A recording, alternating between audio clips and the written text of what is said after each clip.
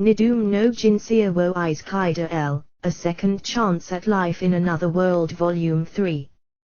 Rinya hated taking on debt. More generally, he disliked the act of buying something with money that one didn't have. Of course, paying with imaginary money tended to be frowned upon, so said buyer would have to borrow money from somewhere else. It was the nerve of these people, using money they didn't own, that rubbed him the wrong way. However, even he conceded that there was a time and place for such a thing. That time was undoubtedly now. The total amount of reward money they received from their dungeon campaign earlier came to 100 gold. They gave half to Aju's party, so Rinya's party was left with 50.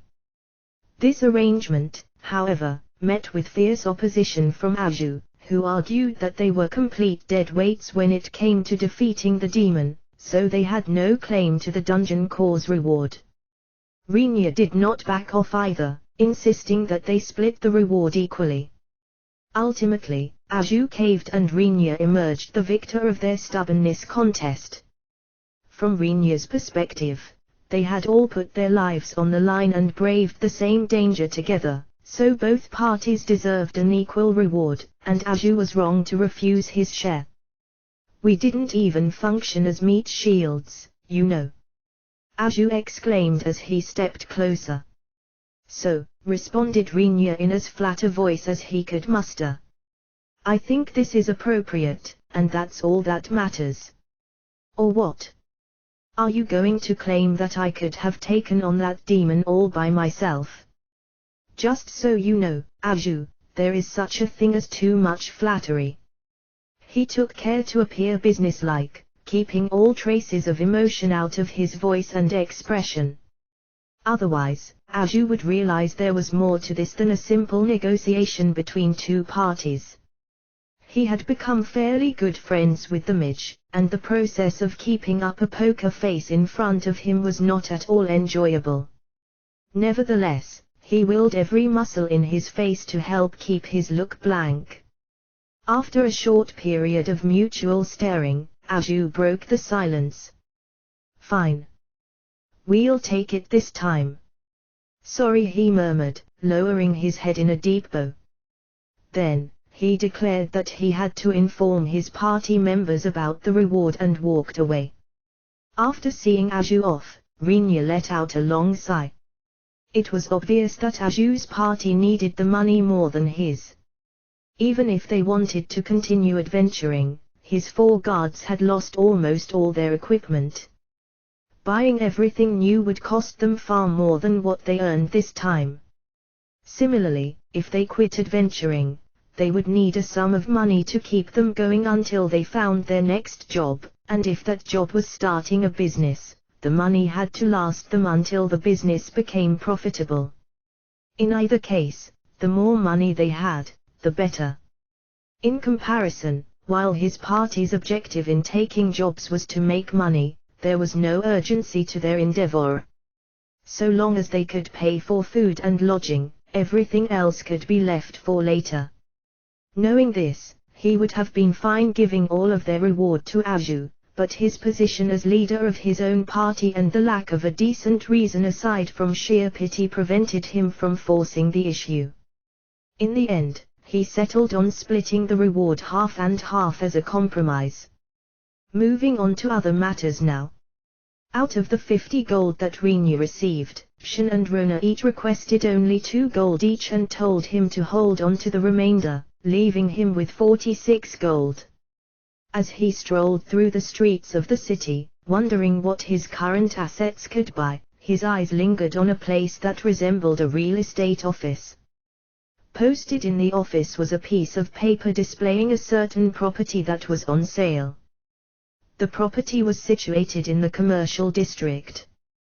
Once occupied by the owner of a sizable business who used it as a combined storefront and residence, it was somewhat removed from the city's center.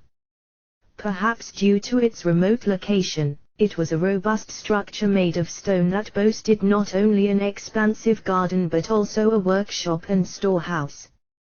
On top of that, the old story front section of the house faced the street. It was the ideal property. The problem was the price. The place was selling for 80 gold. With a 40 gold down payment, he could pay the rest in installments, the specifics of which could be negotiated with a large degree of lenience for the buyer. Rinya was absolutely clueless about average market prices, but he remembered hearing that properties like these would cost him at least a platinum. Granted, it depended on the size of the building and plot. Based on what he could glean from the data, though, this place, the word big alone seemed insufficient to describe its size, should have been worth even more than a platinum. No matter how he cut it, 80 gold definitely was on the cheap side. He couldn't buy the place outright, but he had enough on hand for the down payment. Though he hated the thought of taking out a loan, this was a chance he simply could not pass up. Is there a property that interests you? The way Rinya stared at the poster on the wall probably tipped the salesperson off. Figuring he had a potential sale on his hands, the middle-aged man approached Rinya with a meek smile. This property, doesn't it seem a bit too cheap? Ah, you mean this one? The man's expression clouded as soon as he glanced at the paper Rinya pointed at. That look was all Rinya needed to figure out what was going on. This property had some issues. The man leaned toward him and, in an ominous voice, whispered in his ear. There's something about this property, you see, yeah. It's in the air. You can feel it, the malice. For a moment, Rinya's mind went blank. He wasn't sure how to respond. As though propelled by some subconscious intent, his hands moved by themselves, reaching for the katana that hung from his waist.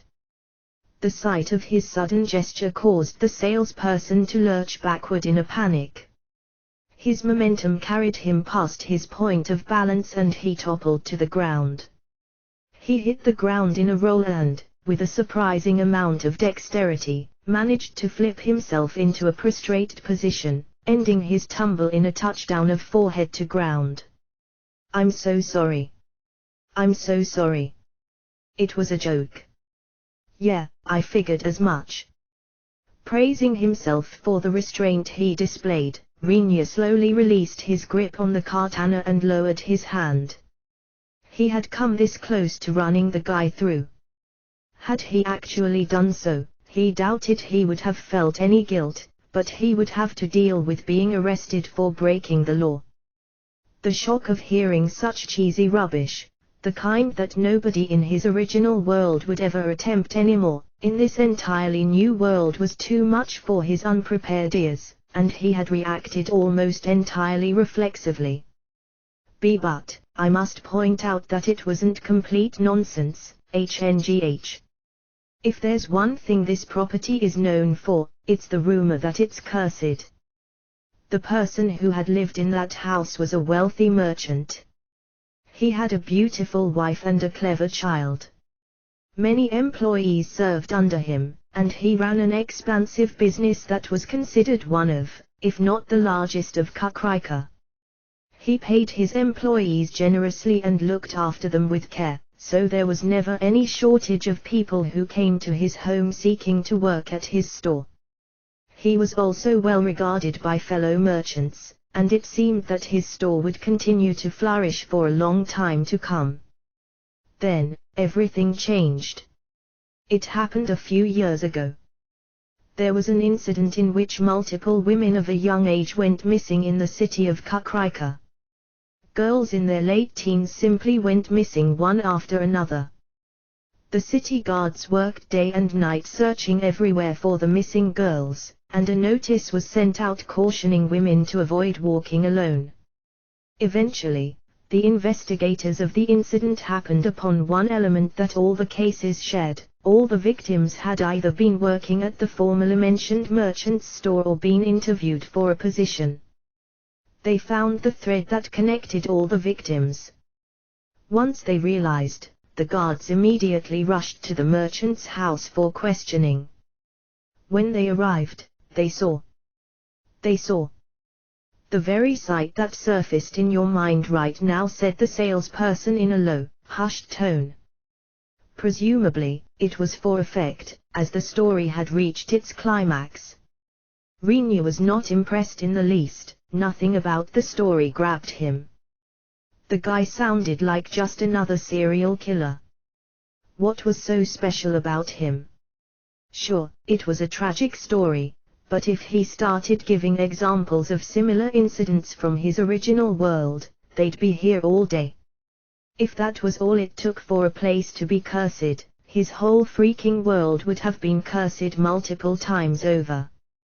Besides, if there were ghosts roaming around the guy's house, they should have been popping up in the dozens. Well, said the man, who seemed rather disappointed by his potential client's profound disinterest, so goes the story about the place, anyway. That's all there is to it. Just a story, said a distinctly unamused Rinya. Ah, well, as I've heard, they really do appear. The man lowered his voice and tried for the ominous air again, but Rinya was not interested in playing along. What's they? Ghosts, apparently. So far, every one of our clients who moved into that property has terminated their contract, claiming they see them as soon as night falls. This time, Rinya found himself genuinely surprised by the man's words, which served as a stark reminder to him that things truly were different here. It seemed that in this world, unresolved grudges and grievances really could give rise to ghosts. His memories of his previous world remained missing, but he was fairly sure he had never come across any ghosts or spiritual beings there. This wasn't a baseless assumption. Until now, he didn't believe they existed at all. Had he ever experienced a ghostly encounter, he should have at least believed in their existence. The fact that he didn't implied no such encounter ever occurred. Do those ghosts only come out at night? Yes, that appears to be the case. Apparently, some things didn't change. Even here, he wasn't going to behold any ghosts strutting their ethereal stuff in bright daylight. Can I take a look first? If I don't find anything wrong with the place, I intend to purchase it. Rinya eyed the poster again, a bargain-priced property with a past history of ghost sightings, and found himself, of all things, fascinated.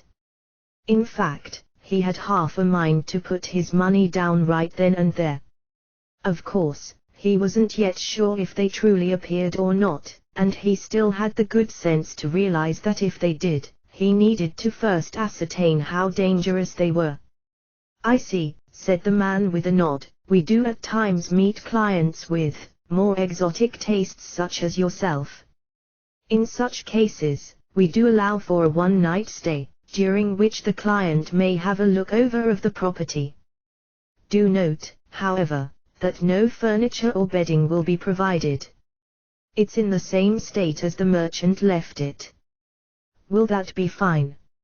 At least clean the place. You're trying to sell it, right? We'd love to, but it's too creepy and nobody wants to go in. Ha. Fine. On a side note, what happened to that merchant? Of course, they arrested him and brought him to trial. He was sentenced to death. But, so that the souls of those women so cruelly murdered may rest in peace, the man paused, presumably for dramatic effect, then lowered his voice again and continued in a hushed tone, they took him to the mansion's garden. There, they beheaded him. The man laughed, his voice meant to be low and unsettling. Even now, he was still determined to add a touch of horror to his story. Unfortunately, Rinya, who was entirely uninvested, started speaking with an air of total nonchalance and ruined the man's efforts to create some atmosphere. Damn, the cleanup must have been a nightmare. I don't know how people do beheadings in this world, but it's harder than it looks. The neck's wrapped in muscle and the bones thick, so it's fairly tough. If you swing wide, there's a chance you end up hitting the shoulder or the back. And if some fat guy shows up, it's like where the hell is your neck, even, and it degenerates into a farce sometimes. Also, it doesn't matter if you use a sword or an axe, if you can't lop it off with one swing, the convict's going to suffer. I've heard about cases where a shoddy executioner hacked at a convict's neck a bunch of times and still couldn't cut through, and the guy was just writhing in pain the whole time. I mean, you could argue that was part of the atonement process, but imagine if it were you in that situation. Now there's a thought that'll keep you up at night, huh? The reliable way to do it is to get them onto the beheading stand, hold an axe over their neck, and slam the axe down with a hammer. That way, even a novice can do it in one go.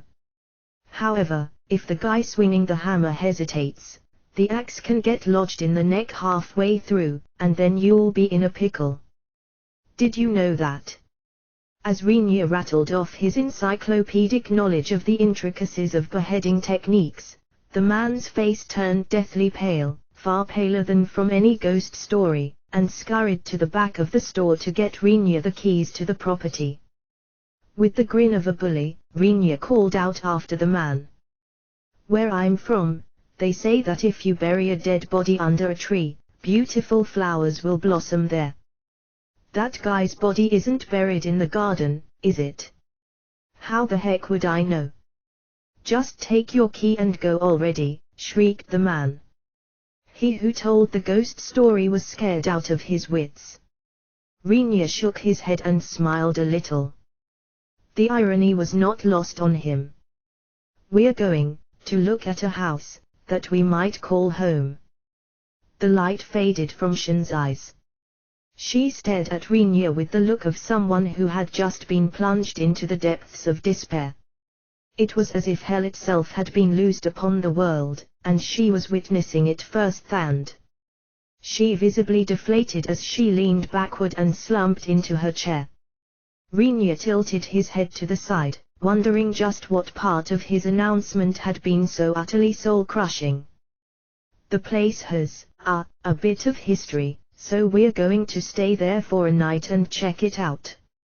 "Is there something wrong?" "I see." This day came so fast, the sight of Shin hanging her head and murmuring into the ground was baffling to him. At a complete loss as to what to do, he turned his attention to Rona, who watched the proceedings in the seat beside Shin and made no attempt to involve herself. With evening approaching, there would soon be an influx of people looking to eat dinner. More people meant more eyes, and he didn't want weird rumors popping up about how he made a girl at his table act like her world just ended. "Hey, you have any idea why she's like this? Don't you have an inkling?" Rona questioned him back. In response, he tried searching through his memories, but nothing came to mind. "Nope. Sorry, I've got nothing." Shin's worried that now that you've bought your home, you're going to disband the party.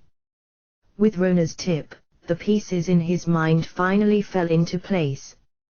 When Shin had first asked him to join her party, he accepted and told her it was because he needed money to buy a permanent place to reside. At the time, she suggested that if they bought a home, the whole party could live there together, but he put off the matter, claiming they could discuss it when the time came. Apparently, Shin had been thinking that if they lived together, then she could keep the party together after he acquired a place to stay. Thanks to him shelving the discussion for later, however, he instilled in her the concern that he would leave the party once the time came. "Since when did she take to me so much? I have no recollection of this ever happening." "Well, let's see. You're a veritable one-man army. You can cook, you have a decent personality, and you look all right. You care about your friends, and if they need money, you might as well be a walking coin purse to them. I'm pretty sure that puts you squarely in the eligible bachelor zone. In fact, can I get in on the action, too? You can have both of us for the price of one, said Rona, her casual tone at complete odds with the sheer lunacy of what she just proposed. You're not stray kittens, damn it, answered Rinya with a grimace. I'm not going to just pick you up and take you home, okay? Also, I'm pretty sure I already said I'm all about the money. Oh, yes, of course. You certainly demonstrated that when you gave half your bounty to Aju without batting an eye. That was totally justified. Aju was entitled to objection.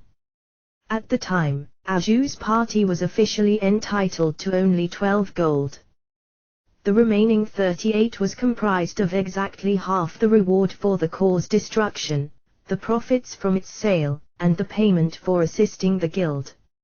All your earnings, Rinya. He had no answer to Rona's sharp retort. There was no doubt that normally, it was only sensible for him to share the earnings with his own party members, Shin and Rona. Though it was an act of sympathy, he couldn't deny that he felt a little guilty about giving away half their reward to Aju's party. Words failed him, and as he awkwardly fumbled for a response, Rona grinned. There's nothing wrong with being generous with your money, that's a good thing. And it's not like I'm scolding you, so cheer up already. Now, let's move on to more important matters, like doing something about her. She pointed at Shin, who did not seem to hear a word they said. I trust you know what to say.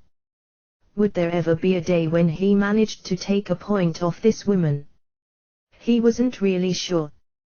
With such thoughts swirling in the back of his mind, he turned to Shin and said to her what he hoped was the correct answer to Rona's question.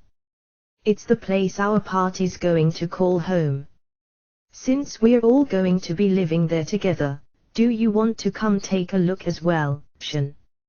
Ha! Shin looked up at him with empty, lifeless eyes. They wandered a little before settling in his direction. A period of silence ensued, during which the meaning of his words slowly sank in. Then, color returned to her face and her dead eyes flared back to life. Life, together. Alright, of course. It's where our party's going to call home, after all. Yeah, so it wouldn't make sense for me to go alone. You should come along. Do you have some time? I'm going there right after this. No problem. I have time. I'll make time. We're leaving soon, right? Since we're staying a night, I'll go prepare my things. Wait for me.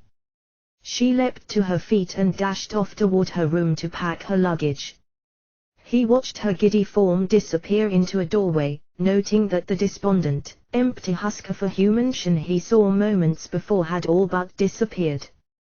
Now, she gave him the distinct impression of an impolite thought, certainly, a puppy about to be taken on a walk. What about you, Rona? I assume ghosts and stuff fall under the specialty of the priesthood. As long as you're there, it'll probably be fine. I find the thought of staying a night at an abandoned house extremely unappealing, so count me out, she said, looking away with a hmph. Rinya narrowed his eyes and kept them trained on the side of her face. She glanced back in his direction and, when she saw him staring, hurriedly looked away again. What are you scheming? Nothing. On a completely unrelated note, you know how they say a man and a woman are more likely to have feelings for each other when they are standing on a suspension bridge or a battlefield. Do you believe that? Damn it, what are you getting at? Hey, stop turning away. Look at my eyes when you talk. He grabbed her shoulders and tried to get her to turn around and face him, but she adamantly refused, craning her neck as far as she could the other way. Their tussle continued all the way until Shin came back with her set of sleeping gear. Rona never did look him in the eyes. A night with Rinya. Just the two of us, I like where this is going, Shin said to herself quietly. Rinya and Shin were making their way toward the storied property. Rona had refused to come, and Rinya didn't know where anything was in Kakrika, so Shin naturally took the lead on their journey. Shin did not don her usual battle wear, instead, she was dressed in men's clothes that were navy blue from top to bottom. When Rinya asked why she wasn't wearing something like a skirt, she curtly replied, "Because it doesn't suit me." She had brought a long sword for insurance, but she was otherwise lightly equipped, carrying only a sleeping bag and a pouch that held her personal effects. As for Rinya, he also had no intention of gearing up just to check out a property in town, so he wore a brown top and brown bottom fixed by a sword belt with the katana attached. He had stuffed all the other luggage into his inventory beforehand, so matters of food and sleep were already taken care of. "It should be somewhere around here," murmured Shin as she came to a stop, her eyes still on the map they got from the real estate office. "Maybe it's that." She pointed at a tall fence, beyond which they could see the corner of a building. As they approached for a better look, the structure gradually came into view, dimly lit by the fading evening sun. The surrounding fence, so tall that they needed to tilt their heads back to see the top, was covered by myriad dark forms, long and snake-like. On closer inspection, it was revealed that they were the vines of some unknown plant, which had grown so dense that they hid the fence itself from view. The gate at the entrance, long since untended, was in a state of rusty disrepair. Rinya inserted the key from the real estate office into the lock and pushed. Slowly, the gate swung inwards, grating noisily against the ground the whole way. A cobblestone path led from the gate, flanked by the garden on both sides. Long years of neglect had taken their toll here as well, as weeds grew wildly throughout and filled the space with a vibrant but messy collage of green. Trees dotted the lot. What might once have been proud displays of well-pruned beauty now stood strong and untamed. Their long branches grew freely and haphazardly, unimpeded by the will of man. "This looks like it's going to take some work before anybody can move in." "Well, it comes with the price, I guess." Rinya sighed. The outside being in such terrible shape suggested that the inside would fare little better. Purchasing the house and land was only the beginning. This place was going to need a lot of repairs and renovation before it was habitable, and that was going to chew through a lot more money. It was clear that he wasn't going to be living the high life after buying the house. He was going to be working his ass off trying to make more money. Shin seemed to share his thoughts, but contrary to his gloomy expression, she wore a look of sheer glee. "Just so we're clear, I'm not basing my decision to keep the party together on the amount of work this repair job is going to take." "I never said you did." "Ha. All right, then." After trading a few quips, the two found themselves standing at the entrance to the house. The door before them was thick and solid. He took out the key to the house, pushed it into the lock, and twisted.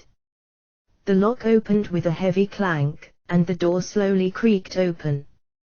Once they walked through the doorway, neither of them were surprised to find the inside shrouded in darkness. There were no lamps, and the dim evening glow barely even lit the windows it passed through. A vast and unsettling emptiness stretched out before them. Shin couldn't help but lean in and pull on Rinya's shoulder. "It's pretty dark." "Well, yeah. Because there are no lights." "Hold on a second." He gave the hand on his shoulder a few reassuring pats before stepping into that emptiness. Then, he raised his right hand and gave it a quick flick. "Illuminate." Orbs of mana flickered to life in the murky darkness, glowing with an intense, but heatless white light. There were a total of 16, and they bathed the area in their radiance, revealing it to be an entrance hall. I set their duration to 12 hours. It's probably fine for the entrance to stay bright until tomorrow morning. Right.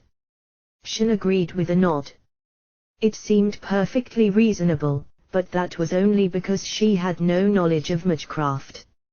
Otherwise, she should have been gaping at the ridiculously unusual sight before her. The amount of mana expended by magecraft correlated with the spell's strength and duration of action, and it was possible to calculate through simple multiplication. Orbs generated by Illuminate only lasted for about 10 minutes. He had queued up 12 hours worth. Moreover, he had 16 instances of this going at the same time. 6 times 12 times 16 equals 1152. In other words, with a flick of his hand, he just burned through enough mana to cast a normal Illuminate 1152 times. The sheer mana consumption would have easily knocked a regular mage out cold.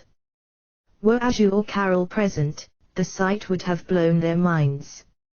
Unfortunately, its significance was lost on Shin, who knew less than nothing about such things. The extent of her appreciation for his extraordinary feat was, well, I'm glad it's bright now.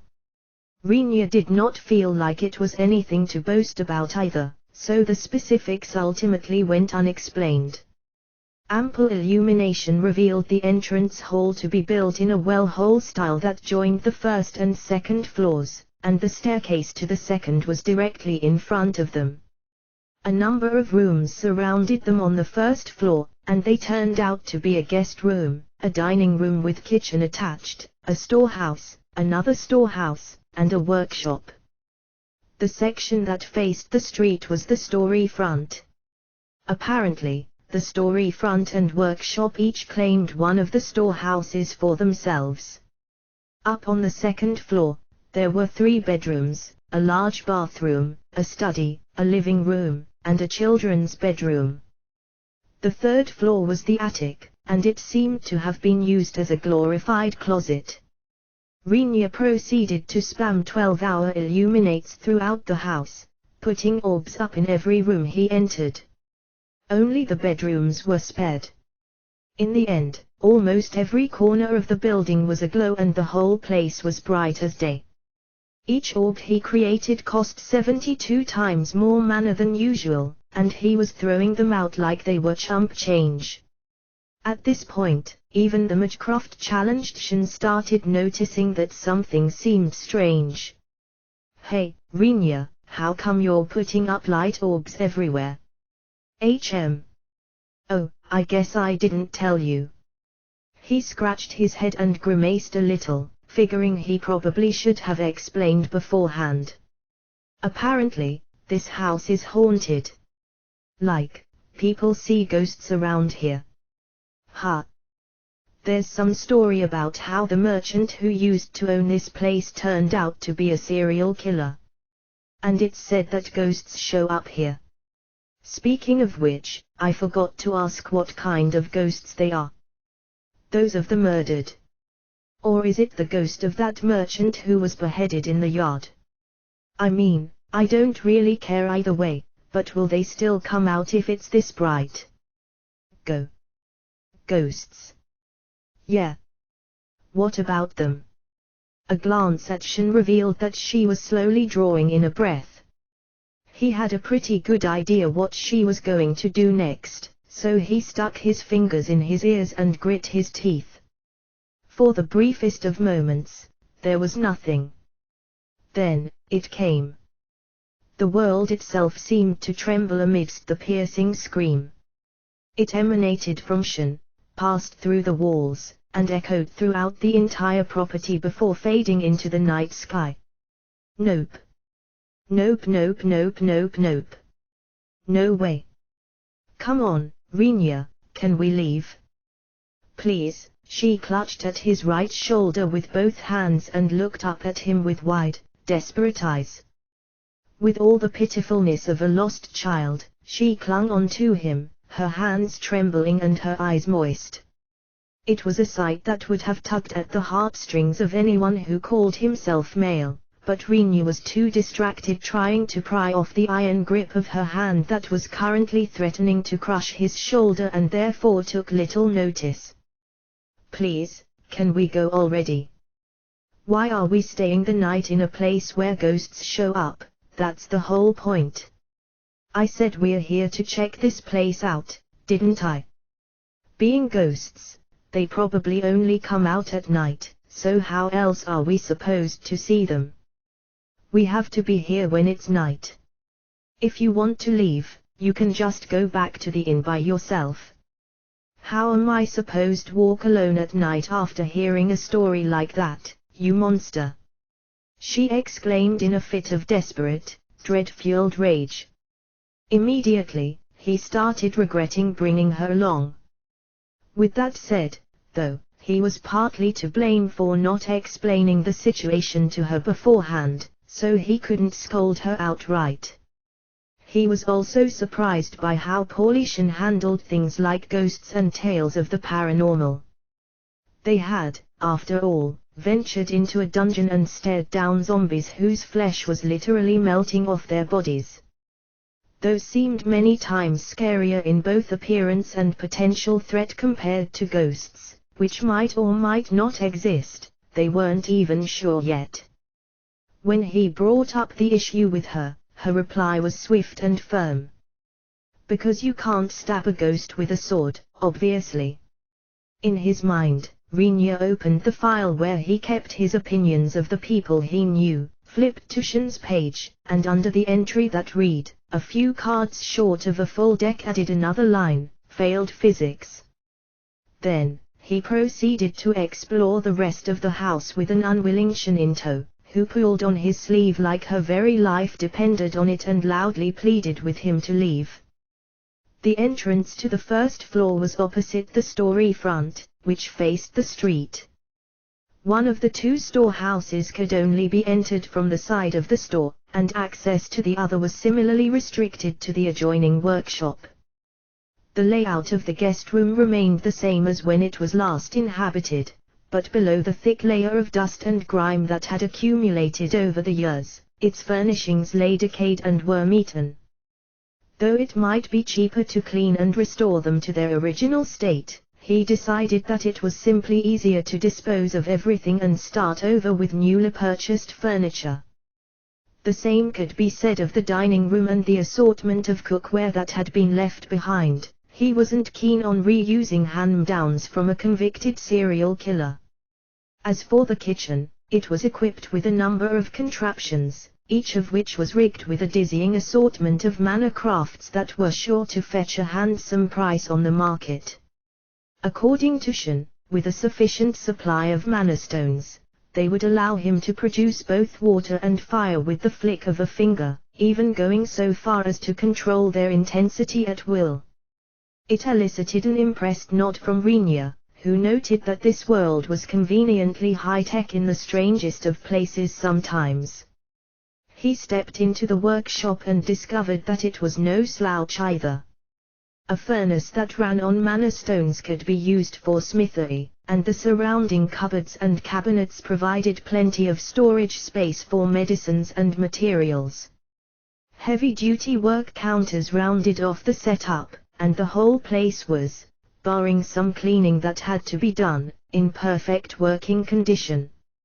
"You think somebody was killed on this work counter?" asked Shin, her voice tinged with dread. The counter was indeed wide enough for a person to lie down on it, but he shook his head. "That seems unlikely. If the guy actually did something like that, I'll be sure to give his ghost a good scolding when it shows up." The work counter was a hallowed place. It was where a craftsman went about his craft. Those who would desecrate such a space with unseemly acts would receive no mercy from him.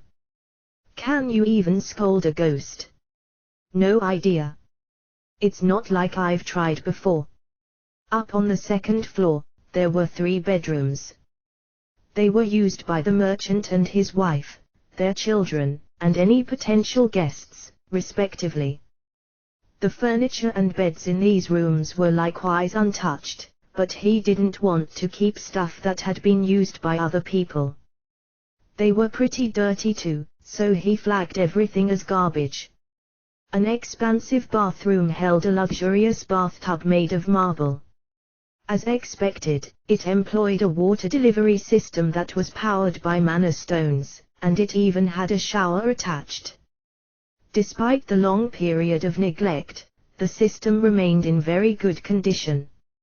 It's nice that the bathtub is big. We can all get in together, said Shin as she peeked out from behind him. Yeah. Except we're not going to do that. She was still clinging to him as if she were hiding from something, but the sight of the bathtub set her eyes aflame. Really? You don't want to catch a glimpse of Rona in the bath? Just so you know, they're an eyeful normally, but they're even more of an eyeful when they're wet.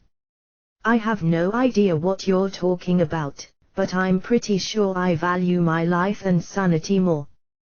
While he was fairly certain that she wouldn't make much of a fuss even if he did engage in acts of voyeurism, he was also fairly certain that she would use that fact to her advantage in other ways. What about mine? I'm actually pretty proud of them, personally. Okay, one of these days, we're going to have to sit you down, and we're going to have to talk about expectations, he said, exasperated but not oblivious to the fact that her neatly tied hair afforded him a generous and not entirely unprovocative view of her rose-hued skin. Her lips curved into a sly grin. He sighed, the thought must have shown on his face. The two of them circled through the remaining rooms, the study, the living room, and the children's room. These, however, had nothing of note. None of the remaining furnishings were in a state suitable for continued use, and the study was in such bad shape that most of its contents, books, for example, were entirely gone. After making the rounds through the inside of the house, Rinya went to the garden and began to cut away weeds. Eventually, he cleared out enough space to make dinner. He could have used the equipment in the kitchen, but it technically didn't belong to him yet. Also, neither he nor Shin had the necessary mana stones on them. Naturally, preparing dinner would then require them to start a fire themselves, and that had to be done outside. After producing some firewood from his inventory and putting it in a pile, Shin lit them with a spell. Once the embers grew large enough, he placed a shallow fry pan on top. Then, he took wheat flour and a powder made by crushing some sort of dried corn-like crop, mixed them in water, and poured it onto the pan. As he cooked it, it became something that resembled a thin flatbread. He repeated the process a few more times, producing a couple more pieces, before dripping some oil onto the same pan and throwing in a bundle of vegetables and bite-sized meat. As he stir-fried these, he sprinkled in salt, alcohol, and a dab of honey. Had he some sesame oil and soy sauce and mirin cooking wine, it would have really brought out the yakiniku flavor, but alas, it was an empty hope. He consoled himself with the thought that he would eventually figure out a way to make his own. Once the contents of the pan had been thoroughly fried, he split it into two large plates, which already held some leafy greens that he had washed with water in advance. Finally, he put the greens on the flatbread, added his stir-fried meat dish on top, and rolled it all into a wrap. Complementing this was a plate of mustard, to be added as one saw fit, and some light wine. Most of the flavor would come from the stuffing, which was heavier in seasoning than usual to offset the fact that it would be wrapped with greens in flatbread. Shin mimicked his steps and was soon holding her own stuffing-filled wrap. As she leaned in to take a bite, she gave a heartfelt comment. "You really don't skimp out when it comes to food, do you, Rinya?" In general, adventurers did not cook while they were on the move. It was true that they preferred carrying less luggage. It was also true that few of them knew how to cook in the first place. A bag of salt and a spit was what passed for cooking in most parties, and most would never even think of attempting to boil, fry, or steam their food. Shen, like all the other adventurers, was clueless when it came to cooking and had naturally gotten used to foods that were simple to prepare and quick to eat. That, however, had changed. After being around you for a while, I don't think I can go back to living like before, she said as she held the wrap in both hands and politely nibbled at it. In the light of the fire, faint shadows dancing across tender cheeks, her smile seemed a touch forlorn. Rinya opened his mouth to respond, but no words came. He gaped awkwardly for a second before remembering the wrap in his hand. He turned to it and took a bite. It gave his mouth something to do. The sight amused Shen and the shadow vanished from her smile. She began to laugh, thinking her comment had embarrassed him, but suddenly flinched. Her smile stiffened. Then, her face rapidly paled. "What's the matter?" Rinya asked, quickly realizing that something was wrong. Did someone just laugh?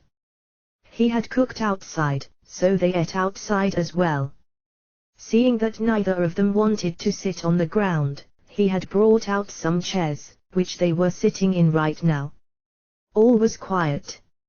No one seemed to be near.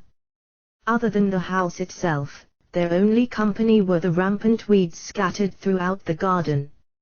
"Are you sure you weren't just hearing things?" "I don't know, but it really did sound like someone a laugh." They both heard it this time. It was the voice of a young girl, thin but sinister. All the color drained from Shen's face.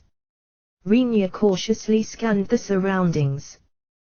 There was no wind, no fluttering of leaves or grasses, no sound at all, save for the slow, rolling laughter of a young girl's voice that echoed in the otherwise silent garden.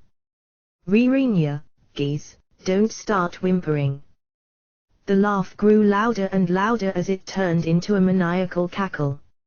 Shen, who looked like she was mere moments away from breaking into a wailing sob, leapt toward Rinya and clung to his left arm. Despite her frantic scramble, however, she did not drop the wrap in her hand. Surprised that she managed such a feat, he gave her a pat of approval, then wrapped his left arm around her waist and pulled her in to reassure her. "It's here, Rinya. The ghost. The ghost is here." She had a death grip on his shoulder and was shaking his arm with all her strength, but there was too much difference in either their strength or their body weight.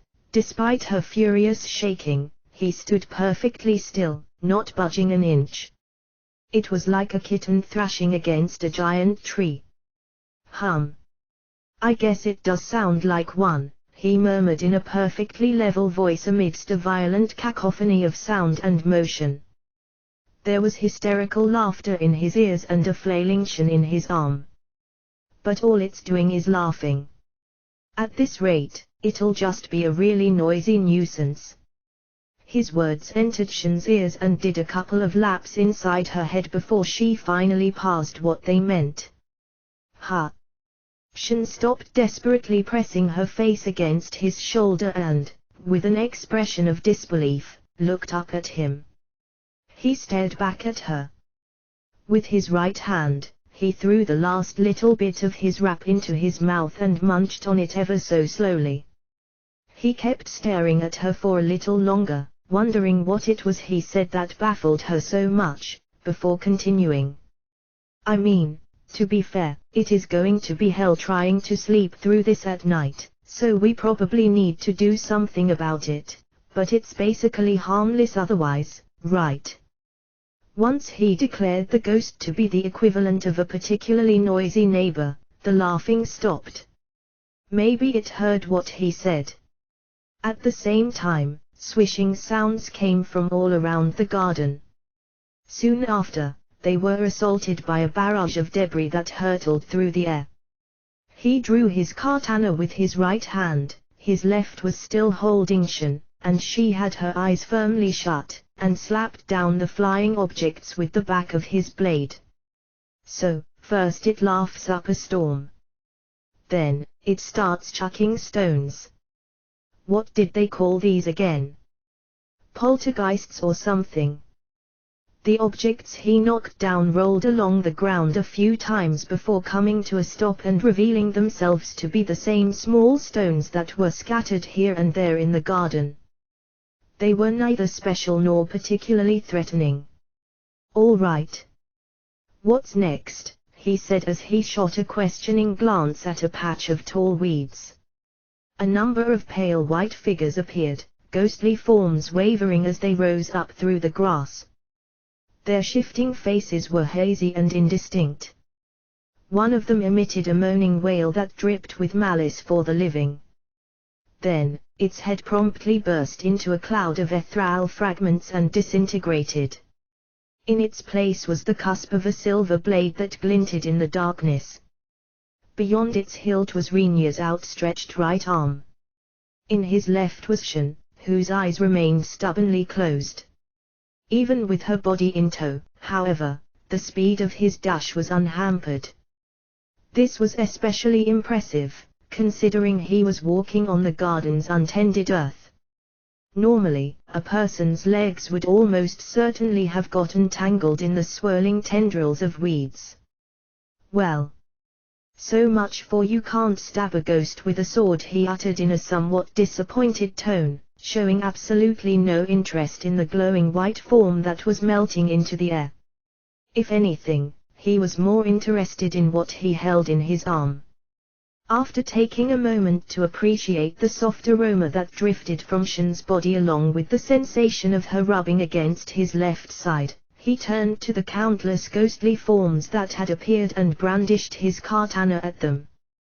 "Well then, since we're here to do some cleaning, might as well start by taking out the trash."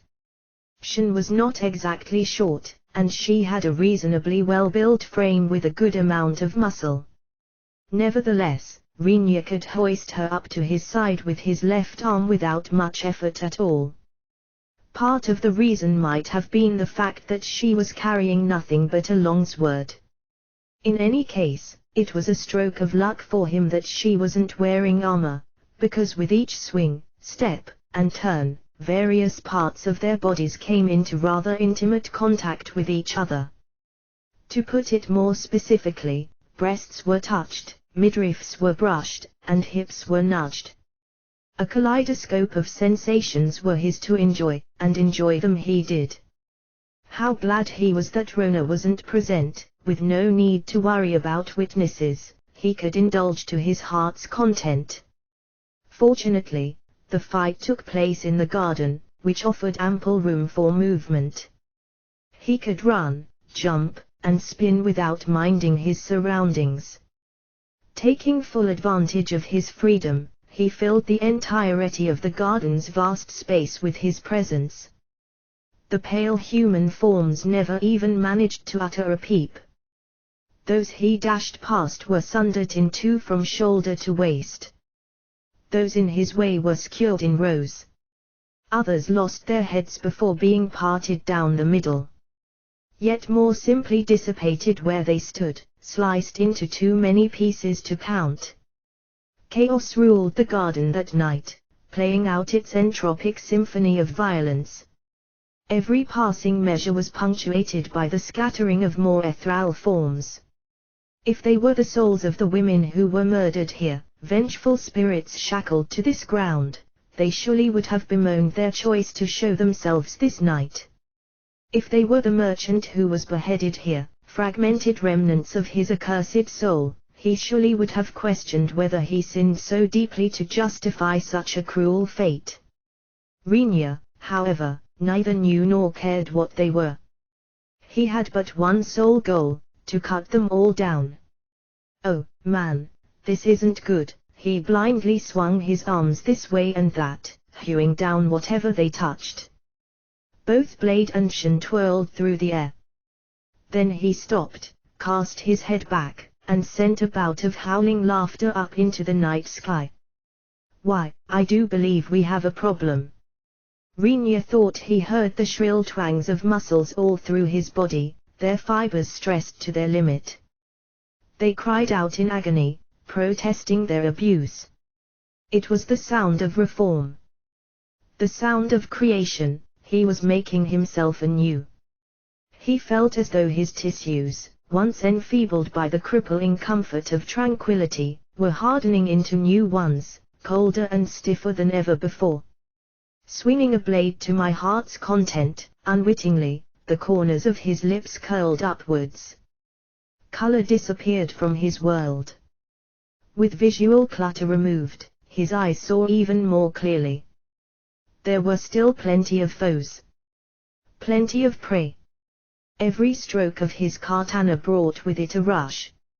Is just too much fun. An ecstatic surge of adrenaline threatened to consume him, but he snapped out of it just before it took hold. There were two reasons for this. The first was that Shin, who still resided in his left arm, uttered a soft moan of agony. Apparently, he had been holding her too tightly, his arm pressed against her so forcefully that she was struggling to breathe. The second was that he heard a faint scream from inside the house.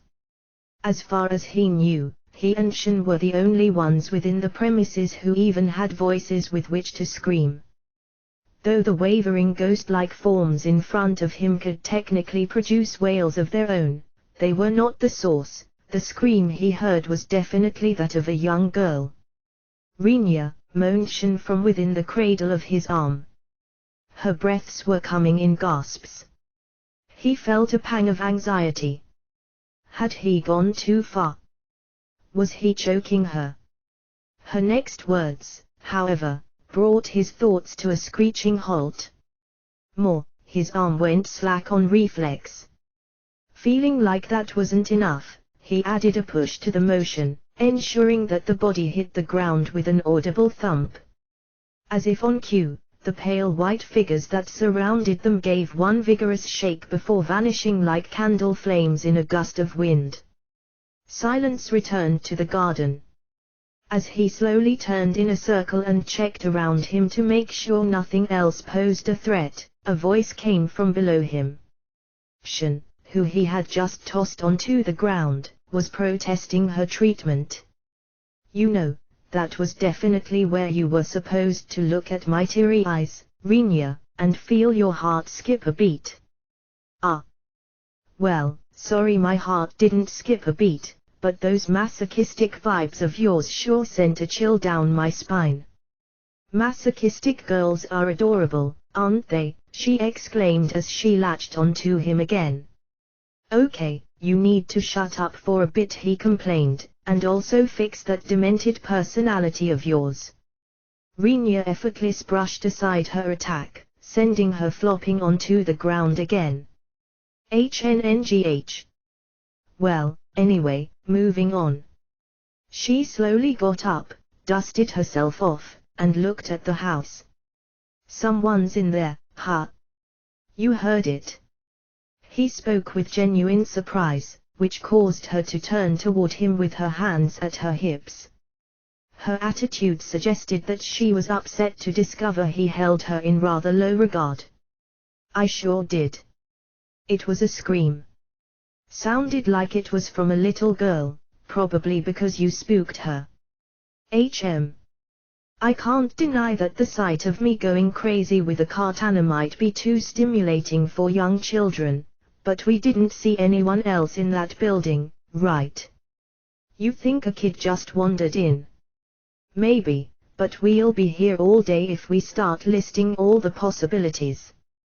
We should probably just take another look inside. Rinya sheathed his katana and was about to walk back to the building's entrance when Shin called out to him from behind. When he turned around, he found her with her hands outstretched, desperately trying to reach out to him. She seemed distressed. What's the matter? After being thrown around so much, my head is spinning. He looked her over and discovered that her knees were indeed shaking. While she was putting on a calm front, She seemed to be having trouble keeping her eyes focused in one direction. He conceded that he might have gone a little too far this time.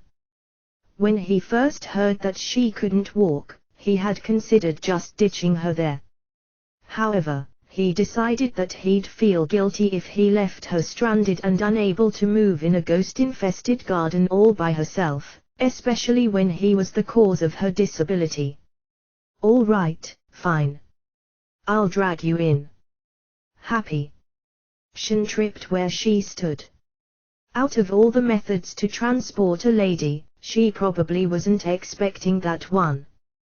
With an effort of will, she laboriously stood back up on her trembling legs and pointed a finger at him. "I demand to be carried like a princess. I'll see you when you can walk again, then." "Sorry, forget I said that. Don't go. Don't ditch me. Please don't leave me here by myself. But can't you carry me on your back? Or at least at your side like before?" "Please," she cried, the look in her eyes a mute appeal of the claim that all girls dream of the princess carry. He shrugged, then turned around and lowered himself before her. "Here you go. Piggyback, then." "Oh, thanks." She meekly wrapped her arms around his neck and rested her body against his. With a grunt, he picked her up on his back and made his way to the house. "Do you know where the voice came from?" he asked. "Probably from the workshop." The window facing the garden there was open. He raised an eyebrow. To notice such a detail while being twirled through the air was no small feat. He readjusted his respect for her, figuring that even if she noticed by pure coincidence, it wouldn't hurt to dial it back up a notch. Otherwise, he'd have to break the knob to turn it any lower. They entered the workshop through the front hall. It remained brightly lit by his orbs. As he lowered Shin from his back and rested her against the wall, he noticed there was someone lying face down on the ground. "The heck is this?" It was a young girl with flaxen hair trimmed to shoulder length. She wore a bi-collared apron-like dress of white and black. To put it simply, there was a girl in a maid costume on the floor. What surprised him, however, was how short the girl was. She probably wasn't more than a meter tall. He immediately dismissed the possibility that she might have wandered in here by accident. A normal girl might have done that, but this was no normal girl. He couldn't even call her a child. While her stature was small enough, her arms and legs were much too thin, while her head and the rest of her body were about as big as an adult woman's. It was a peculiar sight. It looked as though a grown woman in a maid costume had been shrunk by a size or two. Her ears, long and thin and pointy-ended, were also decidedly unhuman. The word elf flashed in his mind. If this was what elves looked like in this world, though, then they must live in a place that would look like a kingdom of miniatures to him. "Hey, Shin, are elves supposed to be midgets?" "You don't know what elves look like. They're about the same size as us, except with super flat chests." To make sure, he flipped the girl over and, for the purposes of investigation, groped around her body. She did not wake up, though she might have stirred slightly. While the mounds of her chest were modest, they were undoubtedly present. He certainly didn't think they deserved the adverb super. Not exactly flat. I'm pretty sure elf was the wrong direction to take in the first place. In fact, I think that might be a silky. Notification, help activated. Silkies are considered a type of fairy, or sometimes a type of ghost, that are bonded to homes. Though their appearance may vary, they often take on the shape of beautiful young girls and aid in house chores. Should they become displeased with the residents, they may employ illusory or telekinetic magecraft to drive the residents out of the home. Caution is advised. They have a strong tendency to preserve the state of the house to the best of their ability. Ha! You know about them. I'm impressed, he said as he skimmed the help message. I remember hearing about them from the books people read to me when I was little, she answered without a blush. They're fairies who are good at housework, and if they like you, they'll help you protect your home. If they don't like you, they'll throw things around, break things, and generally just be a huge pain for you. Fairies, you say? And not ghosts. Duh. You can't touch ghosts, right? Fair point. He had just flipped the girl over, after all. Flipping requires touching. In other words, touchable meant fairies and not touchable meant ghosts. It was a method of categorization that left him scratching his head a little, but he supposed he'd have to accept it. Maybe that was simply how they classified things here. Why would a fairy be passed out in a place like this, then? I didn't even know fairies could pass out, but there's nothing weird about it being here, right? This is a home, after all. To Rinya, it seemed rather meaningless to be a beautiful young girl with a knack for house chores when she had to spend all her time in an abandoned house. Now was not the time to ponder such things, though. First, he needed to ask the fairy some questions. To do that, assuming they could even communicate in the first place, he had to wake her up. He put a hand on her delicate body and, as though he were handling a fragile glass sculpture, gave it the gentlest of shakes. His nervous mannerism drew a giggle from Shin, who was observing him from her position against the wall. He tried a few more times. The girl's eyelids twitched, and a small gap slowly appeared between them. He caught a glimpse of two jade orbs, crystal pure. They peered back at him through the narrow opening. Then, she suddenly burst into a fit of panicked motion. Her eyes sprung open, and her upper body sprung up. Presumably, she would have also sprung away, but her legs seemed to have failed her, which left her dragging herself across the floor with her arms in a desperate attempt to distance herself from Rinya. It was an extremely uncomfortable sight that made him feel like he was partaking in something very wrong. So, he sat down on the floor cross-legged, undid his sword belt, and threw it to Shin. Once he saw Shin catch it, he turned to the fleeing girl and called out to her. Hey, look, I'm not holding anything dangerous anymore. Don't be so scared. I don't mean to harm you. The girl, perhaps exhausted from all that pulling, stopped crawling away and turned around. Get out of here, she shouted at him in a harsh tone. Well. It looks like communication won't be a problem. Good to know. Why do you want us out? If you've got a good reason, then we'll certainly consider leaving. Because this is my home. Shin, let me confirm something. Does stuff like property rights and land ownership apply to fairies? They're fairies, Rinya. Of course not. No. This is my home. I was born here, so it's mine. Okay, take it easy. We're not here to figure out whose home it is, much less hand you an eviction notice. In fact, I have no idea what's going on here, so I'd really appreciate it if you could do some explaining for me. You know, it'd also help if I knew your name, said Rinya, figuring that the modest approach of asking for an explanation and her name would do him well. Before you ask someone their name, oh, yeah, I should start by introducing myself, right? I'm Rinya Kunujai. That's Shin. We're both adventurers. It's a pleasure. The girl looked down, then in the softest of whispers, said, I don't have a name. With her eyes downcast, the girl began to tell her story. She explained that she had first become conscious in this house about 3 years ago. I was in the basement. There's a basement in this house. The workshop has a trapdoor. She had been born into darkness. The smell of dust and grime permeated the gloom surrounding her. Not a sliver of light could be seen. Being a fairy, however, she did not mind, so she simply walked up the stairs to the ground floor. When I got out, I was supposed to say hi to the people living here, but the place was already deserted. Huh? Is it normal for Silkies to be born into empty houses?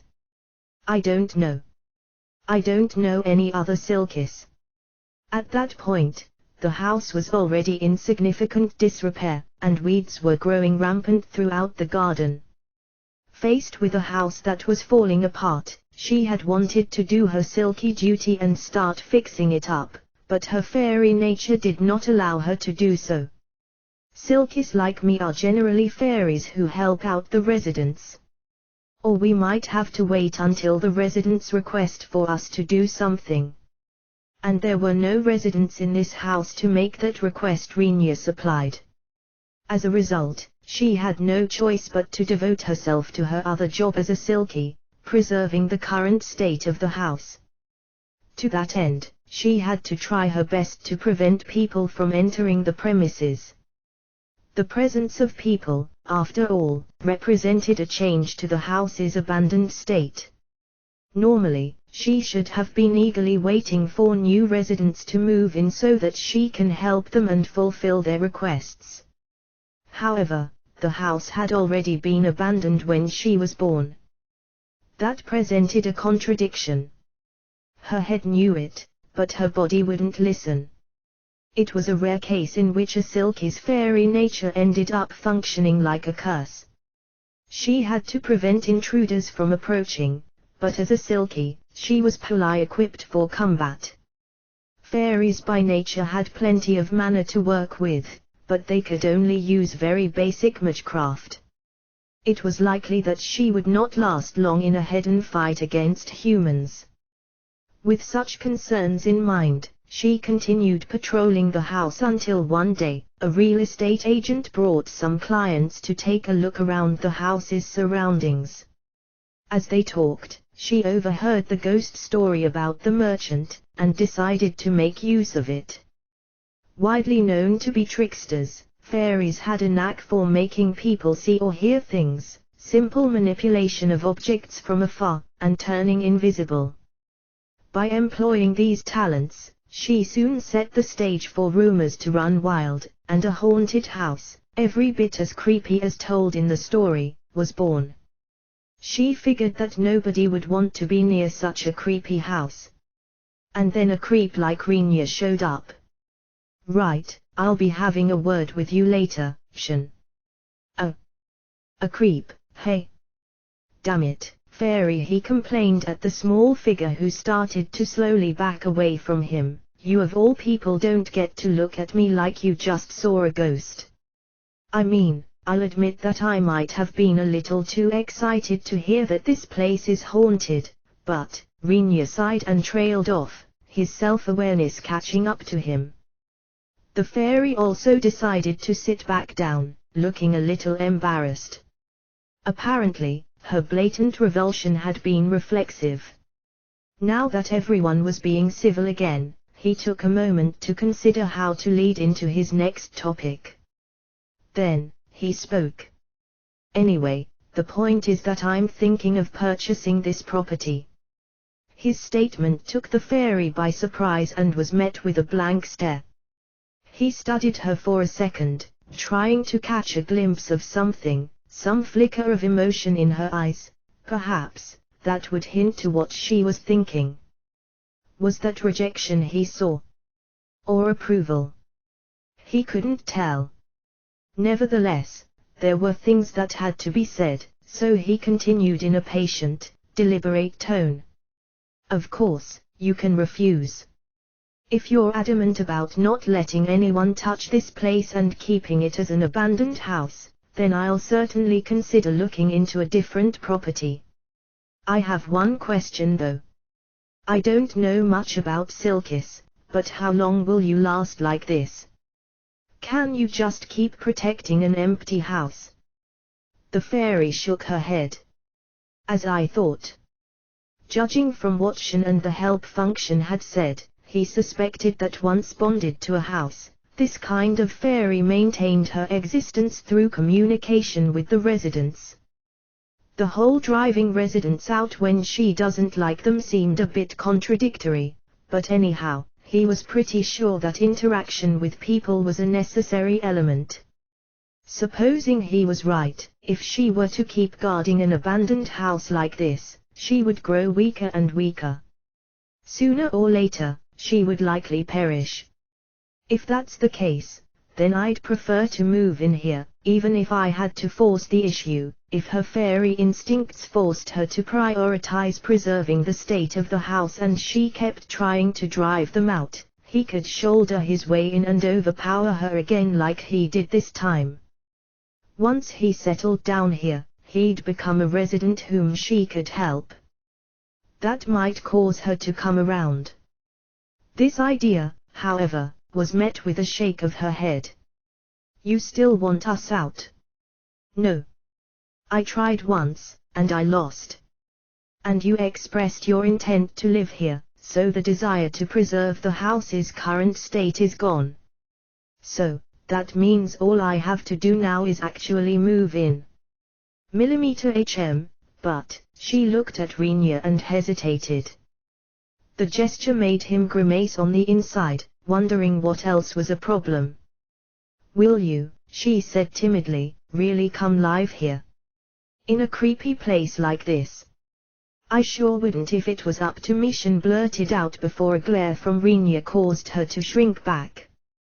Meanwhile, the tiny victim of Shin's remark looked to be on the verge of tears. Well, we have one more friend, said Rinya, trying to placate the distressed fairy, and we still have to discuss it with her. Chances are, though, we'll end up living here. Really? I await your arrival, Master. The fairy burst into a radiant smile. Shin smirked for some reason. Rinya, for his part, wasn't quite sure what to think. With an awkward expression on his face, he patted his new silky friend on the head. Afterwards, neither Rinya nor Shin felt like sleeping, so they waited the night out and headed back to the inn at the crack of dawn. They explained the situation to Rona, who told them that as long as the two of them were happy with it, she was fine with whatever. With Rona's disinterested but approving response in hand, they quickly made their way to the real estate office, whereupon they shocked the agent by showing up in perfectly sound condition, albeit wanting to sleep.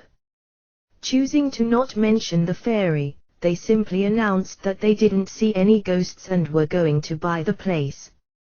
The man immediately glowed with delight, explaining that every client who had shown interest in that property so far had, without exception, run into ghosts there. As a result, the property had become an unsellable defect. The man let out a sigh of relief and mentioned that Rinya's purchase was a weight off his shoulders. Rinya did not let the man's remark go unnoticed. He pounced on the opportunity, reminding the agent that the proverbial lifting of weights should be a mutual endeavor, and began to haggle. Shin looked on with mild awe, wondering how he still had the energy after an all-nighter. An intense period of verbal dueling followed. Eventually, the agent caved and agreed to Rinya's proposal, a one-time down payment followed by periodic installments to be paid back whenever he could, whenever he wished, no badgering. Rinya retrieved the money from his inventory, gave it to the agent, signed a contract, and placed the contract in his inventory. Then he took the keys to the house and dashed back to the inn with a tired Shin behind him. On the way back, her sleepiness got the better of her and he ended up giving her a second piggyback ride. Upon returning to the inn, he stopped only to announce the conclusion of the purchase before departing again for the house, this time with Rona at his side as well. Along the way, Rona questioned his hasty decision-making, to which he answered that there was a reason for his rush to get things done. He wasn't sure if the same was true of fairies in this world, but the term fairy had always evoked a sense of fickleness for him. While the Silky had been willing to acknowledge him as master, he couldn't shake the feeling that if he took too long, she'd decide to start their relationship over from the very beginning. As soon as he arrived at their destination, he introduced the fairy to Rona and officially declared that they were moving in. All right. First order of business, get rid of all this old junk and buy new furniture. Are you up for it? Leave it to me. It turned out that his fears were unfounded. The cheery grin on the Silky's face signaled to him that he could declare this part of his mission complete. He appreciated the feeling of having a load taken off his shoulders. All that remained was the load on his back, which was happily snoozing away. What came next was a string of events during which Rona and the fairy displayed their competence while Rinya and Shen gaped from the sidelines. First, Rona produced a retinue of merchants and workers seemingly out of thin air.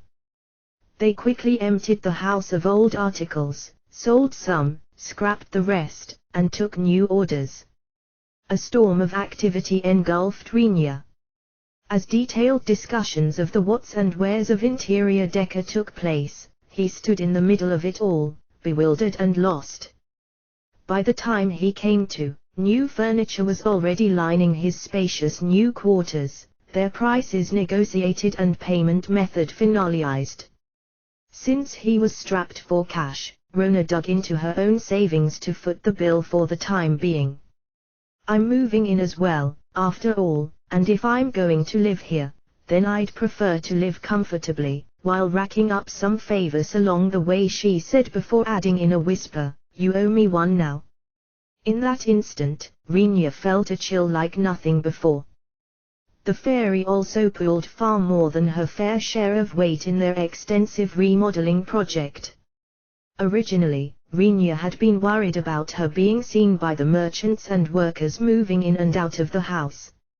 However, as soon as it had been decided that the three of them were living here, the fairy's appearance changed. She now looked like a normal little girl, 10 years old or so, who was dressed in a maid uniform. Apparently, she used to have the stature of humans with the looks to match, but the long years she had spent living in an abandoned house drained her strength and caused her to shrink. Doesn't that mean you were in a pretty dangerous spot, then? But I had yucky food. I ate it and it kept me going. He raised a curious eyebrow. What did fairies eat? For the most part, food for us fairies is manna. We bond to homes so we can slurp up the manna that leaks out naturally from the residents. I think I know where this is going, and I'm not thrilled to hear it. What exactly was that yucky food you mentioned? The malicious ghost of the person who was apparently put to death in the garden. Shen's face turned pale at her words. Rona smiled weakly. According to the fairy, when she'd first woken up, she discovered the merchant's soul in a corner of the house, halfway through the process of materializing as an evil spirit. Despite its allegedly awful quality, it was nevertheless a handsome hunk of manna, so she quickly got her hands on it. Thus was the ghostly merchant subject to death by slow and systematic mastication, ultimately perishing a second time. I guess you might call that karma. Whatever. I don't care enough about dead serial killers to pray for their souls, said an apathetic Rona. Maybe it should be glad it got eaten. It can't go to hell if it no longer exists, after all. It seemed a questionable statement coming from one of the priesthood, but Rinya chose to not pursue the topic further. The newly invigorated fairy proceeded to summon a mighty gale that swept through the house and blew all the dust and trash out into the garden. Then, at her command, blades of wind sliced through the rampant weeds and branches outside to trim them down. As for Shen and Rinya, their contributions to the effort consisted of standing, gaping, and marveling at the proficiency of their comrades. At the end of it all, a small mountain of garbage had accumulated in the yard. Shen walked over and set it aflame. In the meantime, Rinya was digging a hole in a corner of the garden. Once the great garbage bonfire sputtered and died, they swept the pile of ash into the hole, covered it with earth, and wrapped up. Total time taken, a mere 2 days, counting from Rinya's initial decision to make the purchase. Their job finished, the 3 adventurers dragged their tired bodies into the living room and laid down on their new leather sofas. Within seconds, they were fast asleep. Eventually, their miniature maid appeared as well, having diligently prepared tea and dessert for the slumbering residents. She approached Rinya. "Master, your work isn't done yet." "What? What's not done?" he asked as he was shaken awake by the shoulder. "My name. Give me a name, please. I don't want to be fairy all the time." A name. A few names surfaced in his sleep-addled mind. He immediately dismissed them. Coco or Daisy definitely weren't going to do, she wasn't a pet. Through an effort of will, he managed to extract from his sluggish thoughts a certain name. When he posed it to the fairy, she approved it with a gleeful smile. Thus did Rinya gain a house, a workshop, a garden, and the companionship of a home-protecting, chore-doing fairy named Frau Verdi. "So, you bought a house, huh?" said Aju as he leaned back in the sofa and gazed around the guest room. "You didn't hold back, did you?" Now a teacher, he came draped in a black robe of considerably finer quality than the grey one Rinya remembered. Silver accessories adorned the robe in a rather Meiji-like fashion, lending him a very convincing air. His housewarming gift lay on the table in the form of a fruit basket filled primarily with citrus fruits. Unlike those of Rinya's original world whose peels were unsuited for consumption due to pesticides, these were as organic as they came. He told Frau to keep the fruits in the food storage bin in the kitchen, making a mental note to savor even their peels later. It was worth noting that food storage bins under the care of a Silky were a real marvel. Through Magecraft, Frau maintained constant control over both the humidity and temperature of the bins. In other words, it was both fridge and freezer, and could even be used to age meat, dry or wet, his choice. When he first learned of this revelation from the fairy, he could barely suppress the urge to shamelessly shower himself with praises. It was a brilliant idea to buy this house, and he sure was glad he did. "I still owe a ton of money, but oh well. Either way, we would have eventually needed a place to stay." "Indeed. You can travel far and wide all you'd like, but it's important to have a home to come back to." With that said, though, Aju shifted his gaze from the sofa across the table where Rinya sat, looking past him at the short figure of a maid currently busying herself with the task of preparing tea. With the aid of a stool, she stood just tall enough to reach over the back of the sofa and hand Rinya his cup. "Another one," he said in a voice of mild awe. "And a fairy this time. How much longer until you complete your harem?" Relying perhaps on his Midgley expertise in such matters, Aju managed to discern Frau's true identity with one look. Originally, Rinya had his reservations about allowing Frau to be seen by others, but upon consulting Rona, he learned that fairies were not as rare as he'd thought. In an ironic discovery, he was also told that in terms of walking freak shows, between a fairy and a wanderer, the latter would by far draw the bigger crowd. Rona further mentioned that while the presence of a Silky in a home might have bumped up its price before sale, now that he had officially signed the contract, there was no way for anyone to make the silky case anymore. Watch the slander, buddy, said Rinya, furrowing his brows. Besides, look at her. It'd be a criminal offense if I tried to get my hands on her, right? Aju's reply, however, caused his brows to furrow further. You know it's pretty common for nobles to marry once they're past 10, right? Sometimes, they're born engaged. Not to mention there are plenty of 30-year-old men in the nobility who wed 12-year-old girls from lower houses to make them 13-year-old mothers. How do they even get? Honestly, I think I'm a little impressed. It's half compulsory at times. Almost like an obligation. In fact, there's some good money to be made with drugs of that sort. Aju chuckled, explaining that drugs for enhancing stimulation and improving endurance were very popular. They enjoyed great demand and fetched a high price on the market. Are those legal? Of course. You do realize the guild puts out missions for gathering raw materials, right? Faced with Aju's recommendation to give it a try if he was short on money, Rinya remained wordless, silently swearing to never go on such a mission, at least not with Shen and Rona present. Behind them, Frau did not so much as bat an eye at the nature of their conversation. Fairies were not to be taken lightly, they had composure in spades. Speaking of money, I assume you're going to need some more stuff now that you've bought a house like this. Yeah. There are the costs of keeping it maintained, and I still have to pay back the loan. I'm going to have a constant need for money. Your contract sounds pretty damn generous, though. To be paid back at your leisure with no pressure from the lender.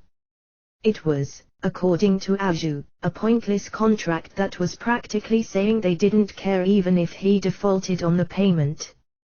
This was not an overstatement, since the lender could not pressure him. As long as he kept claiming he couldn't pay, he'd never have to. That was, however, not the option he wanted to take. Despite there being no requirement of immediate repayment, he still decided that he'd try to his best to pay it back sooner rather than later. From the perspective of a merchant, the longer it took to collect a payment, the less the profit. He didn't want to make life hard for merchants. On a different note, there's actually 2 reasons I came here today. One is of course your housewarming, but I also have a favor to ask you. There's a job I want you to do for me. You'll be paid for it. Ha! You're bringing me work now. I certainly appreciate it, but what kind of work is it? There was a vast difference between a request from a stranger and a request from Aju. He felt far safer with the latter. If it earned him good money, then all the better. Even if it wasn't lucrative, so long as it didn't involve anything too crazy, he was willing to do it for a friend. I think you're aware that I took up a teaching position in a school that fosters adventurers. Yeah, you told me that before you left last time. Right. About that. You see, I was put in charge of a class with a lot of kid nobles and, well, I now have a problem on my hands. Problems dealing with nobility, ha, Rinya grimaced. First of all, the term nobility evoked nothing but negative impressions in him. He was well aware that it was a prejudice of his, but he simply couldn't help having the following phrases pop up in his mind: insufferable, looks down on commoners, dirty with money and influence, and a bunch of spineless cowards. Of course, there were probably nobles who weren't described by those terms, but he figured those were outliers. So, each class in the school is taught by a different teacher. The problem happened in the class for combat training. The teacher there lost against the students. There were 2 enormous hurdles to finding teachers to teach actual fighting. The first was that very few people were willing to do it. The second was that out of the people who were, few of them were sufficiently competent. Active duty knights and adventurers could hardly be bothered to consider the poorer paid position of school teacher. For knights, the prospect of nurturing the younger generation was simply unattractive. For adventurers, they'd actually increase their own competition by creating more rivals for their jobs. It was a foolish task that only a fool would undertake, and such fools were in short supply. Naturally then, only certain kinds of people found their way to teaching position. Some were like Aju, whose party had broken up. Others were knights or adventurers who saw little future for themselves in their respective career paths and decided to quit early, second and third rates, essentially. Even so, they rarely found themselves bested in skill by mere pupils at a school. Rarely, but not never. On rare occasions, young nobles tutored beforehand by parents who serve in the military would enroll in the school having already achieved a certain level of mastery. In addition, they often hailed from lineages that had long-standing military careers or produced many court mags. As a result, there were disproportionately great odds of these fast-tracked students turning out to be prodigies, who display a proficiency of skill unbecoming of their age. Against such students, experience alone was an insufficient advantage, and third-rate adventurers would find themselves suffering humiliating defeats in combat. Yeah, I definitely wouldn't be doing any teaching if that happened to me. I'd be looking for a rock to hide under. I trust you agree that defeating someone in combat does not preclude them from being your teacher. Even a third-rate adventurer should have plenty of wisdom to impart by virtue of his or her experience in adventuring. Rinya tried to imagine a scenario that would illustrate Aju's point. He was unsuccessful. His friend's confident tone, however, convinced him that there must be some truth to those words, so he didn't dwell on it any further. Perhaps Aju had meant the kind of advice one might find in a bargain bin book, 5 best ways to improve your party dynamics or how to find a mission that's right for you. Instead, a couple of them started refusing to come to class, saying they had nothing to learn from a loser. Quite the headache, really. It's not like they're skipping your class, right? Aju grimaced a little and scratched his head. True. It's not exactly my problem, but, a period of silence befell them, during which the midge scratched his head ever more fervently. Clearly, there were things he didn't want to say. Figuring that it'd be rude to pry, Rinya decided to change the topic. Well, whatever. Moving on. Let's talk details. What will I be doing and under what conditions? About that.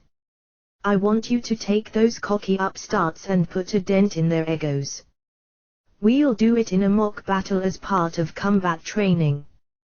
According to Aju, the school's sparring grounds were covered by a special force field that made it so all injuries would stop just short of becoming fatal. In other words, his job entailed the following: go to the sparring grounds, pick out the young nobles who were misbehaving, and literally beat the spunk out of them. Specifically, he would smash their egos into smithereens and then continue to wipe the floor with their broken bodies until they swore to never mock their teacher again. You are a teacher, right? Are you sure this request is, okay? These are kids who just don't listen. So, we'll hammer it into their bodies. It'll do them good to know where they stand in the food chain. It's a form of teaching, right? Why don't you do it yourself? I could, but I'm weak at close quarters combat. That's why I had to get people to protect me back when I was doing jobs. If I fought those kids, I'd have to flatten the whole lot of them with one big spell right off the bat.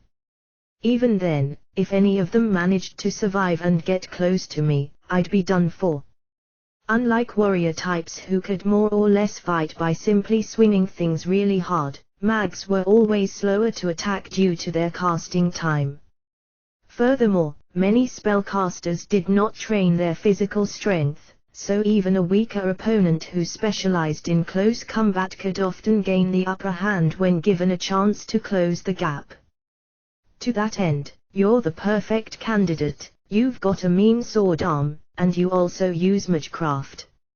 A bunch of school kids won't stand a chance against you, right? Yeah, probably. The way Rinya saw it, against a couple of punk kids, they could hand him a mop and he still wouldn't break a sweat. Technically, though, he had no business calling them punk kids, considering he currently wasn't much older himself. I know you might have your reservations, but I'd really appreciate the help. How about it, Rinya? Aju leaned forward and lowered his head. It was true that Rinya wasn't particularly keen on the idea. It sounded uncomfortably like child abuse. While he couldn't just turn down a friend who lowered his head, he was having trouble convincing himself to do something as pointless as participating in a mock battle he knew he would win. There's another perk. Do the job, and you also gain access to the school's facilities. Why would I want access to those? I'll probably have nothing to do there. Are you mad, man? It's the school for adventurers we're talking about. You know they have a transfer gate there, right? The heck is that supposed to be? What? You don't know what a transfer gate is? Aju asked in surprise, which reminded Rinya that he hadn't told his friend about being a wanderer. Yeah. See, I'm actually what you'd call a wanderer. Oh. I see. That certainly explains why you haven't heard of transfer gates. This time, Aju didn't seem very surprised, which caught Rinya off guard. Seeing a hint of disappointment on Rinya's face, the mage explained, true, wanderers are indeed rare, but they are not unheard of. We've seen enough of them to confirm they exist. They might be otherworldly, but they're still basically human. No reason to make a fuss when they're the same as us, right? That's such a you way of looking at it. Anyway, what's the deal with this transfer gate in the school? Transfer gates are mana crafts made in the shape of a gate. They come in pairs, and each gate is connected to the other, allowing you to travel between them regardless of how far they are separated. They are a marvel of a thing, but each gate can only send you to its designated pair, and on top of costing a fortune in mana stones for each use, they can only handle transporting one person at a time. As a result, they are not very prevalent. The Adventurers School, though, has set up a network of transfer gates with other schools to facilitate travel between them. Once you gain permission to use them, you can go almost anywhere in the human territories with transfer gates. In fact, there's even a gate that sends you straight through the miasmal forest and the demon lands, popping you out on the western side of the continent where the elves live. Well, that's pretty cool.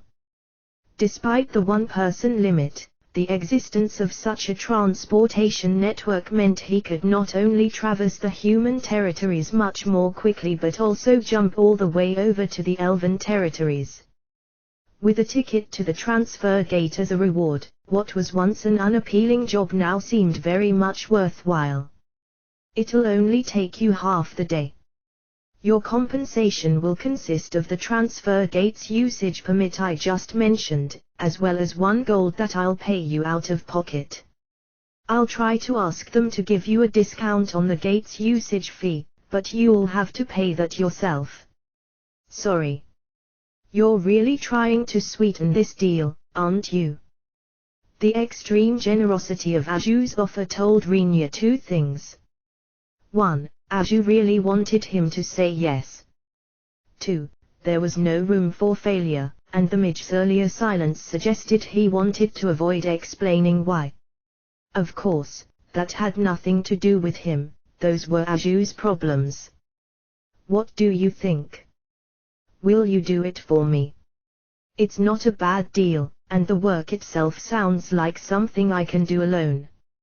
All right, why not? Sign me up. Upon hearing his approval, a look of relief washed over Aju's expression.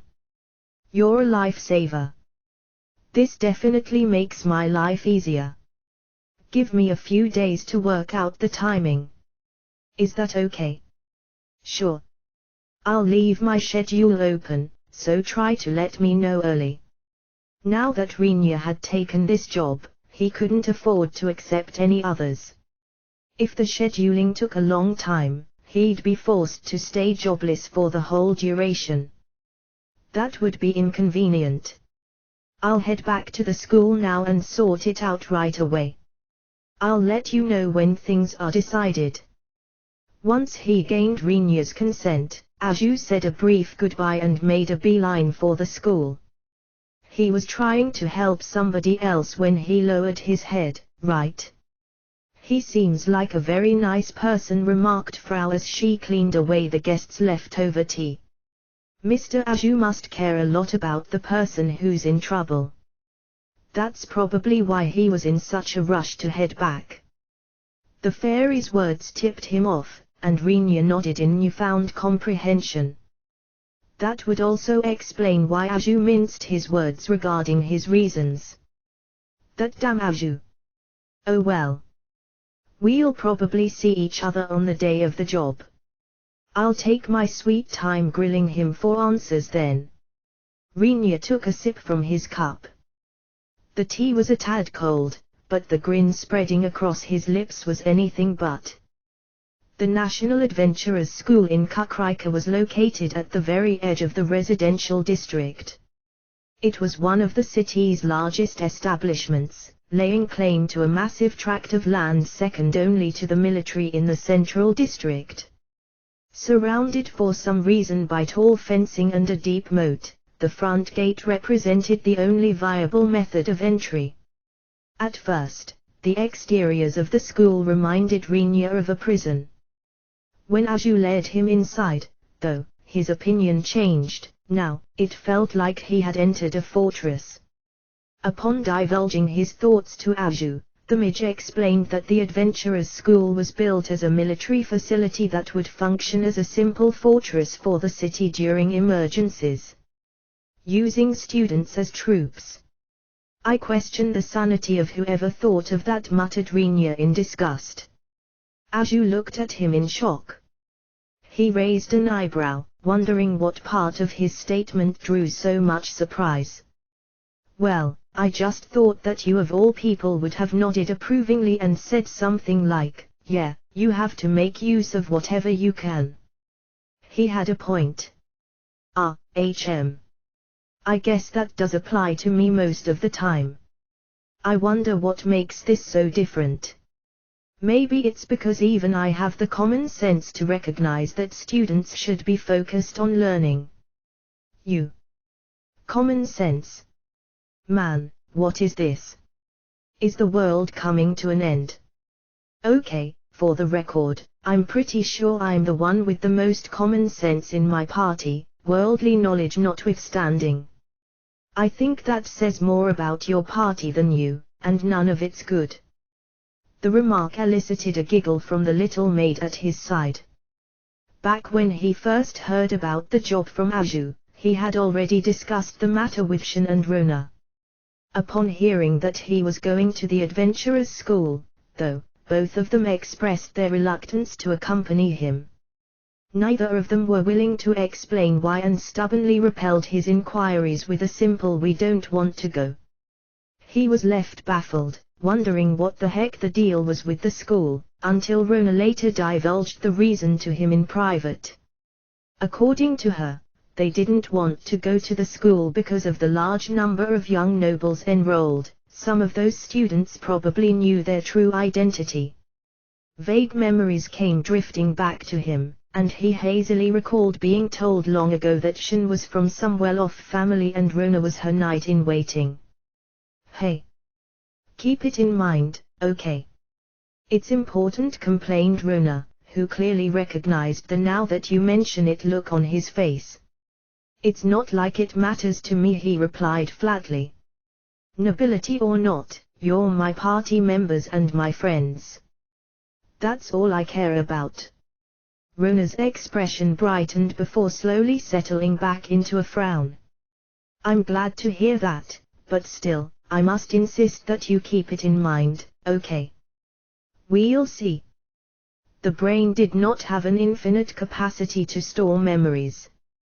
It would, by design, forgot old ones to make room for new ones, and that process started with the most trivial memories. Upon stating this to Rona, he was given a wry smile as a response. With his two friends confirmed to be no-shows, he figured this would end up being a one-man task. Frau, however, had heard their exchange and shocked everyone by proposing that she would go.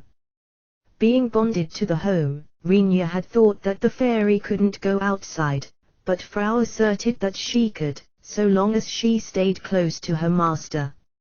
He quickly agreed. It would be a good opportunity for him to take Frau out of the old house she looked after for so long and show her around outside. He pulled himself out of his thoughts and looked at the young maid standing beside him. Having never taken a step beyond the perimeter of the house ever since being born, Frau seemed elated to be getting her first look at the city. Renia naturally broke into a smile, and a similar curve of his midge friend's lips suggested that he shared in the sentiment. It was a heartwarming sight, or rather, would have been if not for the fact that from the outside, it looked downright criminal, two grown men pulling around a young 10-year-old girl in a maid uniform. Bystanders distanced themselves, opting to watch with suspicion from afar. In fact, the city guards received no small amount of incident reports. In fact, the only reason they weren't taken to a guard station for questioning was because Rona had the foresight to make the rounds and inform people in advance. It would be much later when Renia and Aju would learn of this fact, after which Renia would indignantly protest the deplorable nature of humans to make assumptions based on appearance and prejudice. What he would omit from his tirade, however, was the admission that, faced with a similar sight, he would have reported them too. I could show you around the school, but we're a little pressed for time. How about we head straight to the sparring grounds? When they arrived, it was just about time for the class in question to do combat training with Aju. Renia took a look around the sparring grounds. It was a simple dome-shaped structure, housing nothing more than a waiting room, a warehouse, and the grounds themselves. Spanning about 25 meters in diameter, the circular area was surrounded by 8 pillars.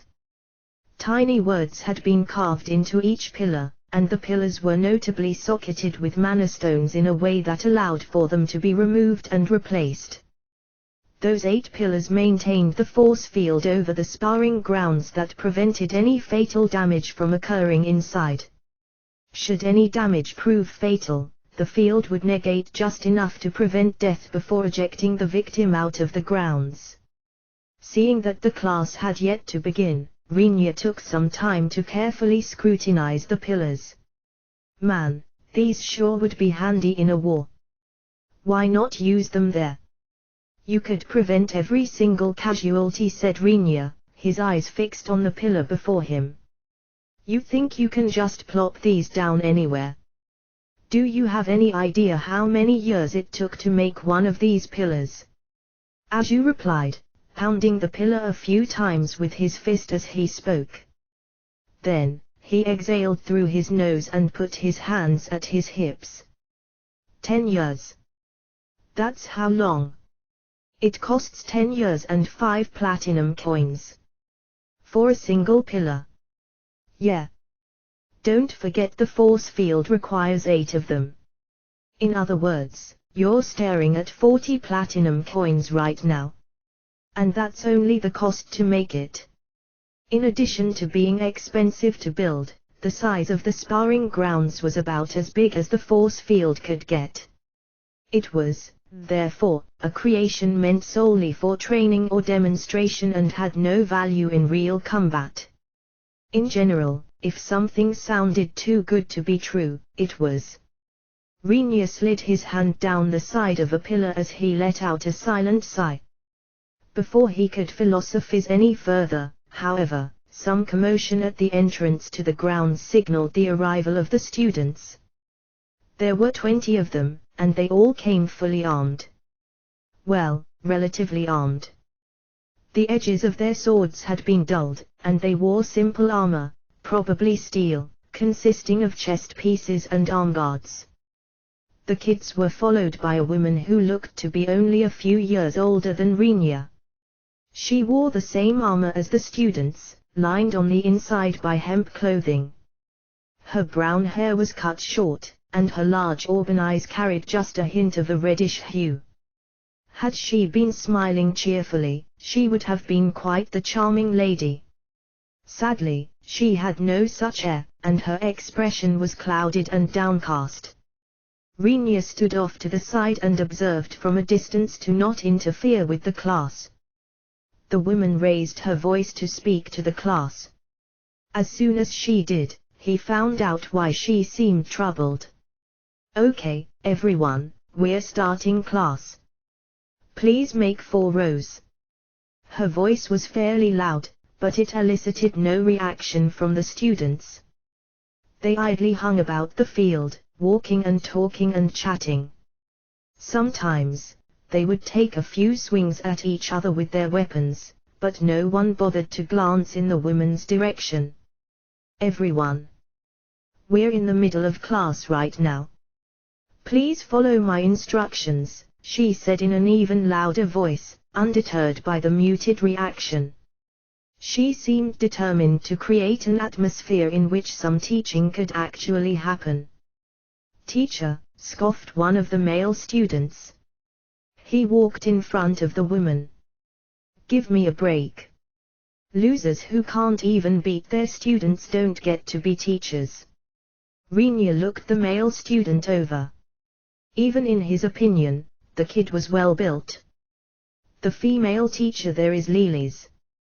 The male student standing in front of her is Oren Schmeisser. He's the eldest son of General Schmeisser of the Trident Army and also one of the students who beat her in battle. "One of? You mean there are more?" "Yeah.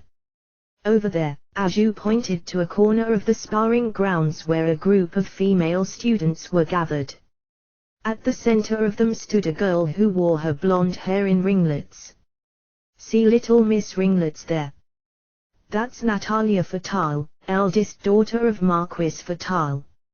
She and Oren are the two who beat Lily's in battle. By the way, how old are they?" "They're both 15. Right when they're all full of themselves, huh? Being nobles, they were insufferable enough, but these kids were exactly at the age when they feel an incessant urge to oppose adults. Their rebellious nature, combined with the fact that they actually managed to wrestle a win from their teacher, had probably set them on an irreversible course toward delinquency." While Rinya and Aju talked, Lily's was trying to restore some semblance of order to the class, but had her efforts thwarted by Oren and his flunkies who stood in her path. As they pressed closer and closer to her, she grew quieter and quieter, eventually losing her words entirely. "Hey, about that teacher. Lily's, right? What rank is she at the guild?" "I believe she reached D before she became a teacher." "Cool. Right, then. Time for me to do my job. Frau, you stay here with Aju and wait for me, okay? But this is as far as Frau can be. Any further is a big no-no, so please be quick, okay?" Frau had to affix her bond to her master to leave the house, so she couldn't move too far away from Rinya. He gave the fairy a nod and smile before turning to the mob of students around Lily's. With his right hand, he drew the practice sword he borrowed from Aju and gave it a good swing. "Hey, big and uglies over there," he called out. His voice wasn't too loud, but Oren and his flunkies seemed to hear him. By the time they looked in his direction, he was already halfway through his throw. With one powerful swing of his arm, he whipped his sword at the group of students. "Better watch out." "What?" They had enough time to see what he was doing and move out of the way. Most of them did. Unfortunately, one poor fool kept teasing Lily's, unaware of what just happened. The practice sword slammed into the side of his head, and he fell to the ground without so much as a peep. Everyone stood in silent shock at Rinya's sudden entry. Unfazed by their wordless gawking, he casually walked over to Lily's, pointedly ignored the fallen student as he picked up his sword, and said hi to the still stunned teacher. "I'm Rinya Kunuchai. Adventurer. Guild rank F. I heard from Aju that a D-ranked senior of mine was in need of help, so here I am." "Ha! You heard from Azzy?" "Azzy?" Rinya quickly spun around and stared at Aju, who matched his speed with a similar spin to avoid meeting his gaze. Even from where he stood, though, he could tell that Aju's ears had turned red. His lips curled upwards. For some reason, Frau also gave Aju a thumbs up. Both Master and Fairy grinned gleefully at the midge. How do you know Azzy? Are you an acquaintance of his?" "We worked together before.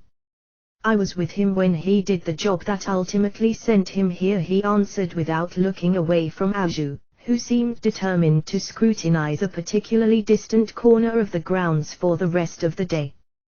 After a period of stalemate, he decided to release Aju from the fetters of his gaze, figuring he'd interrogate the midge about it later. "Hey, you!" With the air of someone who was waiting to hear that, Rinya turned toward the speaker and grinned. It was a very different grin than the one he showed Aju. Gone was the wink of friendly teasing, replaced by the leer of a hunter whose trap had been sprung. "What do you want, Jumbo?" Still surrounded by his flunkies, Oren glared at Rinya. Anger was written plain on the big student's face. Rinya rested his practice sword on his shoulder and met Oren's stare head-on. His smile widened. Had Oren's sense of danger been as sensitive as Lily's, he would have doubtlessly fled the grounds immediately, because that was exactly what Lily's did. Sensing something disquieting about Rinya, she saw Aju beckoning her and exited the grounds with him. Then, together with Frau, the three of them quickly evacuated to the audience seats outside the force field. The only people who remained in the sparring grounds were Rinya, Oren's group, and the rest of the students who watched from a distance. "A boorish fellow, aren't you? I see that you haven't the slightest idea how to behave before a noble." Oren's flunkies laughed along with him in a truly flunky-like manner. Their laughs, however, were soon drowned out by an even louder laugh. The laugher, of course, was Rinya. "A noble? Oh, man, you're too good. Look, buddy, there are nobles, and then there are punk kids who got lucky in a fight and won. And you fall squarely in the second category. You." Oren's eyes began to gleam dangerously. His flunkies' glares were similarly threatening. Even Natalia and the girls around her, apparently having heard Rinya's remark, shot menacing gazes at him. "What, you got a problem? Prove me wrong then. You kids beat a D-ranked adventurer, right? I'm nothing compared to her." Somewhere in the distance, Rinya thought he heard the sound of a sudden and unexpected ejection of liquid from Aju's mouth. Still shouldering his sword, he didn't let it bother him as he raised his left hand and gave the students a provocative curl of the fingers. He was telling the truth, after all. Rank-wise, anyway. The body of the student who took a flying sword to the head and fell unconscious was gone. The protective function of the force field had apparently ejected him outside. The implication was clear: with a single hit, Rinya had done fatal damage to the student. In a way, this was not particularly surprising. Even though he had thrown a blunted sword, it was still a sword. A speeding hunk of metal making contact with an unguarded head led to fairly predictable results. In this case, the person who did the throwing, Rinya, was not particularly bothered. His reaction was more or less, "Ha, I guess I just insta-killed that dude." The students, however, were very bothered. In effect, some guy had just shown up and murdered one of their classmates, in a most casual manner, to boot. Prove me wrong, huh? Big words coming from a lowly adventurer, and a third-rate at that. Those words are going to get you in trouble, adventurer scum. Oren drew his sword. For 15 years of age, he was fairly tall, and his solid build left no doubts as to how he divided his time between mind and muscle. Standing face to face, he seemed every bit Rinya's equal, despite the fact that Rinya was supposed to have been set to 18 years old. "If you take back what you said and apologize, adventurer, I might consider letting you off the hook." Rinya kept observing the young noble, paying absolutely no attention to what he was saying. He doubted there was anything worth hearing anyway. Noticing that Oren's arms were quite thick, he snuck a glance at his own. He smiled bitterly. Good thing this wasn't a bodybuilding contest. He also took a peek at Lily's. While she wasn't exactly a delicate flower, her build was slender and lithe. As a fighter, she likely emphasized speed over power. That one observation was all Rinya needed to figure out why she lost to Oren. What's the point in beating someone if she had to match your fighting style the whole time? What did you say? Oh, nothing. Don't mind me. Just rambling on my own here, said Rinya with a dismissive wave of his hand. He shifted his attention to delinquent number 2, who had brought her flunkies over as well and was standing beside Oren with her hands at her hips. Apparently, she had heard Rinya too. "Did I just hear you imply that we won by luck? How terribly offensive. Fortunately for you, I'm a generous person. Prostrate yourself and beg for pardon, and I might forgive you. Go on, now. I'm waiting," said Natalia in an overtly condescending tone. He looked the ringlet blonde over. Her expression was filled with lofty disdain, but for all her swagger, a growling housecat would have proved more intimidating. She was also puffing out her chest. The effort was futile, though one could not accentuate that which wasn't there in the first place. Even Lily's, slender as she was, had enough volume to at least prove they're there. "Well, won the battle and lost the war, eh?" Rinya chuckled. It drew a bewildered look from Natalia, who had not the slightest idea why he was laughing. One question, however, lingered in his mind. Unlike Oren, who probably approached problems with the just hit it harder philosophy, Natalia seemed like she employed the same speed-oriented style as Lily's. Her victory, then, seemed to imply that she was at least on par with her teacher in skill. But was she? His answer was answered by Frau, who was sitting rather far away. "Master, can you hear this?" "What?" blurted out Rinya. In doing so, he quickly realized Frau's voice was different. It seemed to be coming not through his ears but straight into his head. "You don't have to talk out loud. This is telepathy. Frau is bonded to Master right now, so we can think to each other." "Damn. You fairies are like the gift that just keeps giving, aren't you? Frau likes what she hears and won't mind hearing more. Also, Mr. Aju said that Miss Lily's fought the blonde with the ringlets right after fighting Mr. Macho. He wanted to tell Master because that would probably answer the question Master had. Ha! Fair enough. Thanks. Master is very welcome. In Rinya's opinion, there was a downside to the protective effect of the force field, and it lay in its mechanism of action. When lethal damage was taken, the field worked by reducing the damage just enough so that it was no longer lethal. Conversely, this also meant that all non-fatal damage would remain unaffected. Normally, some sort of restorative grace aircraft would be used after combat training, but Lily's had fought Oren and Natalia back to back. In other words, any injuries she sustained during the fight with Oren were carried over to the fight with Natalia.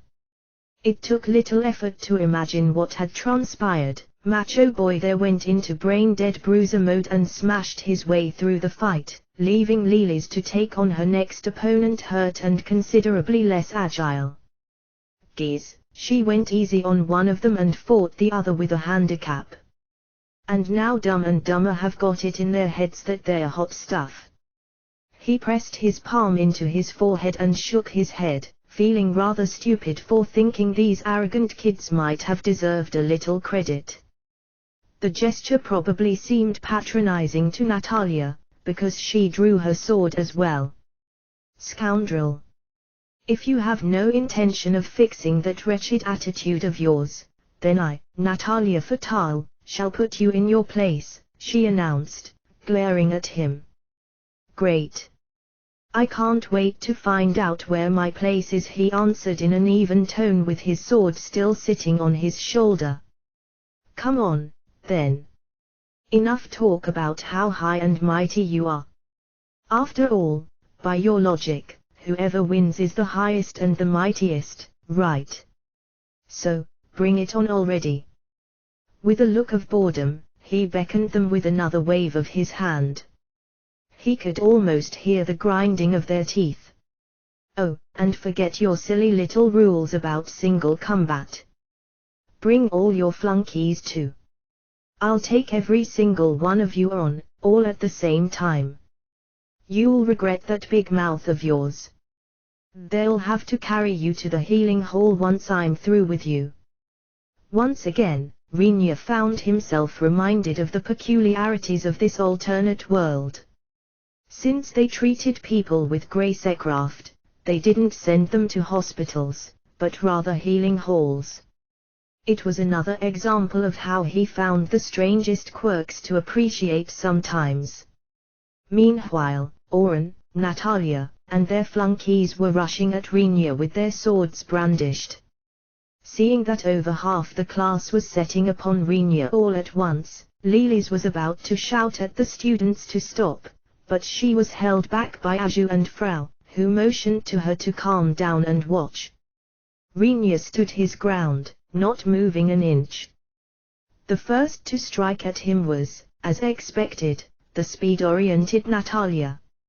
She aimed a dashing thrust at his chest, which he dodged by simply pivoting his body to the right. As she passed him by, he pushed on her shoulder with his left hand and sent her stumbling past him. Next came Oren, who raised his sword high up in the air before slashing downwards. This time, Rinya dodged by twisting to the left. In the process, he pulled his own sword off his shoulder and used it to strike a light blow at Oren's waist before hurling the burly student behind him as well. Then, he took his first step forward. A flurry of attacks from the rest of the flunkies rained down on him. He continued to press forward, evading every single strike without even using his sword. In the blink of an eye, he slipped past dozens of limbs and blades to appear in front of the spellcasters in mid-chant. They stared at him with eyes wide and mouths agape, the rest of their incantations lost to surprise. Tactics 101. Kill the mags first. Rinya swept his sword in a horizontal arc. It caught a girl in the waist. She vanished from view. His sword snapped back and lodged itself in the shoulder of a boy, smacking him down onto the ground. Thud. The sound of a body impacting hard earth signaled the reappearance of the girl as she rolled wildly along the ground. When she came to a stop, she vanished again, this time for good. The boy, one hand clutching his shoulder, tried to stand back up. He looked up. His face twisted in shock at the sight of an incoming boot. Ah! Stow, the boy's plea went unheard. Rinya stamped his foot. A gratifying sensation came from the bottom of his boot. An arm moved to shield its body. He stomped on it. A body crawled away to escape. He stomped on it. The back of a head was exposed. He kicked it. Then, he stomped on it, too. It writhed. He stomped. It writhed again. He stomped again. He stomped and stomped until it ceased to move. He looked down. It was gone. Slowly, he turned around. His gaze lingered for a moment on the remainder of the flunkies, petrified by the atrocity they just witnessed. Then, it shifted to Oren and Natalia, who were staring at him blankly in shock. Frau, let us you deal with our good teacher Lilis for now. Could you go block off the exit of the sparring grounds for me? Okie dokie tilde. For some reason, Rinya could feel a chirpy enthusiasm in her thought words. He momentarily considered if he was maybe rubbing off a little too quickly on her as a couple of girls slashed at him with swords, their cries sounding more like screams of fear than roars of battle. He effortlessly swiped their blades away. One girl stumbled past him, off balance. He drove a knee into the pit of her stomach. Gut juices spilled out of her mouth. She curled in agony, exposing the back of her head. He slammed his elbow down on it and stomped on the fallen body. Then, he drove his foot into her side. She retched again, throwing up fluids both yellow and red, but did not disappear. Apparently, it wasn't enough to be lethal. He shrugged and smiled before he dropped his heel firmly onto her head once more. This time, her body faded. Azzy. What is going on? That person clearly came here to kill people. It's okay, Miss Lilis. He knows they won't die. Somewhere in the distance, Rinya heard one voice cry out in distress and another trying to placate it. He ignored them and looked around at the students. Seeing 3 of their classmates wiped out in an instant seemed to have given all of them cold feet. He grunted. That was no fun. At this rate, the goblins at the settlers' village would have put up more of a fight.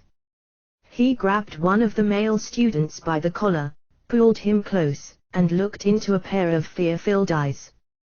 Before the boy could utter a word, Rinya drove his forehead into the bridge of the student's nose. He repeated this a few more times before letting go. The boy crumpled from the knees and fell to the ground, but not before he sent a kick into his victim's groin, leaving the boy frothing at the mouth as he squirmed and twisted in pain. It occurred to Rinya that having this kid vanish would be less interesting, so he left him on the ground. Then, he turned back to Oren and Natalia, who still stood unmoving, and smiled. Hey, the 2 boss apes standing there. You'd better do something before all your monkey mates are gone, he said tauntingly at the motionless pair. Natalia continued to stare at him with a blanched face. Her sword shook along with her trembling hands. She was in no state to fight. Oren, meanwhile, tsked as he gripped his sword with both hands. With a roar, he charged at Rinya. Like a true one-trick pony, he swung his longsword down in the exact same way as before. In response, Rinya lifted the sword in his right hand to meet it. The downward swing of two hands clashed with the upward swing of only one. The outcome should have been obvious. Rinya finished his swing. The impact of the clash sent his opponent's sword flying into the air. He glared at the weaponless Oren menacingly before bringing his hilt down on the burly student's forehead. Gwa! Holding his forehead, Oren contorted backward in pain, only to have Rinya forcefully reverse his curvature with a straight kick to the stomach. A rough landing on his rear was followed by a furious assault of words. "You messing me with, kid? What kind of swordsman lets go of his sword in battle, huh? Make like a dog and go fetch your damn sword," he yelled angrily. Oren had barely managed to get his legs under him before Rinya mercilessly sent him flying with another kick. "I said make like a dog. Do dogs walk on two legs, huh? Crawl on all fours, you mutt." Seeing that Oren was still trying to stand up, he kicked him again. Then, he pressed his foot on Oren's body and ruthlessly stomped until his victim gaspingly slithered away on all fours to retrieve his sword. Finally, he glanced over his shoulder at a boy who was creeping up behind him. That one look caused the student to freeze. It irked him all the more. "Don't stop," he roared as he threw all his irritation into a full-body swing, "just because somebody looked at you." His sword smashed through arm and body alike. The boy fell to the ground before he could utter even a cry. A second later, the boy grabbed one arm with the other, screaming as he squirmed. Had Rinya scored a direct hit on the body, it would surely have been lethal.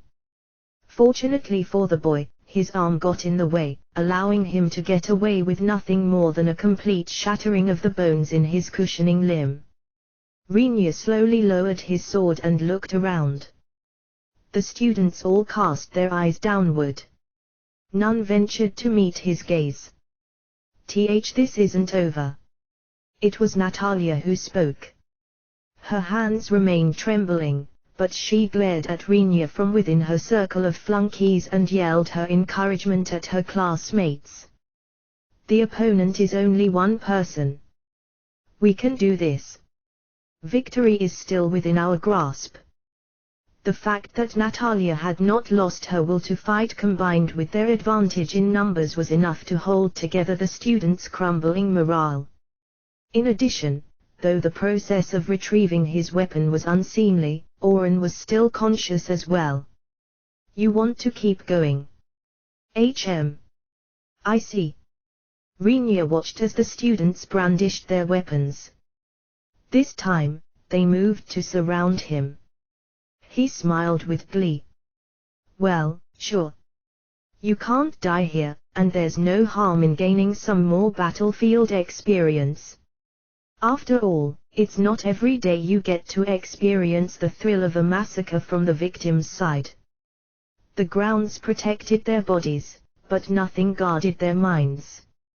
He took a step forward and scanned the students for his next victim, hoping he wouldn't have to deal with any mental casualties at the end of it all. Step after deliberate step, Rinya approached the students.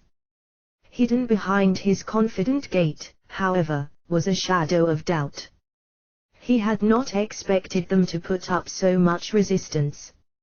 Originally, he had hoped the students would cave after seeing 2 or 3 of their classmates cut down in an instant. Instead, though his gruesome pummeling had left them shaken to the core, they were still managing to keep themselves together. He didn't want anyone to end up dead, so he had been holding back to some degree. Unfortunately, leaving Oren and Natalia mostly healthy proved to be a mistake. The presence of their leaders was doubtlessly a major factor in maintaining the students' morale. With a tinge of regret, he realized that he should have taken one of them out in the beginning. Currently, a total of 8 students remained, 3 boys and 5 girls. Out of those 8, 3 of the boys and 1 of the girls had moved in to surround him. Each of the remaining 4 girls were preparing to use magecraft. Hit him from all sides. You don't need to knock him out for good. Slowing him down is enough. The front line would buy time while the back line prepared their spells. By employing hard-to-dodge spells to chip away at their target's stamina, they would eventually slow him down enough for the front line to go in for the kill. It was a tried-and-true method of fighting group battles.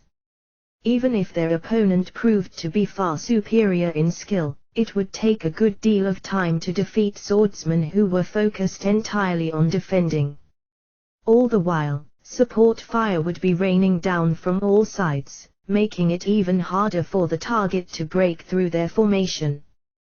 Don't blame us. You're the one who wanted to fight a group battle. Taking Rinya's inaction for hesitation, Oren grinned as he spoke. In actuality, Rinya's thoughts were elsewhere. If he wanted to, he could have smacked down Oren and silenced the girls behind him. However, faced with a mighty foe, the students had made a sincere attempt to come up with a plan of attack. Crude as it might be, it seemed a tad too heartless to simply walk all over their efforts. Were this a true battle, he certainly wouldn't have entertained such thoughts. In battles, when given the chance to crush the opponent, it was common sense to take it. In this case, though, Rinya found that he had lost interest in the whole affair. Sure, they beat their teacher and their egos were too bloated for their own good, but they were just a bunch of kids with far more bark than bite. Had they been trained soldiers, he would not have hesitated, but they were students. And some truly subpar ones at that. Faced with nothing more than a gang of spunky kids, he couldn't muster the resolve to crush them in cold blood. Front line, down. Mags, fire. Natalia's orders rang out in the sparring grounds. The defenders at the front retreated, clearing the way for the simultaneous shooting of 3 firebolts. Those would cause some good damage if they hit, so Rinya stepped forward and cut one down with his sword. Unlike when he did so with his own katana, the impact of blade with flame produced yet more flame that blanketed his view. The drastically different result took him by surprise, slowing him by a beat. He barely avoided a direct hit by the next firebolt, but it grazed his left shoulder, leaving a light burn. The sting of pain slowed him yet again, allowing Oren to rush up to him. With the momentum of his charge, Oren made a powerful swing at Rinya's left side. In the heat of the moment, Rinya managed to flip his sword from his right hand to his left, reversing the grip in the process. He pressed the flat of the blade against his side, blocking the incoming sword. The impact of Oren's swing, however, shot straight through the blades and into his body, causing him to grimace. Normally, he would have leapt in the direction of the strike to soften the blow, but he instead did the opposite, opting to press forward and push back Oren's sword. In analyzing the situation, he decided that he needed to force the issue or risk being whittled down by a flurry of attacks. This decision of his produced an unexpected result. Midge hit him with a second wave of spells. Don't worry about Oren. Just fire. What? You? With Oren so close to Rinya, aiming for one of them with spells would risk hitting the other. Rinya was counting on that to cause some hesitation in their ranks, but Natalia, the damn girl, was more ruthless than he thought, gave the order to just blow them all to smithereens. He had to give her credit, her decision wasn't wrong. Even if they had to shoot through Oren, hitting Rinya would weaken him even further. With 3 people still standing in their front line and their back line unscathed, they would be far closer to victory. All of this, of course, was based on the assumption that the people involved, both those to shoot and be shot, immediately obeyed her command. The 4 in the front all spun around to stare at Natalia as a realization dawned upon them. If Oren was first, any one of them could be next, none of them were safe from sacrifice. The three in the back hesitated. Perhaps it was due to the very act of attacking a friend, or perhaps it was the fact that they risked harming General Schmeisser's son and heir. Either way, they delayed firing off their spells. Next, Natalia was shocked to realize that she had become the focus her classmates' scornful gazes. The final realization came to Rinya, who discovered that everyone's attention had shifted away from him. Rinya let out a soft sigh. Looking away from an opponent in battle was to risk certain death, but there was little to gain from lecturing the students right now. Instead, he placed his right hand on Oren's body and pushed. The burly student lost his balance and fell away. The remaining boys had just begun to look back toward Rinya when he dashed up to one of them, grabbed the boy's belt with his right hand, and lifted. Employing the technique of hammer throwing, he spun in circles, making about 2 full rotations. Then, with plenty of centrifugal force built up, he let the boy fly, sending him shooting into the line of girls in the back. The boy screamed. The girls screamed louder.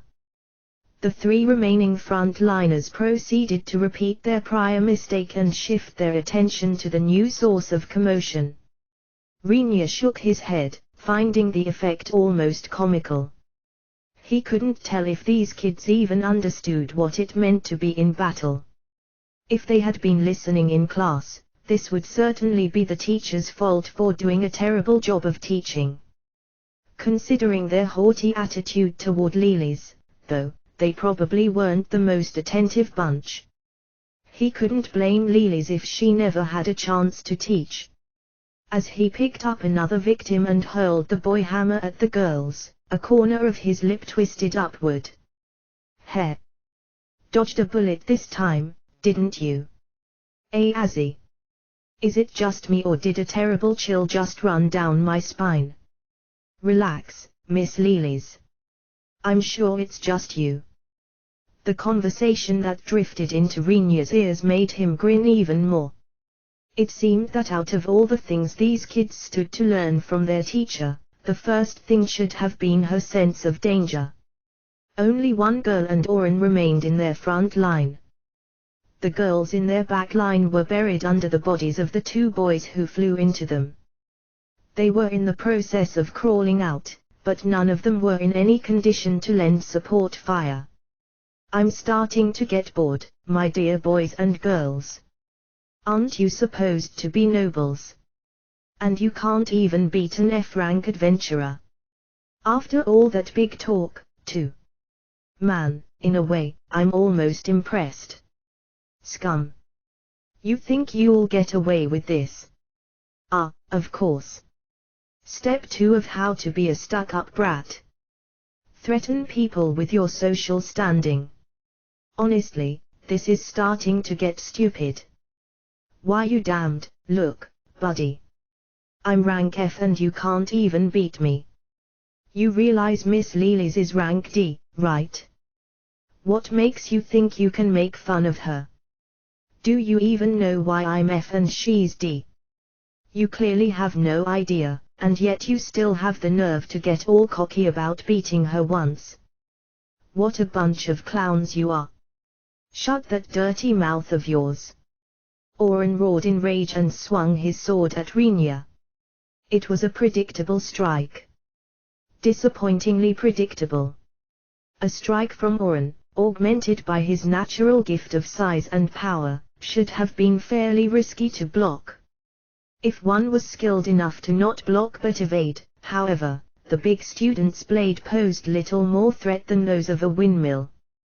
Having lost even the patience to wait for the heavy strike to fall, Rinya dove forward and whacked Oren's wrist with his sword. The pain caused Oren to drop his sword again. Rinya couldn't be bothered to warn him again, so he snapped his foot up into Oren's groin, who bent forwards with a moan. He looked down. Then, with a hint of theatrics, he slowly raised his sword high above the crumpled student's head. Wait. Stop. Don't. Are you going to beg for your life? Too bad, because I'm not listening. Rinya's arm came down hard, driving his weapon straight into Oren's shoulder. Oren fell to his knees from the blow, clutching at his injury. However, Rinya did not stop there. He slammed his sword down once more. Then, he did it again. And again. Faster and faster. Harder and harder. He rained blow after blow down onto the kneeling Oren. So long as the force field deemed the attacks unlethal, it would not eject the victim outside. Also, so long as hard metal met bare skin, even a dull blade could draw blood. There was no trickery, no technique behind his strikes. There was only the raw ferocity of brute force. He raised his arm, then he brought it down. With each cycle, he tore more flesh, splashing thick globs of gruesome red onto his sword, his arm, and all over himself. Stained with blood, he laughed, high-pitched and maniacal. But he did not stop. The scene defied description. The onlooking students blanched. No one moved. For a few breathless moments, there was nothing but the sickening noise of cold iron hitting bone and flesh. Eventually, the noises faded. Oren's body soon followed suit. One girl remained in their front line. Rinya turned his body toward her, allowing his sword to dangle loosely from his hand. A river of red flowed down the length of the blade. Then, slowly, he turned his blood-stained face toward her as well. She barely caught a glimpse of his eyes before her legs failed her and she plopped down on the ground. Help! Please, her sword dropped onto the ground beside her.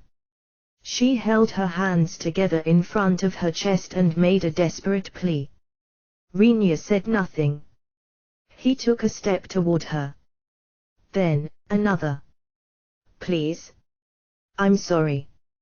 I'll do anything. Please don't, Rinya did not answer. He stopped in front of the girl. Slowly, the same way as before, he raised his sword high above her head. Please? No. Not like that. Not like that, please. The crimson guillotine paused in midair. Its holder looked down at the girl. In a cold, flat voice, he said, Die. No. The blade came down swiftly, cutting short the girl's scream. It flashed before her eyes before hitting the floor with a shrill clang. The cowering girl, eyes wide with disbelief, glanced down. A length of cold metal gleamed in the ground. She glanced back up at Rinya. Her eyes rolled back in her head and she fell onto her back. A faint stain began to spread between her limp legs. Rinya looked away. Turning around, he found that the girls of the back line had finally managed to crawl out from under the boys. 4 more, ha! You're next, girls. How shall I make you scream? No, without so much as a glance at Rinya, Natalia and the 3 girls spun around and ran toward the exit of the grounds. Their reasoning, presumably, was that Rinya only did this because he knew they couldn't die within the force field. Once they were outside, they would be safe. Of course, the door of the exit did not open. Unbeknownst to them, Frau had spent this whole time setting up a massive barricade outside to keep the door closed. Open up. Open this door. Let us out. Please no. Please, don't let him do that to me. Miss Lilies. Help. Please. Slowly, Rinya walked toward them. He made a point of dragging the tip of his sword along the ground. The frightening sway to his steps along with the grating metallic noise struck even more terror into the students' hearts. They banged on the door ever more hysterically. What's the matter, girls? What are you so scared of? There was a chilling glee to Rinya's voice. Don't worry. You can't be killed in the force field. You can hurt. You can scream. You can be in so much pain you'd rather die. He grinned and held out his sword, making sure they could all see its cold luster before he raised it high above their heads. But you won't, so it'll all be fine, right? Stop. Lila's voice rang out from the audience seats. Enough. That's enough. Please, no more. You're not the one who hired me, so. Rinya looked at Aju, who was standing beside Lily's. Well. You've done enough. I think they learned their lesson. All right. Well, if the boss says it's fine, then I guess we'll call it a day. He casually threw his sword on the ground in front of Natalia and the girls. Then, he turned to their deathly pale faces and fixed them with a glare. Now, remember this, girls. All of this has been child's play, and if I ever have to do this again, then you'll see why. The students vigorously nodded their heads up and down, their hands clutching desperately at the door. Rinya had just begun to wonder whether he overdid the intimidation a bit when an explosion sent the door, the girls, and a whole lot of something else flying over his head. They all landed with heavy thuds behind him, and he stared astonishedly at the gaping hole in the wall that was once a door. Frau appeared in the opening with her hands in the air. She beamed at him. Master did a great job. Frau, was that you just now? Taking down the barricade was too much work, so Frau just blew it all away. Frau doesn't waste time because she's a good girl. Ah, okay then. Sure, I guess. He glanced at the pile of door and barricade behind him but could find no trace of Natalia or the girls beneath the rubble. They were inside the force field, so they shouldn't have died, but it did raise the question of which was a worse fate, being flattened by debris or beaten to a pulp by him. The answer, he supposed, would now forever elude him. All right, Frau, let's go home. Home time. Also, Master needs to change his clothes because he's all yucky. Hold on a minute, Rinya. What are you going to do about this door you just broke? Just add it to their medical costs. They're going to demand a fortune anyway, right? I'll let you handle that. Azzy, we need to talk, okay? Aju's expression stiffened when he felt Lily's pull on his robe. Rinya shrugged and left. Whether Aju was about to be thanked or scolded, he did not know, and should not know. Good luck, Aju. Make no mistake, Rinya, after this, we're going to have a good talk, too. If I feel like it, sure. Oh, and make sure you pay me, okay? I get upset when I'm not paid. And things get broken when I'm upset. Master, home time. Less talk, more walk. Rinya and Aju parted ways, each dragged away by their companion. Before the midge even disappeared from view, Rinya's thoughts had already turned to more important matters. Like, for example, how terribly unpleasant it was going to be to walk home with his clothes thoroughly soaked in blood. Damn, girl. You already popped a little one out of there. Out of where? And no. That's not my kid. A blushing Shin was shouting at the top of her lungs. Rinya glanced at her, wondering what she was getting so worked up about. Granted, the way Frau was half dangling from his waist did make them look like father and daughter. The three of them were in Carol's store. They had come here at the urging of Shin, who proposed that Rinya should learn some more magecraft. Carol herself sat across the table, leaning back in the same casual manner as last time. Ever since being told his mana pool was hopelessly small, Rinya had been training whenever he could to improve his mana capacity. Recently, he had even started sharing his mana with Frau. As a fairy, Frau's main source of sustenance was the mana that passively exuded from people. When he had asked her what would happen if he tried actively feeding her mana, she responded with, "Frau is happy to have more for her tummy." Ever since, he had been letting her have as much as she wanted, figuring it was a better use for his mana than simply burning it off. Once he incorporated this into his training regimen, however, he discovered that it had an unintended side effect. Normally, mana crafts that used mana stones for fuel could not use mana from people in the same way. Frau, being intimately linked to the house and its various fixtures, presented an exception.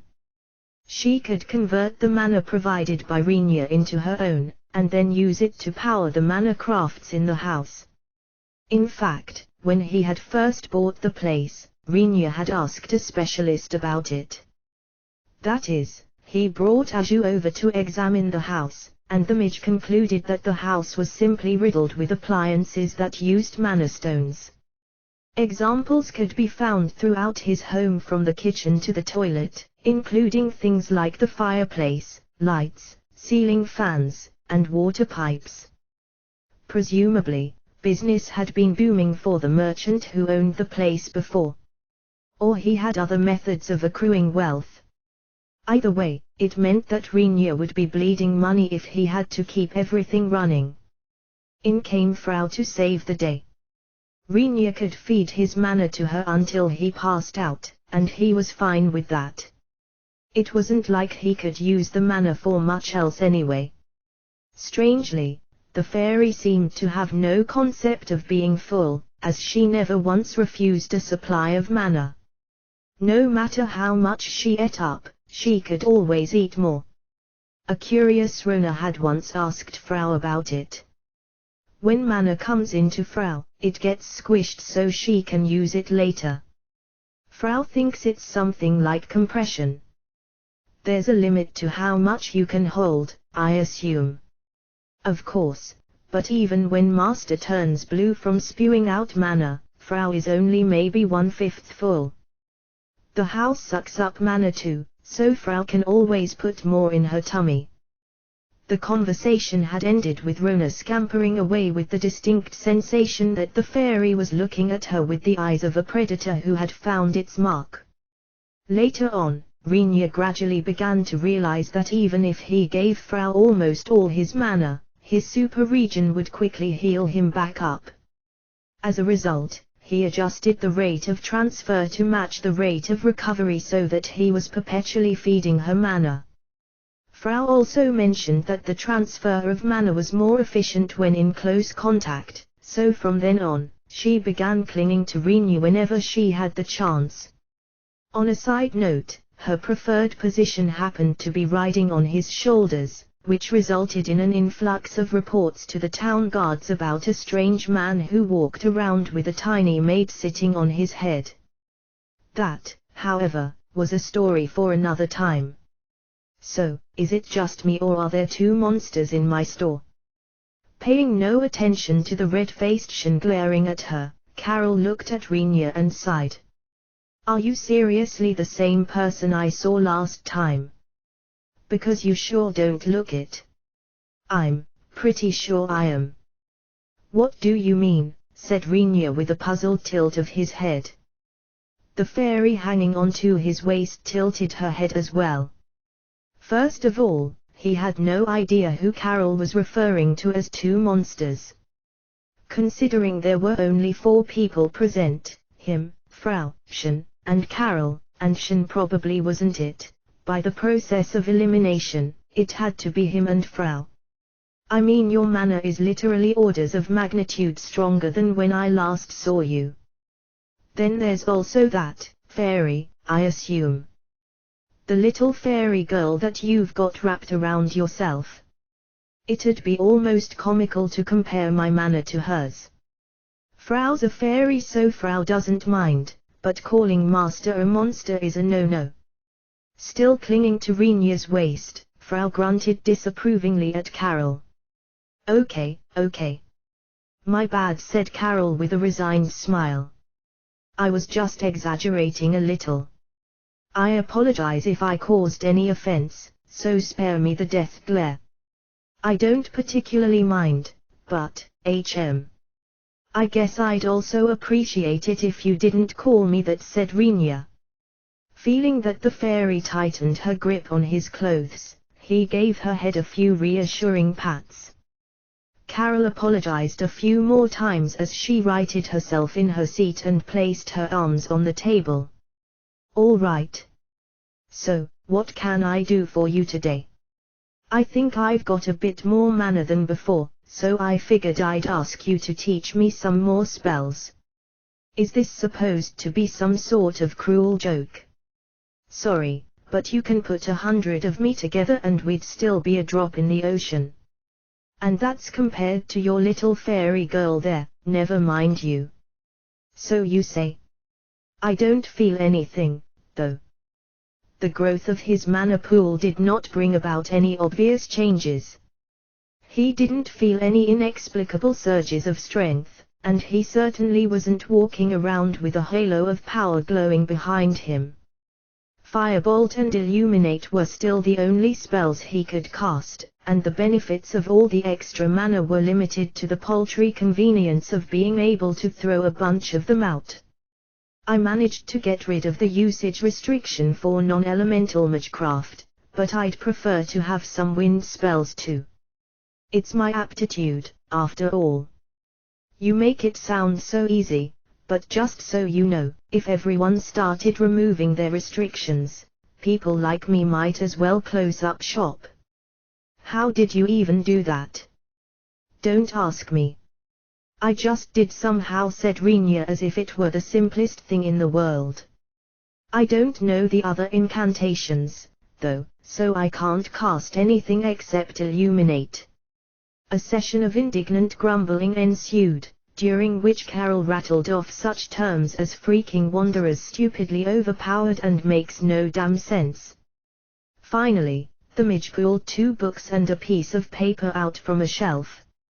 Here. Incantations and usage instructions for non-elemental and wind elemental magecraft. These are trade secrets, by the way. And I'll give you a talisman that removes the restriction for basic wind spells. That'll be 10 gold in total. That's way more than what I have on me. I'll pay then. Rinya didn't have nearly enough cash on hand because he thought he'd be spending maybe about a gold to learn a couple of simple spells. Before he could say anything, Shen dropped a pile of coins on the table. Your patronage is appreciated. Hey, Shen. It's fine. You'll make it back sooner or later. We'll just call it advance payment. Well, Shen. You sure are putting a lot of faith in the lad, said Carol with a smirk as she picked up the gold coins on the table.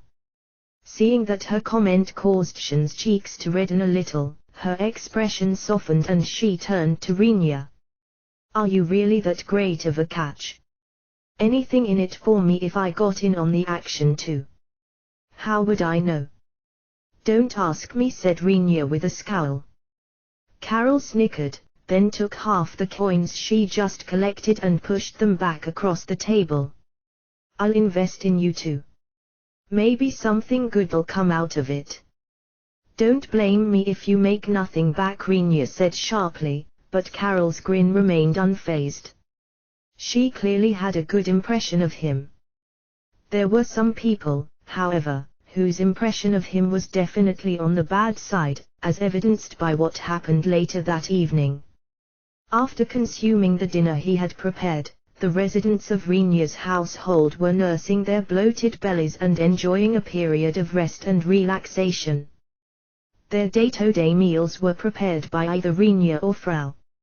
Rona could cook as well, but she tended to be rather careless with the minutiae of flavoring. As for Shen, what she did could technically be called cooking. Technically. On a good day, one might feel generous enough to refer to it as such. Rinya, however, wanted to eat good food all the time, so he volunteered to be the house cook. Meanwhile, Frau certainly lived up to her name. Being a house chore fairy, she was predictably, but no less impressively, adept at cooking, cleaning, doing the laundry, and just about every other job around the house. As a result, she and Rinya ended up taking turns with the cooking. The two of them happened to be in the kitchen washing dishes when Frau suddenly looked up at the ceiling and started whispering to herself. Rinya glanced at the fairy as he put the clean dishes back to the shelf and, noticing her strange behavior, asked, "Frau, what's the matter?" "The house is surrounded," she answered, the relaxed manner in which she kept washing the utensils at odds with the disconcerting nature of her statement. It was startling enough to cause Rinya to freeze briefly.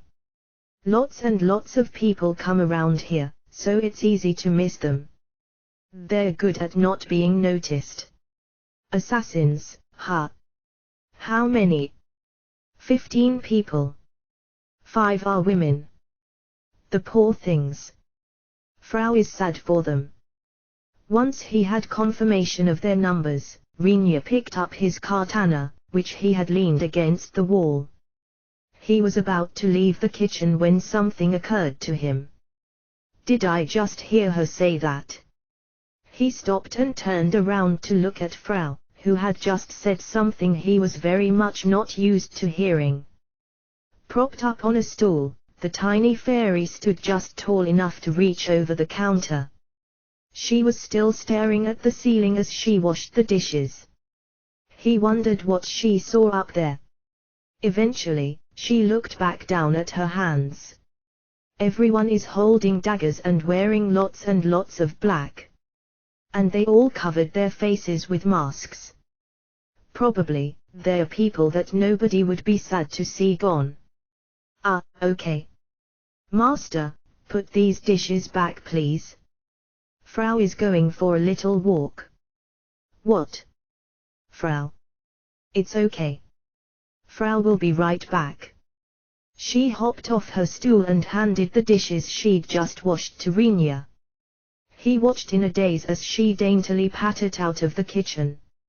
A few seconds later, there was the sound of a door closing. Only then did his wits return to him and he rushed after her. His pursuit, however, ended at the door, because no matter how hard he pulled on it, it refused to open. Being the door to the dining room, it didn't even have a lock, which meant Frau was the only one who could keep it shut. He knew it was probably some sort of magecraft, but he had no way of undoing its effect. What's up, Frau? Asked Shan as she took a sip of post-dinner tea. She was lounging in the guest room when she noticed Frau standing in the doorway. Miss Shan, keep doing what you're doing please. Frau just needs to keep the doors closed. Ha! But don't worry. It'll only be for a teeny tiny bit. The door shut with a thud. Shan gave it a curious look. Then, figuring it couldn't be that big of a deal, she shrugged and went back to sipping her tea. After locking Shan in the guest room, Frau proceeded to search for the final member of their household. Sensing that Rona was currently taking a bath, the fairy decided to leave her be. Rinya had a penchant for taking baths, so he heated up a big tub of water on almost a daily basis. Most people in this world did not heat up a big tub of water on almost a daily basis. People who might have the means included the wealthiest merchants, the nobility, and the royal family itself. It was a pretty small club. The way he saw it, though, if he could somehow magecraft his way to taking daily baths, then he sure as hell was going to. Neither Shan nor Rona had the habit of bathing regularly, but they followed suit, figuring it was a waste otherwise. Soon, bathing had become a daily household routine. Frau thought that the sight of Rona after a good bath Her skin flushed and glowing, was wonderfully luscious, so she kept a careful eye on the water temperature to allow for lengthy bouts of comfortable steeping. Only after confirming that bathing conditions were satisfactory did she step out the front door. The cool evening wind brushed against her cheeks. She quickly shut the door behind her. A chilly house was a big no-no. Then, she snapped her fingers once. With that one gesture, all the windows of the house darkened as their curtains silently slid shut. Those who were inside were now blinded to the outside world. The sudden closing of the curtains probably startled Shin and made her jump. Judging from the loud thud, she must have fallen off the sofa in the process. It didn't seem particularly important, so Frau ignored it. "Dear visitors, do you hear me? I am Frau, maid to this household." Her voice was even but entirely devoid of emotion.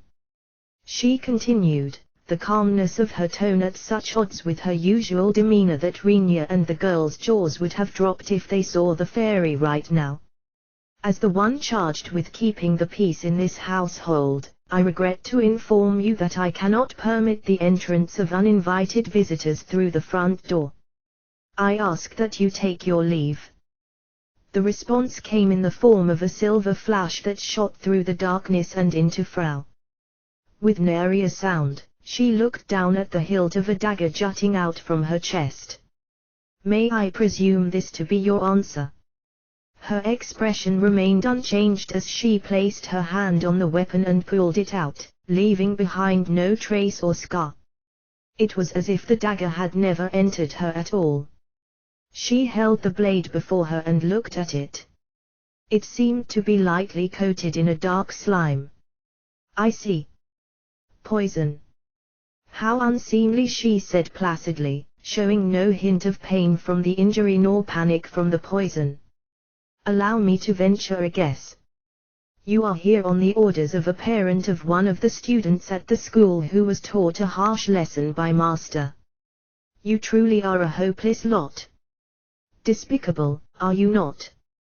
Frau shook her head disappointedly. From the shadows of the trees and plants and fences all around the garden, hushed gasps of surprise could be heard.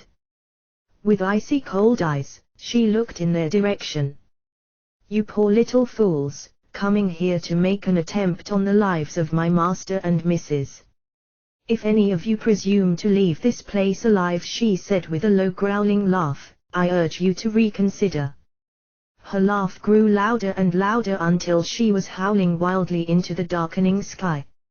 It was not at all the laughter of a little girl. The dreadfully uncanny sight chilled the spying intruders to the core. "No one is getting away.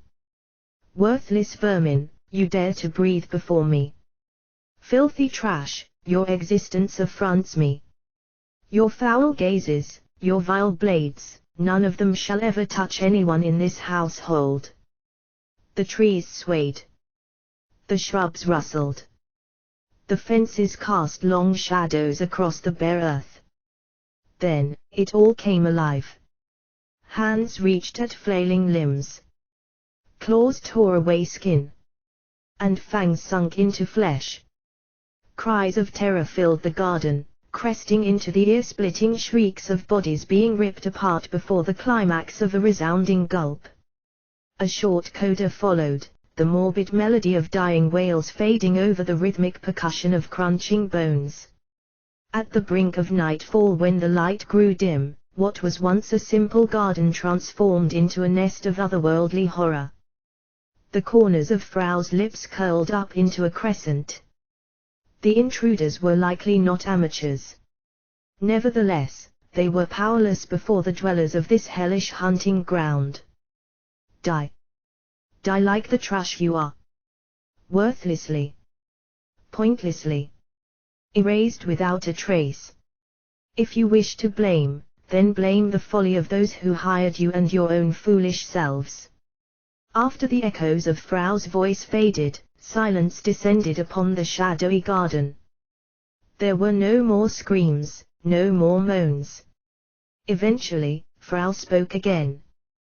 This time, her voice was exceedingly gentle. But ease your hearts, for those worthless bodies of yours shall be kneaded firmly into the earth. Once you are buried, you shall feed my dear little darlings. They are all good girls, so they shall turn every last bit of you into nourishment for their budding flowers. She unconcernedly threw the dagger she held onto the ground and gently curled up her right hand. Light streamed out of her balled fist. She let out a satisfied breath, delight evident in her features. Slowly, she opened her hand to reveal the clear gem-like crystal that had formed in the middle of her palm. I shall use your meaningless lives to further Master's interests. Even the lives of lowly scum can be turned into some money this way. She took the mana stone, made by harvesting the lives of all those who were just slaughtered, and slid it into her skirt pocket. Then, she clapped her hands together. Whoopsies. Went a little too far off the rails. Frau's been a bad girl, she whispered regretfully as she gave herself a few quick raps on the head. When she finished, she took a look around the garden to confirm that everyone was gone. Then, she daintily pattered back into the house. Rinyu was still stuck in the dining room, and Shin had probably spilled her tea in spectacular fashion when she fell off her seat. The tea needed to be cleaned quickly. Otherwise, it would leave a stain. A bath towel and a change of clothes needed to be delivered to Rona before she finished her bath. The long steep would probably leave her thirsty, so a drink needed to be prepared as well. Maids have so much to do. Frau is a busy little fairy. With a grin, she quickly headed toward Rinyu to release her master from the confines of his dining room. I wonder if there are any good missions, wondered Rinyu as he entered the guild hall. When he saw the crowd gathered in a corner of the room, he stopped. He was currently, in a word, broke. After earning his pay, his coffers had been reasonably well off. The purchase of the house had done significant damage to it. His habit of buying interesting foods and ingredients finished it off. He was also carrying debt, and though his contract forbid people from knocking on his door demanding payment, he'd prefer to have a solution to this problem sooner than later. For the time being, he wasn't yet at risk of falling into poverty.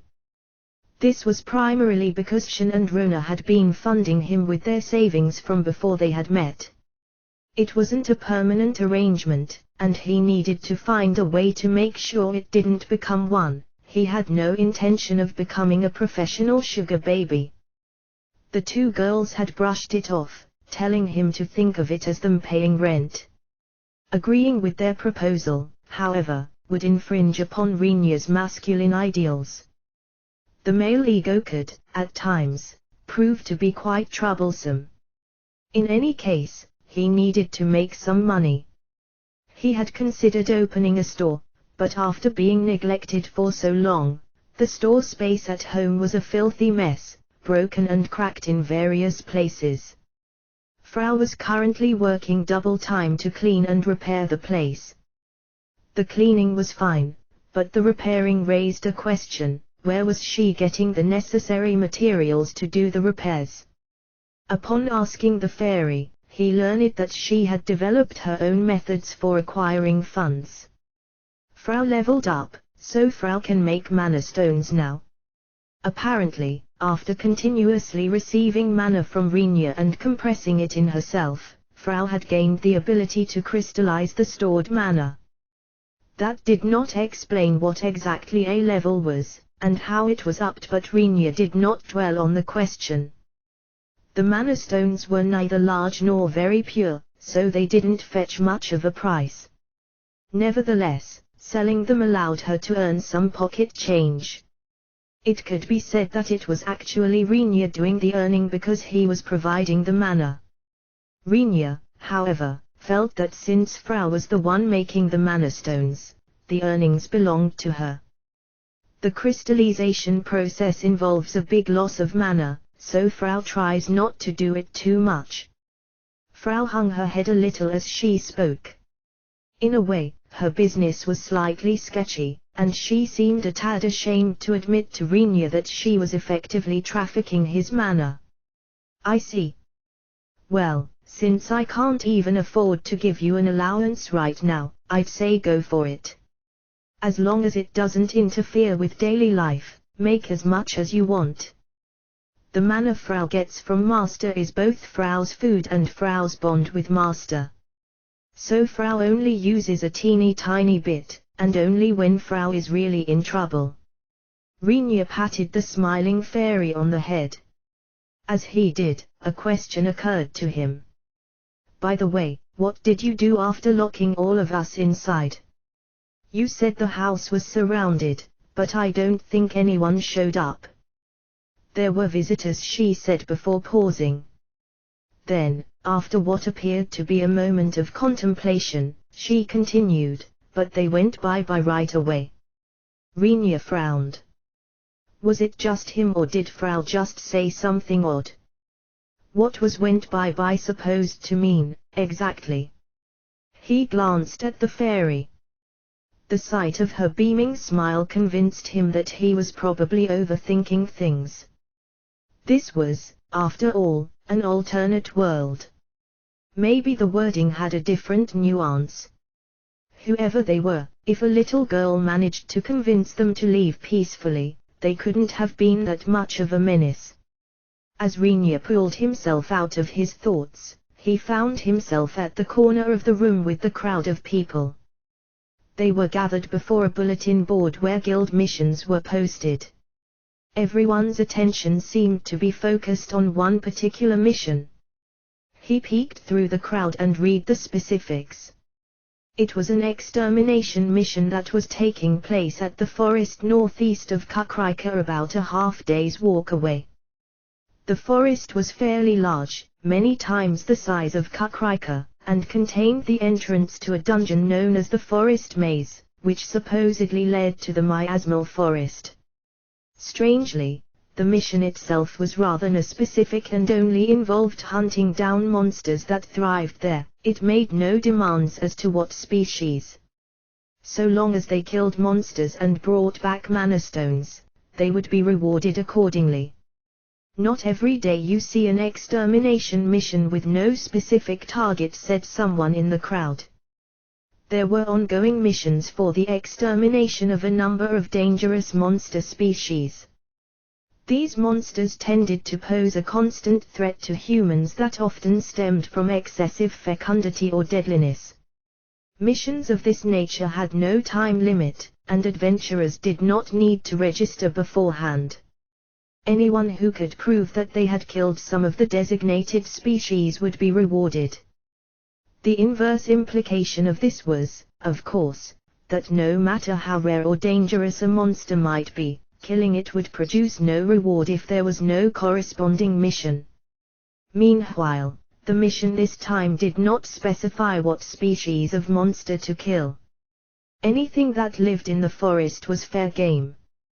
Judging from the murmurs in the crowd, this was very unusual. The novelty, however, was lost on Renia, who had no sense of what was usual to begin with. You think the forest maze is close to an outbreak? No way. That place has a low rate of monster spawning relative to its size. There has never been an outbreak at the maze on record. Were there even any tough monsters in that forest? This might be a good chance to make some quick cash, you know. You just have to kill whatever you see, after all. As various adventurers pitched in with their own thoughts, Renia found himself entirely uninterested. The whole matter seemed sketchy to him. He was about to look for a different mission when he heard something that made him stop.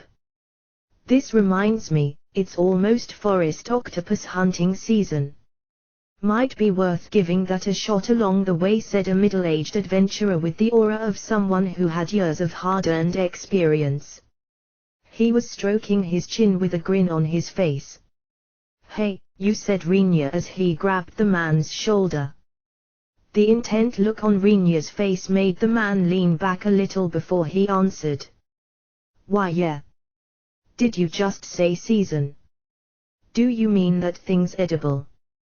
What, you don't know? All right, listen, my good man. The adventurer was then kind enough to tell Rinya all about the forest octopuses.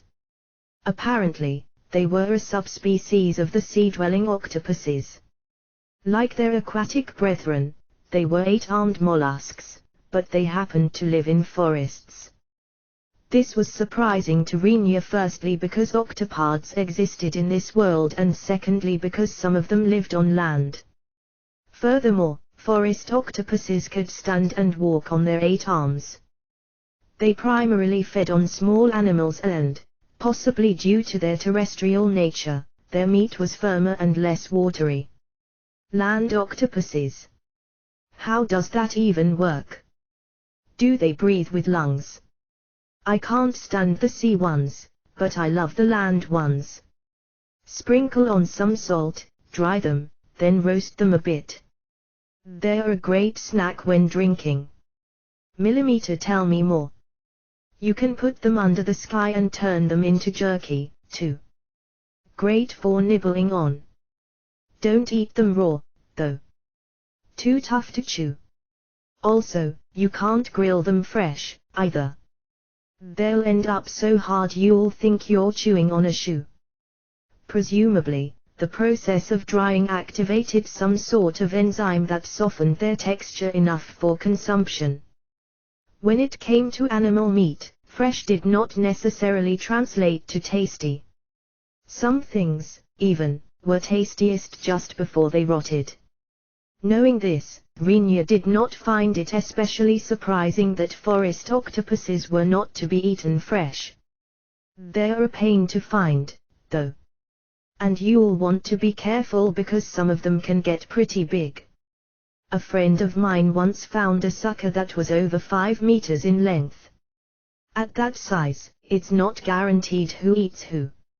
Any relationship between their size and their taste? Rinya asked, completely ignoring the implication that they sometimes fed on humans. His attitude made the middle-aged adventurer smile wryly before continuing. They're not great when they get too big. Apparently, the babies still taste the best. You dry them whole. Also, I heard you can roast their eggs too, but I've never tried them myself. I see.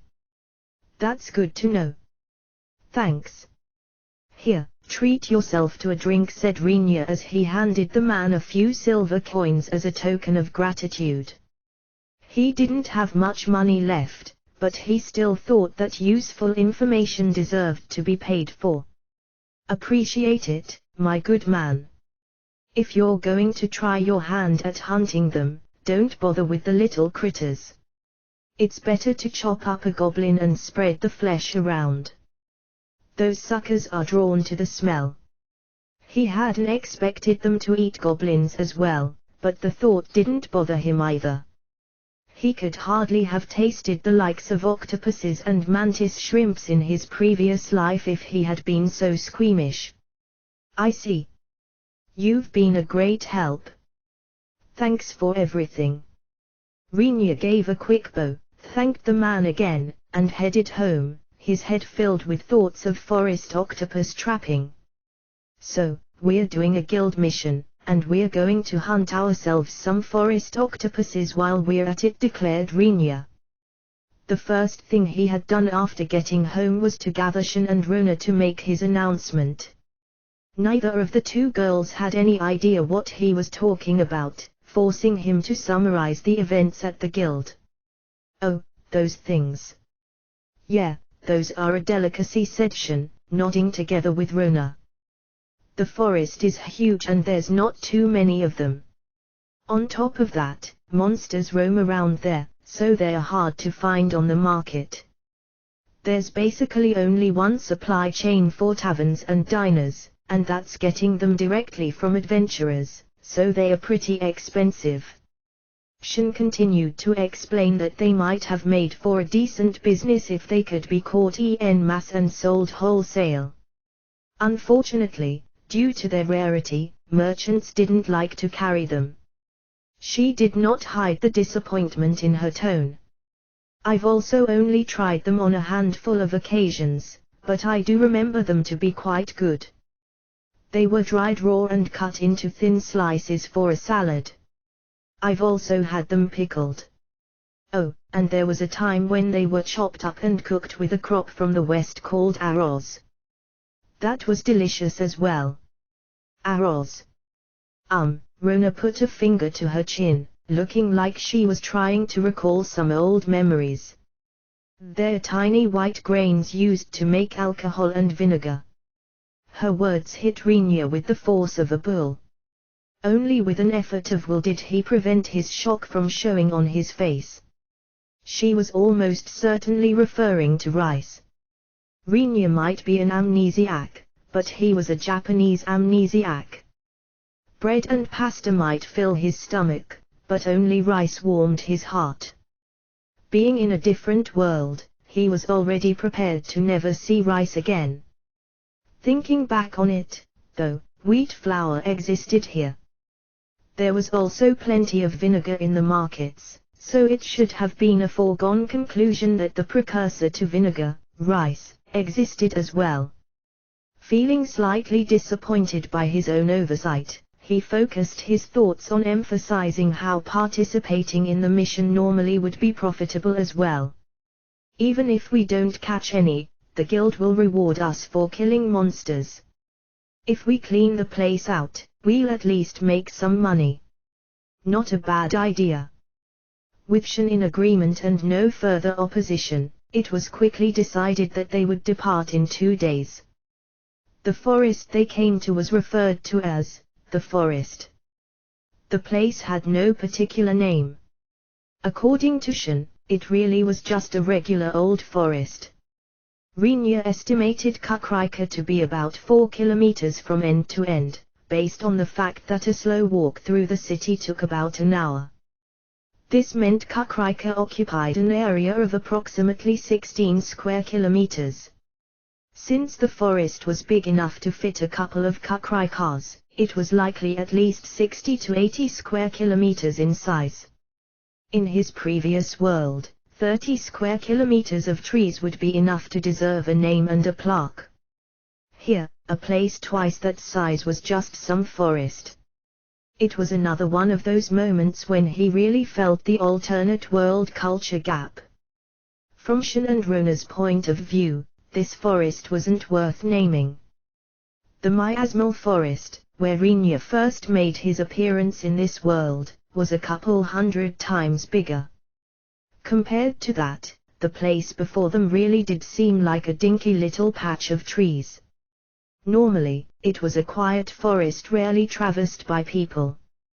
But thanks to the sudden influx of adventurers, there was now a fair bit of commotion in the area. Geez, just how many freaking parties decided to show up, said a slightly annoyed Rinya as he put his hands on his hips. His attire was different from usual, consisting of a long black top with an intricate pattern of silver thread woven into the hem. His pants were also black, and he wore his usual leather chest guard, arm guards, and iron-reinforced boots on top. Frau had come to him before they left and handed him new clothes, saying she had made them overnight. Rona, rather tactlessly, proceeded to wonder aloud whether fairies needed sleep. Shin responded by jamming her elbow into her insensitive friend. When he took the clothes from Frau and ran his hand across it, Rinya realized that he had no idea what they were made of. He stared at the fairy, who bashfully rubbed her hands together before explaining that silkies were originally expert tailors whose skill with threads were second to none. She then proudly declared that she had taken the fibers of a grass she grew in the garden and the silk of a certain creature that lived in the garden, and used her manner to weave them into a special thread to make the cloth. Upon learning this, all eyes except Frau's became fixed on the garden. It seemed no different than any other garden of a large house.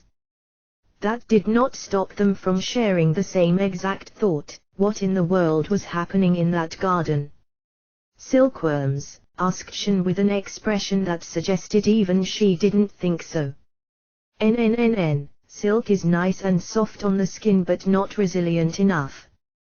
It was one thing for clothes to be able to survive some wear and tear, but no one else was entirely sure if they needed to be resilient. Frau, oblivious to the thoughts of the others, began to describe in detail just how resilient the clothes she gave Rinya were. Taking her claims at face value, the clothes apparently conferred a moderate amount of resistance to heat and cold while also being capable of self-cleaning and self-repair. Despite being cloth, it could guard against sudden impacts through an automatic and reversible hardening process. In addition, it could trap blades and significantly blunt their edges. Basically, it had long abandoned its identity of clothing and crossed over into crazy magical armor territory. Doesn't that mean this is really valuable? While the source of the materials was a concern, what worried Rinya more was whether Frau had put herself in any danger in the process of making the clothes. Replied Frau with a smile. No worries. If they're gone, Frau can make lots more. Hearing that Frau could make more of the things, Shin and Rona gave each other troubled looks. If she really could, she'd be sounding a death knell for every last tailor in town. I see. Thanks then, said Rinya as he patted the fairy on the head, pointedly ignoring the juxtaposition between Frau's blissful smile and Shin's gnashing of her teeth. Though Frau had sent them off with a smile, after arriving at the scene, they were hard-pressed to share her good cheer. Disappointment set in as they realized that the sheer number of people in the forest would make it very difficult to earn much reward. Adventurers all loved money, few would pass up an all-you-can-hunt event that rewarded every kill. They had only just entered the forest and there were already parties squabbling over claims to the spoils of dead monsters, which only worsened the commotion.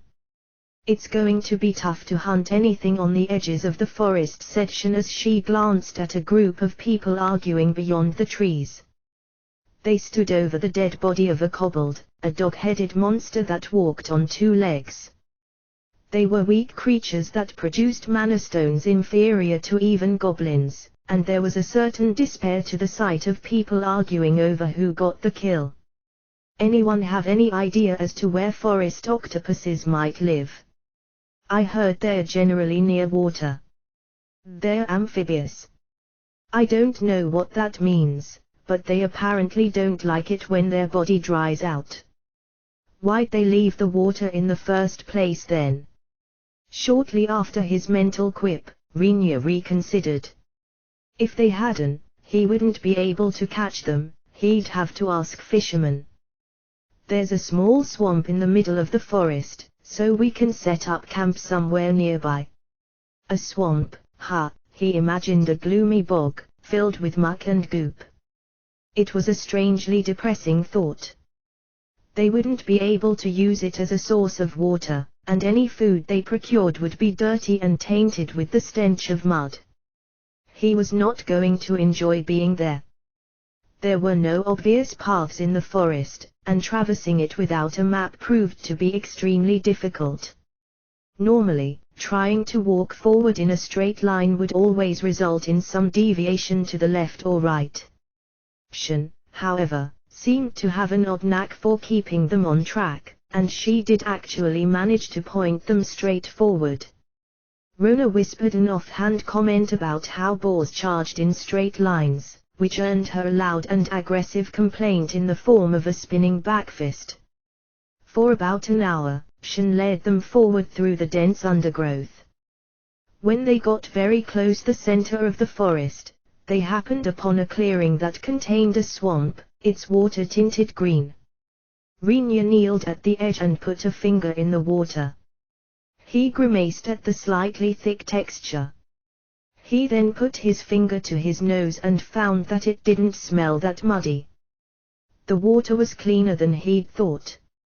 Still, he doubted the thickness and smell would go away even if he boiled and filtered it. The water was definitely not drinkable. Above him, a hole in the forest canopy allowed him to see the blue sky beyond. It was a change from the dense overgrowth they had walked under for the past while. Though he couldn't see the sun, the blueness of the sky told him that they still had some time before sundown. The plan was to spend a night here, so we'll have to set up camp. I sort of want to do a bit of hunting first, though. That might be tough. Thanks to all the adventurers who rushed in here, the monsters all ran away, said Shen with a frown. They were deeper in the forest now, which shielded them from the noise at the fringes. The wide-scale hunting of monsters, however, said monsters fleeing for cover. They were probably all in hiding now, waiting for the storm to pass.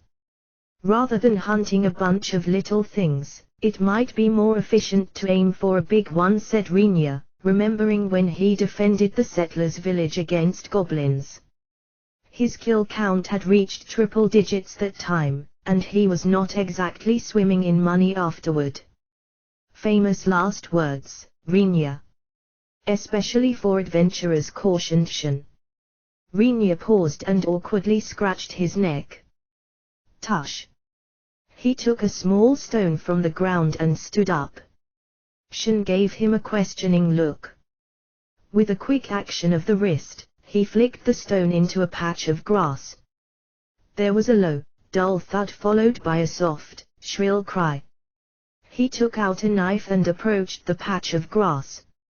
A ball of brown fur, just about big enough for one to get their arms around it, was squatted on the ground. Its eyes were spinning after being hit on the head by the stone. He stuck the knife into what he thought was its neck, and it stopped moving. A giant rat, huh? Pretty big catch. Dangling it by its legs, it looked to be a mouse-like creature about 50 centimeters in length. Is this a monster too? Nah, that's an animal. You won't find a mana stone inside. Apparently, monsters and animals were differentiated based on whether or not they had mana stones inside their bodies. And what about forest octopuses? Rinya didn't really care either way, but asked just for the sake of it. Also an animal, also no mana stone. But it's pretty aggressive and sometimes attacks people. It was something that he, a stranger to this world, might never figure out just by looking. He lowered the giant rat's body onto the ground and began taking it apart with his knife. He had considered having a taste of his first catch, but then he remembered all the food he brought with him from town. Since there was no need to eat it, the best use for its body was probably as bait for forest octopuses. The adventurer at the guild had told him that goblins were best, but those goblins were unfortunately busy being slaughtered by a bunch of Rinya's money-starved colleagues. He could have asked them to give him the corpses, but he didn't want to deal with people giving him weird looks and guessing at what he was scheming. Had he intended to eat the rat, he would have first cut its head off and hung it upside down to drain the blood. According to the information he was given, though, forest octopuses were drawn to the smell, so he purposefully left the blood in. After chopping it up, a raw smell began to drift from the dismembered chunks. The scent of blood might attract more than just forest octopuses, but he decided that if any other monsters showed up, he'd just chop them up for money too, so he left the smell alone. Next, he looked in his inventory and took out the shovel he bought in town. He walked over to the very edge of the swamp and began digging a hole in the ground. When Shen and Rona saw what Rinya was up to, they figured that they probably weren't going to get anything else done that day, so they started setting up camp nearby. They picked a place that was reasonably far from the swamp. Being too close ran the risk of being disturbed by something that popped out of the water. The wetness itself was also uncomfortable. Rinya's digging proceeded smoothly. The earth near the water was soft, and he was soon standing in a waist-deep hole. He reached into his inventory again, pulled out a tall pot, and buried it in the ground so that only the opening was exposed. The pieces of the giant rat went in, along with a scoop of swamp water. That was all it took to create a land version of the classic trap, the octopus pot. Gauging his distance from the camp, he chose positions where the light of a campfire would not reach to dig more holes, eventually finishing with a total of 10. Normally, octopus pots were placed horizontally and provided a hiding spot for octopuses. Once an octopus settled in, the pot would be retrieved with the prey in tow. The original process did not actually involve any bait, but Rinya was working on limited knowledge, so he made it up as he went along. If he failed, then so be it. He wouldn't be too upset. If we don't catch any forest octopuses, we'll have to do some real hunting tomorrow, murmured Rinya to himself.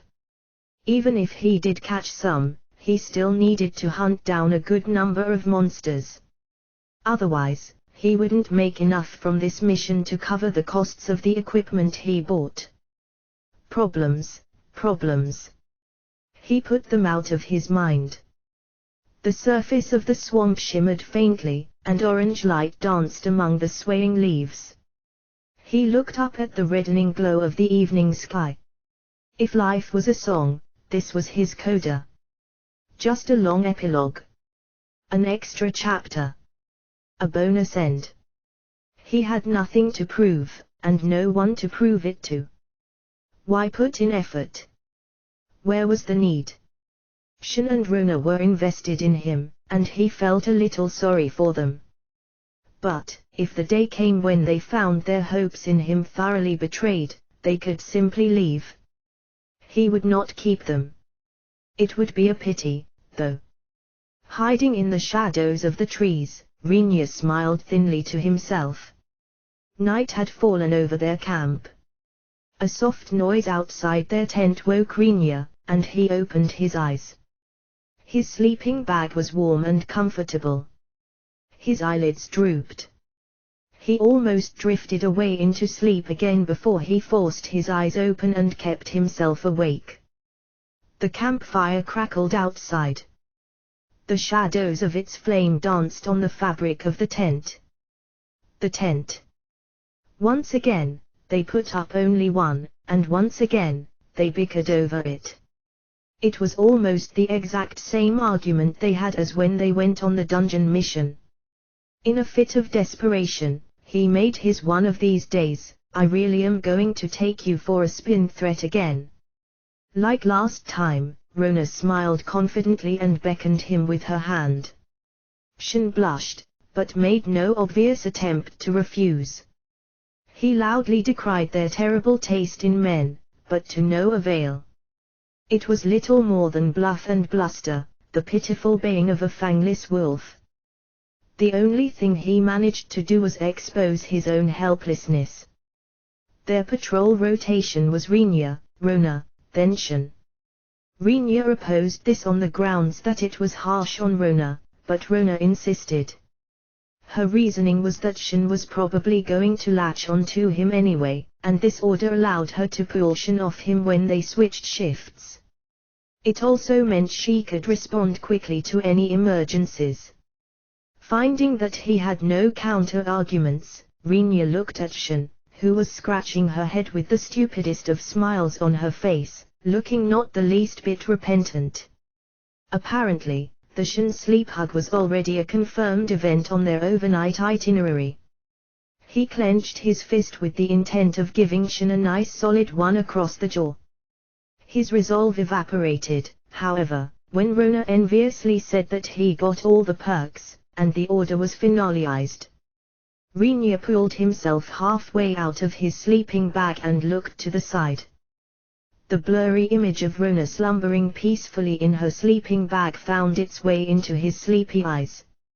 If Rona was beside him, that meant Shin was on patrol duty right now. He crawled out of his sleeping bag, put his outerwear and sword belt back on, and pulled the tent's door flap open slightly. Shin's head popped in. "Are you being a good boy in there?" she asked, trying to suppress a laugh. He closed his eyes and allowed the feeling of "I'm going to kill you" to pass. "Don't make me hurt you." "What's the matter?" He unsheathed his katana slightly in an intimidating manner. Shin either didn't get the message or was well aware it was an empty threat. She grinned, completely unaffected. "Leaving the jokes aside for a minute, I think something's going on in the forest. Those jokes of yours are going to be the end of you one day, you know." "Anyway, what do you mean, something's going on?" "I don't know. It's just a feeling. Something doesn't feel right." It must have been a very vague feeling. Shin didn't seem entirely confident in her own perception. Regardless, Rinya immediately shook Rona awake. She yawned a little and opened her eyes. "What seems to be the matter?" Her sleepy countenance was betrayed by the clarity in her voice. Rinya noted it, treating it as a reminder that former nights were not to be taken lightly. "Shin feels that something is wrong. It's not certain, but it's worth checking out." "Understood." Rona gave a curt answer and quickly sat up, pulling her sleeping bag down to her waist. Having taken off her priest robes to sleep, she was currently in her underwear. Her sudden rise caused a pair of objects to jump out in front of them. There was a weightiness to the way they swayed. The voluminous presence demanded the gazes of Rinya and Shin, giving neither of them any say in the matter. "Wait, it's one thing for me to be staring, but why are you staring too?" "Oh," stammered Shin, "I'm just, sort of impressed." Now, you two, let's keep some tension in the air," said Rona, chuckling. She swiftly geared up, completely unfazed by her gawking onlookers. The deftness of her movement, however, spoke to the nature of both her current and past professions. "Pack this camp up. We're going to scout the surroundings. Put out the campfire too. We'll use a more controlled light." "What about the pots, Rinya?" asked Shin. Rinya grimaced. After spending so long setting the pots up, it pained him to leave them behind. "I want to go grab them, but I doubt we have the time." "Why not go pick them up then? We'll go dig them out." Shin casually held out her hand and motioned at him to give her the shovel. He hesitated. "I don't believe there's any reason to rush right now." "What seems to be the problem?" "Yeah. We're wasting more time waiting on you, Rinya." Rona held out her hand and asked for a shovel as well. With doubt still lingering in his mind, Rinya took out 2 shovels from his inventory. "Right, we'll go dig those pots out. Rinya, we'll leave the tent to you, then." "All right." Before he could answer, the two were already heading toward the pots. Figuring that he'd only waste time by saying more, he immediately started folding up the tent and returning it to his inventory. "You, Rinya. It's gross how many of them are in here. Hey. You. Stop sucking onto me. Big ones, small ones. You've got quite the selection here." "So much for keeping tension in the air," thought Rinya to himself as he brought out cloth and string from his inventory. "Here. Use the cloth to cover the pot opening and tie it with string. I'll throw them in my void box after." "Got it." This sure is one heck of a good haul, though. Coming here was well worth it, wasn't it? This might be weird coming from me, but the two of you sure are laid back, aren't you? The pots were filled with octopuses of various sizes. So much for being hard to find. Rinya had no idea whether his bait had good effect or the octopuses simply had a habit of gathering in places like these to rest, and he didn't intend to think too hard on it. He had caught plenty, and that was all that mattered. If he had to guess at the reason for his large haul, it would be a lack of exposure. No adventurers focused on hunting forest octopuses, and he doubted there were fishermen who specialized in them either. As a result, they probably hadn't been trained to be wary of things like traps. He put the sealed pots into his inventory. Had he not taken the time to do some experiments beforehand, the storage of the octopuses might have presented a problem. Thanks to his testing, he had learned that he couldn't put living things directly into his inventory. A picked flower went in without problems, but a potted plant was barred. There was, however, a loophole to this rule that he discovered. When he wrapped it completely in a container such as a box, he could store it as a box, potted plant inside. It occurred to him he might be able to apply the same logic to a box, human inside, but he never worked up the nerve to ask Shin or Rona for help with his experiment.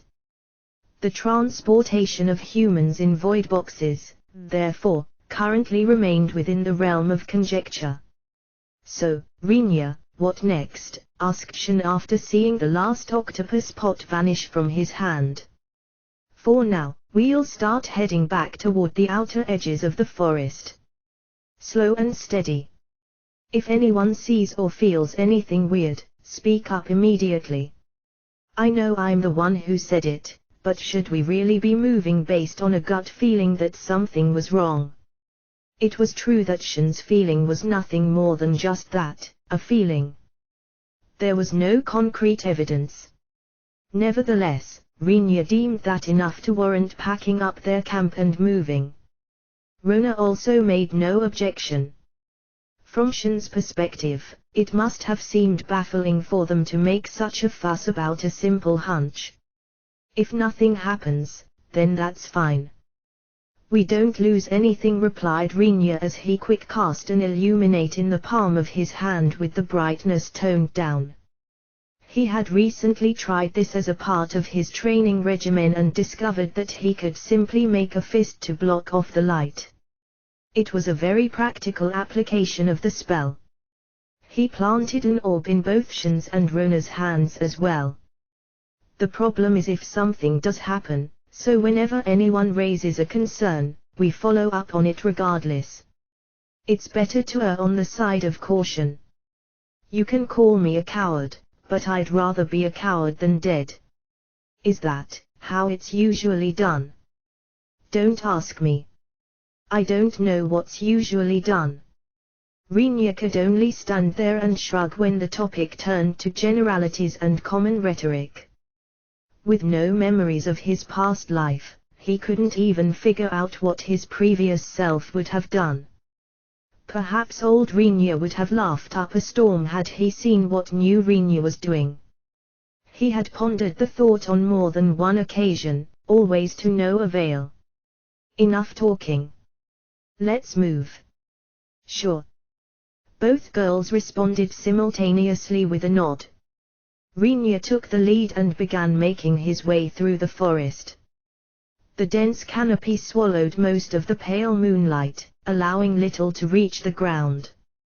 For all of Rinya's wondrous abilities, even he couldn't see in the dark, so he had no choice but to feel his way forward, aided by the tiny amount of light from the orb in his hand.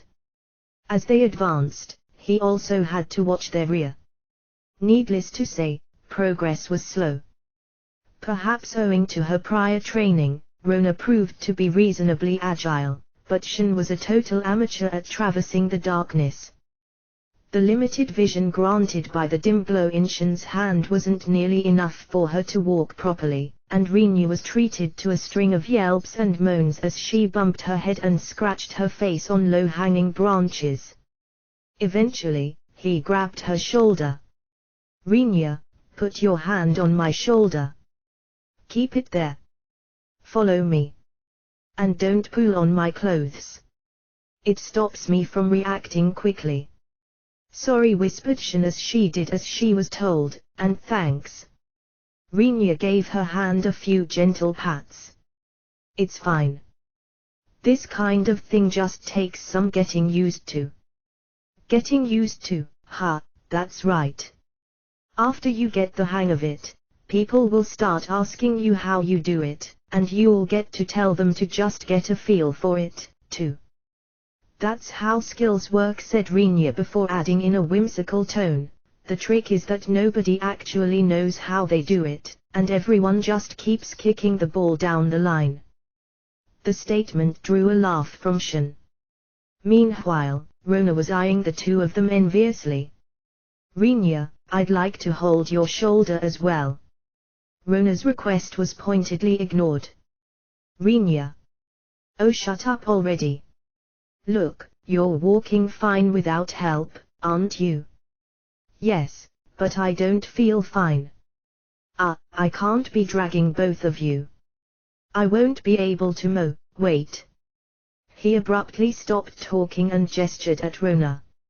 Not missing a beat, she immediately fell silent and followed his gaze, her prior playfulness gone without a trace. The sudden shift in atmosphere caught Shin completely off guard, and her eyes darted frantically in all directions, unable to figure out what the other two were looking at. Something moved. Seemed pretty big. Rinya peered into the darkness ahead. He couldn't see clearly, but he noticed movement. Rona appeared to have felt the same. I believe I heard metal. A person, perhaps. What? Where? To help the struggling Shin, Rinya directed the light in his palm in the direction where he saw something move. Behind him, Rona closed her hand and snuffed out her own light. There. Can you see? Shin stared for a while before shaking her head. Sorry. I still can't. Don't worry. It takes some practice, said Rinya, comforting his disappointed friend. Rinya, I believe it's coming toward us. You can tell. Damn. Can you see what it is? Unfortunately. I suspect it's a person, but I can't tell much more in this darkness. Indecision struck Rinya. He could put out more light and immediately figure out what was ahead. If it was something dangerous, though, he would also be revealing his own position and attracting the thing's attention. Conversely, he could remain under the cover of darkness and wait for the thing to leave, but there was a chance that it was moving toward them, as well as the possibility that it didn't rely on sight to sense its environment. In that case, they would be at a terrible disadvantage. While he mulled over his options, the thing had come much closer to them. He could hear it trampling the grass underfoot. What should we do, Rinya? Let's light it up. We'll get a good look at it. If it's big and ugly, we scream and run for our lives. Good plan. Good plan. Shin nodded. It's your call, said Rona. I'll leave the timing of the light to you, then. Sure. We don't want it to get too close either. Makes it harder to get away. I'll give you a cue. After whispering about the plan with the two girls, Rinya focused his attention on the darkness ahead. If the thing was too far away, he risked not being able to see it clearly. If the thing was too close, they might not be able to escape. It was a delicate balance. He waited, and waited. Then, feeling like it was time, he spoke to the two behind him. Get ready to run if I tell you to. I'm throwing up the lights. Shield your eyes so you're not looking straight at them. You'll blind yourself. Rinya waited until he saw the two girls bring hands over their eyes. Then, he aimed at a branch as far away from them as possible and cast Illuminate on it. Set to normal duration and moderate intensity, the glowing orb washed away the darkness of night and granted vision of the forest. Something stood in the light. Shen gulped. Rona pressed her hand to her mouth to stifle a scream. At first, Rinya thought it was some sort of undead.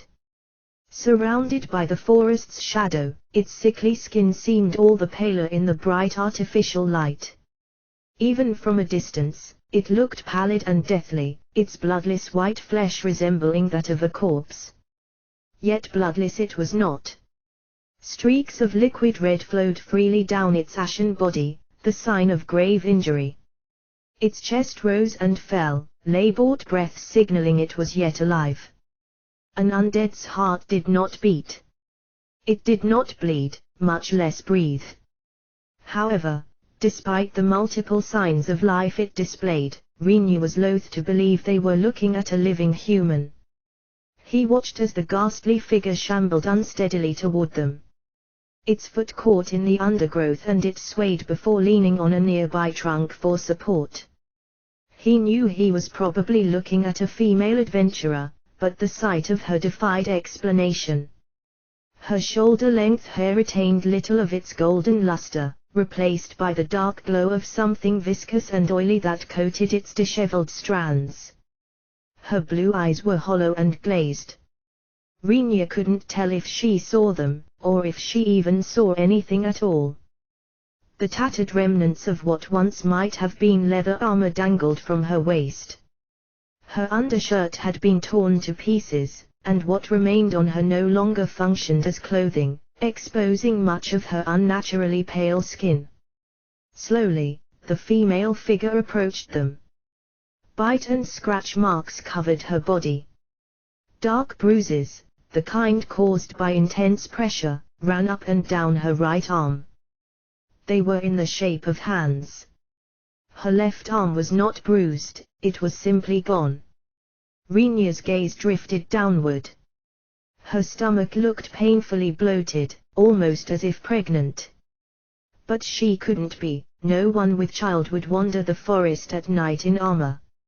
Further below, she was completely naked, and countless thin red marks could be seen where the grass and shrubs took their toll. Those dark hand-shaped bruises also covered her legs from knee to ankle. Her thighs were in worse shape, where teeth and fangs left little flesh untorn. Rinya's mind blanked. He felt his foot slide back a step. Keeping Shen and Rona behind him, he tried to piece his thoughts back together. What had violated this woman so? Was she attacked by a goblin or something? The words leaked out of Rinya's mouth. I doubt it, said Rona as she tightened her two-handed grip on her mace. While goblins and orcs kidnap women for breeding, I've never heard of their victims suffering abuse this horrible. Her eyes were focused on the woman's left shoulder, where a mere stump of an arm remained. It had not been cut off by a sharp blade. The wound was ugly, and the severed ends of the tissue was wildly frayed. That left arm of hers was probably bitten off, said Rona. So it eats people. Ogres, then. But, were there monsters like that in this forest? Asked a slightly unnerved Shen. She looked conflicted. While she clearly wanted to get away, she seemed hesitant to abandon the woman before them and leave her to her agony. What are the characteristics of ogres? Asked Rinya. He kept his eyes on the approaching woman and moved his left hand to his katana. More than 3 meters tall. Strong and stupid and eats a ton. Rona kept her answer concise, providing only the most relevant details. After hearing Rona's description, Rinya shook his head at Shen's suggestion. Can't be ogres then. Look at the bruises on that girl. The fingers are human-sized. More importantly, if they eat a ton, they're not going to walk away after chewing off one arm. The bite marks seem like they came from some sort of beast, but nothing explains why her stomach is so big. Either way, she was a goner. The words formed in his mind. They had just reached his mouth when a scream from the woman caused him to freeze. Eve. Org. Her knees hit the ground and she arched her back. Her one remaining arm was pressed tightly against her bulging stomach as she let out an agonized shriek. Then, her stomach throbbed. Again. And again, undulating as though something squirmed on the inside. At this point, even Rinya felt the color draining from his face. Watch out. She's keeping something in her stomach. Actually, I'm pretty sure she's not keeping it there, Rinya. Gah. How the hell are you so unreasonably calm right now, Shin? Stretched to its limit, her stomach finally gave way. The pressure from within ripped its flesh apart, and a gruesome mess of fluid burst out the new openings. Some of it was blood. Some wasn't. The woman kept screaming, her voice growing more and more strained. All right, let's make a bet, whatever comes out of there, it's going to be bad news. Who's in? Asked Rinya with a panicked smile. The two girls nodded. I am. 10 gold on it being bad news, answered Rona. Me too. 10 gold on bad news. Shin joined in, making a fist with her hand. Rinya sighed wearily. We can't all bet on the same thing. Then it's not a bet. Also, you two are surprisingly calm, aren't you? Well, I personally am dying to hear you to give the order to run, Rinya. I want to help her, said Shin before her expression clouded. But I guess there's no way we can. Neither Rinya nor Rona had the composure to be sharing Shin's concern. There was no pause to the woman's screaming, no lull in her agony. She pushed harder against her rupturing stomach as her fingers began scratching wildly at its surface. Her nails began to tear through the skin. Gashes opened from gashes, old ripped into new. Fluid oozed out of her body, soaking the earth. A pungent odor began to permeate the surroundings. At this point, Rinya decided that his danger threshold had finally been breached. He was just about to give the order to run when he noticed that a number of silhouetted figures had appeared behind the women and were running toward them. More specifically, they seemed to be running away from something. Further behind them, something big was moving. Each thump of its heavy steps was accompanied by the cracking of the twigs and grasses it flattened. Rinya, there's something else coming. Don't bother checking. We're getting out of here. Run. Rinya spun around and gave the two girls an urgent shove on the back. He watched them nod at his signal and dash off. A second later, he followed suit. He had only taken a few steps forward when the forest went quiet, the woman's screaming suddenly stopped. There was a split-second silence, followed by the sound of a wet cloth being ripped. Then, something hit the ground with a splat. Wah! What the hell is this? Don't stop, you dumber, Eve. It's coming this way. No. Goa. Men's voices cried out in alarm behind Rinya. They probably found themselves stuck between the big thing pursuing them and whatever popped out of the woman's stomach. Rinya, however, didn't stop running. He didn't even turn to look, he had no intention of finding out what any of those things were. All his attention was focused on one thing only, figuring out if anything dangerous lay before them.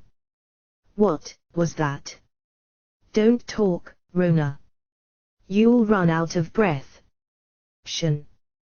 Keep going straight. Rona, stay close to Shin. Behind him, Rinya could hear noises. Something wet was squished. There was a snap, the splitting of both meat and bone.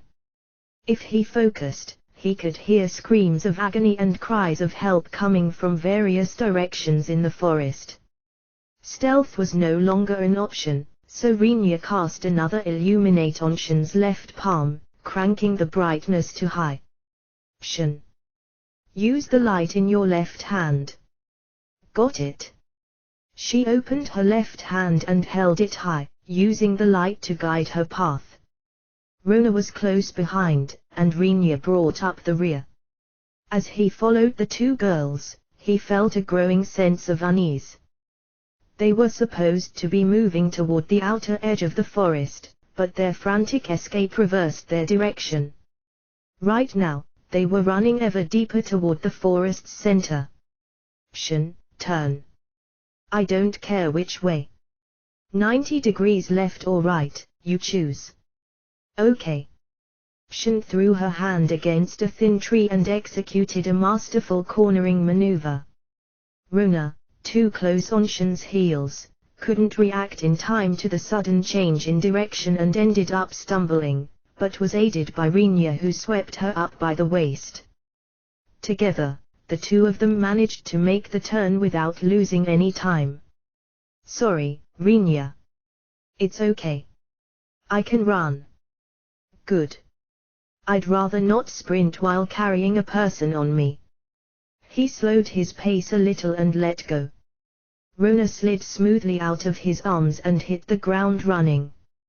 Her long and skirt-like priest robe should have been ill-suited for such acrobatics, but it didn't stop Rona from matching Shen's speed. Rinya found himself impressed by the rope's design. Evidently, those deep slits up each side of its lower skirt were not only for show. Rinya, what should we do next? Asked Rona during their desperate dash. What do you mean? I mean, given these extraordinary circumstances, what should be our next move? Ha! Bit of a redundant question, don't you think? Rona frowned in confusion. Clearly, she did not consider the question redundant.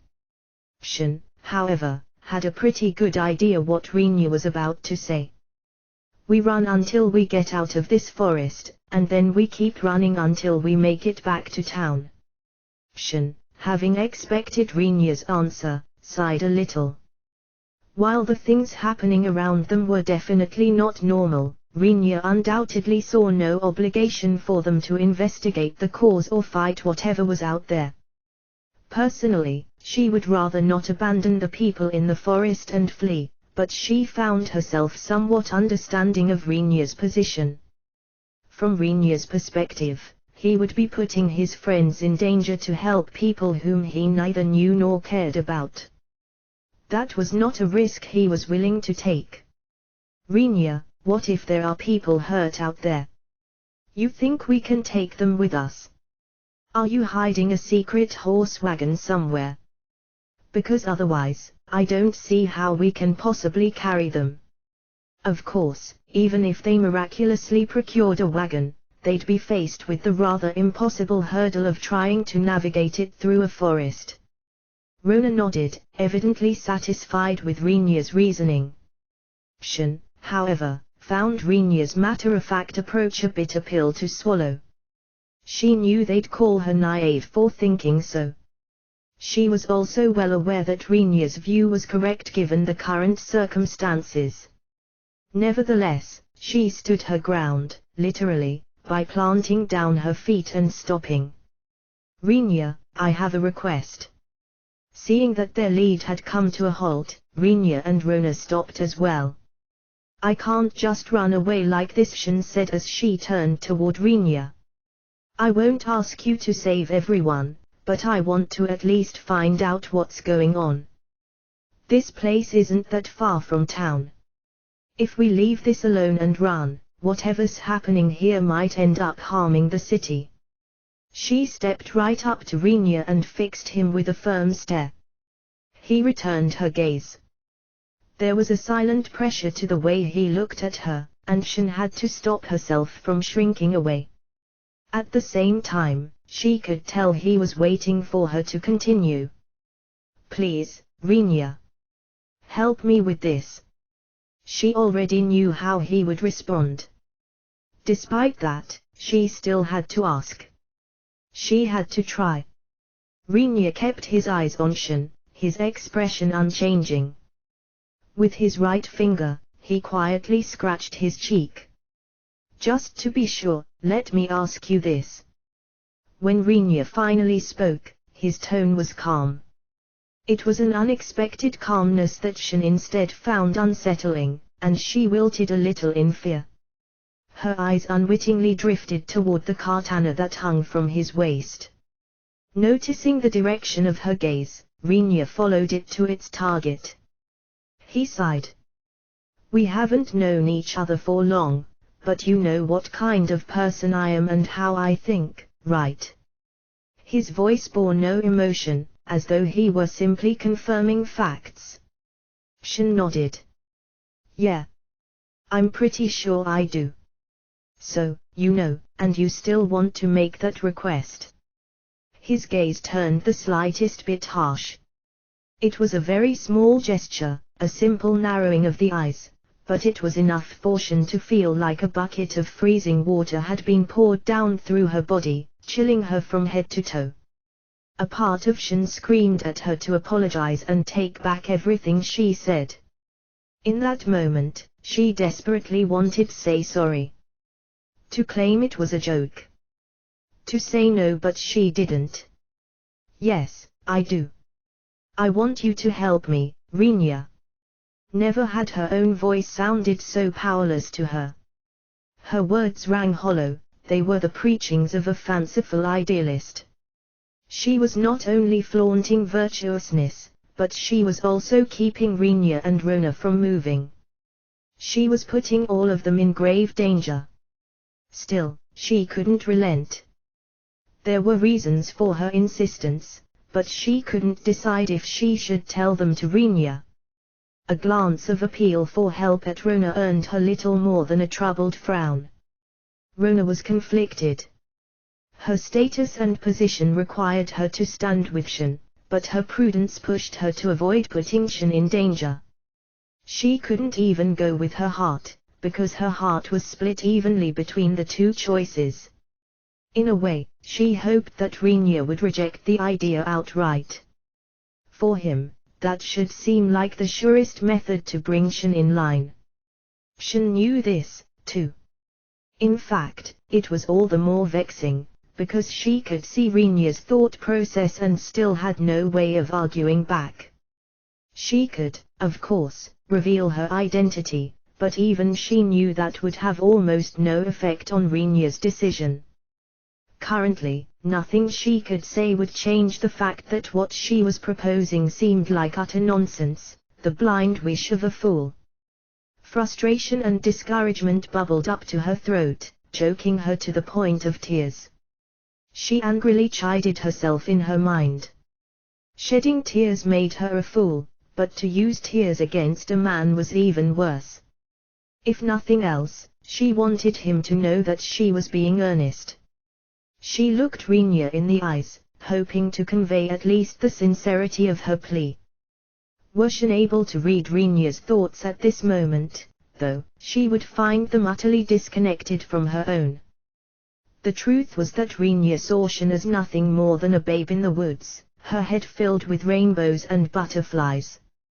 He deemed her incapable of correctly analyzing a situation, and for whatever reason, she was reluctant to abandon people in need. It might be idealism, but in all honesty, he didn't mind. If anything, he far preferred the active idealist to the passive cynic. Whatever their true intentions, at least the former tried to do some objective good. Compared to the armchair experts who spent all day extolling the virtues of things they've never done, he'd take the idealist every time. He thought of the young girl who sent him to this world. In that sense, that damn lollygod could stand to learn a thing or two from Shin. Due to these factors, nothing about their current situation was unexpected for Rinya. It was, however, a little disappointing that Shin had caught on to the need for investigation and the possibility of rescue. Tsked. So much for taking advantage of all the confusion to keep everyone running. Now that the topic had been brought up, he had two options. 1. He could turn her down flat. Even with Rona's help, there was very little that their three-person makeshift rescue party could do. Chances were, they'd simply have the privilege of experiencing the process of being ripped apart from the inside out for themselves. 2. He could agree to her request. He didn't consider himself to be all that amazing, but so long as he was with the two girls, he did feel confident in his ability to keep them safe. For some reason, though, it felt very unlike him to be doing that. He could do it, but he didn't need to do it. With a sigh, he conceded that he wasn't suited to deal with these kinds of situations. This wasn't a fairy tale, and he wasn't the knight in shining armor here to swear fealty to his beloved princess. It simply wasn't him. The thought made him a little depressed. Nevertheless, he knew he wasn't the protagonist type, so he wasn't going to be doing cool, protagonist-y things. Instead, he focused his thoughts on what he, regular old Rinya, should be doing. In actuality, he had long given up on saying no to Shin's request. There were various reasons, but the most important one was that he knew they were mutually dependent. Just as Shin relied on him, so did he on her. A stranger in strange lands, he was utterly alone in this new world. This fact troubled him on a daily basis. Being reborn in an alternate world might sound fun on paper, but in practice, it was nothing more than an exercise in loneliness. He had no family, no kin, not even the 18 years of life his bodily age suggested. He was 94 on the inside, but he had left his 94 years' worth of memories and bonds in a distant grave of a faraway world. In other words, he was a specter, an empty soul. No matter where he went, the being known as Rinya Kunudai would remain alien to this world. When he wallowed in such thoughts, only the presence of Shin and Rona offered him some relief. He had, of course, slowly gained more ties in the form of friends and a maid. The first people to extend their hands and ask for his friendship, however, were these two girls. Undoubtedly, they had their motives for doing so, they were human, after all. Asking strangers for their unconditional charity was mere greed. Besides, he thought wryly, if I laugh at Shin for being a fool who has far more compassion than competence, what does that make me? He was the one who had listened while the young girl mourned the impending destruction of a world and the deaths of its countless inhabitants. He was the one who had been talked into crossing its boundary to save the strangers of this strange new world. It was true that refusal meant certain death, and it was true that the promise of delicious food was appealing, but in the end, there was a simple truth: the girl had asked for his help, and he couldn't say no. Knowing the reason why he had become a wanderer, he couldn't mock Shin for refusing to turn a blind eye. If Shin was a fool, he was one thrice over. Rinya, he heard the soft whisper of Shin's voice. Pulling himself out of his thoughts, he found her peeking gingerly up at him. With a frustrated sigh, he crossed his arms and looked up at the night sky. I could sure use a smoke right now. He didn't know if he used to smoke. He also didn't know if he was old enough here to smoke. He didn't even know if this world had cigarettes for him to smoke. But he did know one thing: he'd much rather puff out a thick wisp of tobacco than the dull forest air. It was often said that smoking did nothing but harm, but Rinya begged to disagree. Smoking calmed the mind. Surely, that meant it did something that wasn't harm. And that not harm it did sounded really good to him at this moment in time. Let's assume I say yes. Rinya kept his eyes on the sky. He wasn't sure if he could look at Shin and still keep his composure. Even so, he could imagine the expressions of the two girls. Rona probably looked like she just saw a ghost, and Shin probably looked like a puppy who was just given food. If Shin had a tail, she'd be wagging it as hard as she could. In that case, I'm calling all the shots, and you follow orders. Agreed. But Shin frowned, her enthusiasm waning dramatically. Rinya had some sympathy for her. She probably realized that he was going to propose a compromise. She simply had to accept that, though. He had his limits, and one of them was risking the lives of people he knew for people he didn't. We're not going to start combing through this forest. That might have been a possibility if either of you could move and fight at night like me, but you can't. You'd just be two dead weights. Our lives are on the line here, so I'm going to be very blunt about this. Shin had no comeback, and he didn't intend to give her any time to think of one.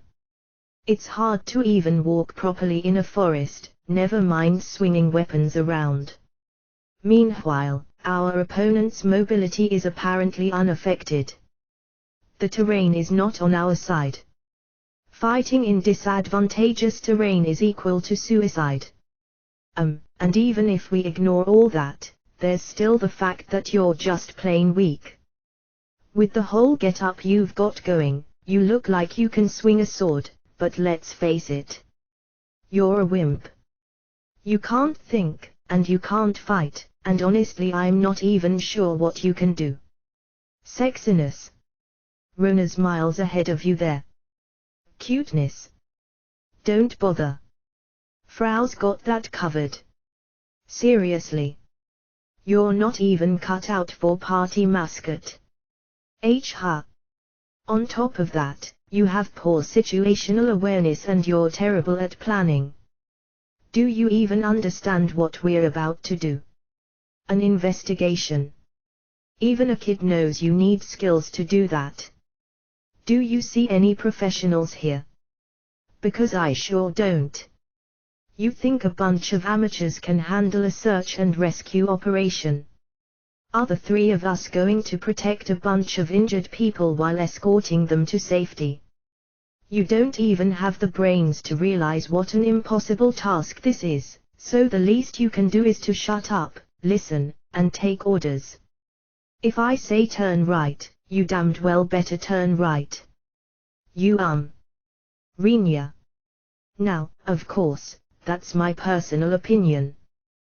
But I think it's a very good opinion, said Rinya as he leaned in toward his bewildered victim with a menacing glare. Don't you? Shin panicked. Why yeah, I do. Totally. Shin nodded, not entirely sure what she was agreeing to. Rinya smiled. You said it, not me. We all heard you. He secretly reveled in his victory as he began barking orders at her. It was best not to give her time to recover. All right. First, we get the hell out of this forest, pronto. Everything else comes later. Shin nodded in an almost mechanical fashion. He looked to Rona, who had been patiently watching their exchange, and gave her a quick pat on the back. Then, they resumed their escape. Rinya. What are we going to do after we get out of the forest? Asked Shin as they ran. Apparently, she still had enough wits about her to ask questions.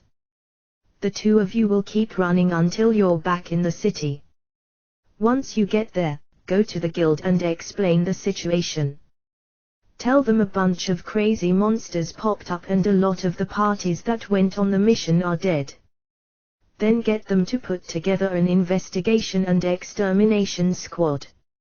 You think they'll listen? Asked Shin worriedly. She wasn't wrong to worry. It was hard to imagine the higher-ups in the guild rushing to put together an investigation squad just because two fledgling adventurers told them to. This was assuming, of course, that Shin and Rona were actually just fledgling adventurers. He wasn't sure about Shin, but he knew for a fact that Rona, being a knight, should have ways to make people listen. Rona, do something about it. Understood. As expected, she immediately nodded. Rinya, you said the two of us, right? What about you, then? It peeved him that for all her denseness, she was quick to notice the things he didn't want her to notice. If I went back to town with you, then all three of us would have effectively run away, right? Ha! But he couldn't risk the lives of people he knew for people he didn't. The only life he could risk was that of the one who chose the risk, his own. I'll stand guard at the entrance to the forest. I doubt it'll happen, but if those monsters come out of the forest and head for the city, someone needs to hold them back. Rinya. You can't. He didn't let the wide-eyed Shen finish her sentence, speaking right over her protests. Shen, remember this. If you insist on doing something you can't handle, you'll just force that burden onto someone else. In the end, that burden may very well end up killing him. I don't know what's behind your obsession with saving others, but if you keep doing things this way, things'll keep playing out the same way again and again. Rinya. Don't bother explaining. I don't need to hear it. You agreed to listen to what I say, so do it. He stopped Shen from speaking. They kept running as he glanced back to find her looking at him. He smiled. Cheer up. We'll say this time is an exception. If you're really worried, hurry up and reach the city so you can send me some reinforcements, he said jokingly. He had hoped to change the way Shen thought, but his string of harsh words left him feeling a little sorry for her, so he decided to end things on a lighter tone. A strong gust blew past Rinya, leaving his hair in disarray. It failed to move him. Standing perfectly still in the midst of surging gales, he stared straight at the silent forest. Aside from the windy ambience of the woods, silence surrounded him. In the absence of noise, even a leaf's flutter sounded unnaturally harsh to his ears, leaving him on edge. On occasion, a scream would echo through the trees, a sign that whatever lurked there continued to terrorize the straggling adventurers. Rinya tried not to imagine what was happening to them. The wind changed. It began to blow from the forest, bringing with it the scent of flora, along with the stink of rust and rot. Rinya's nose twitched. His expression contorted in displeasure. What was supposed to be the pleasant, calming smell of trees and greenery only served to accentuate the foul odors that mingled with it. He didn't like the smell. That was all. He just wanted to get rid of the smell.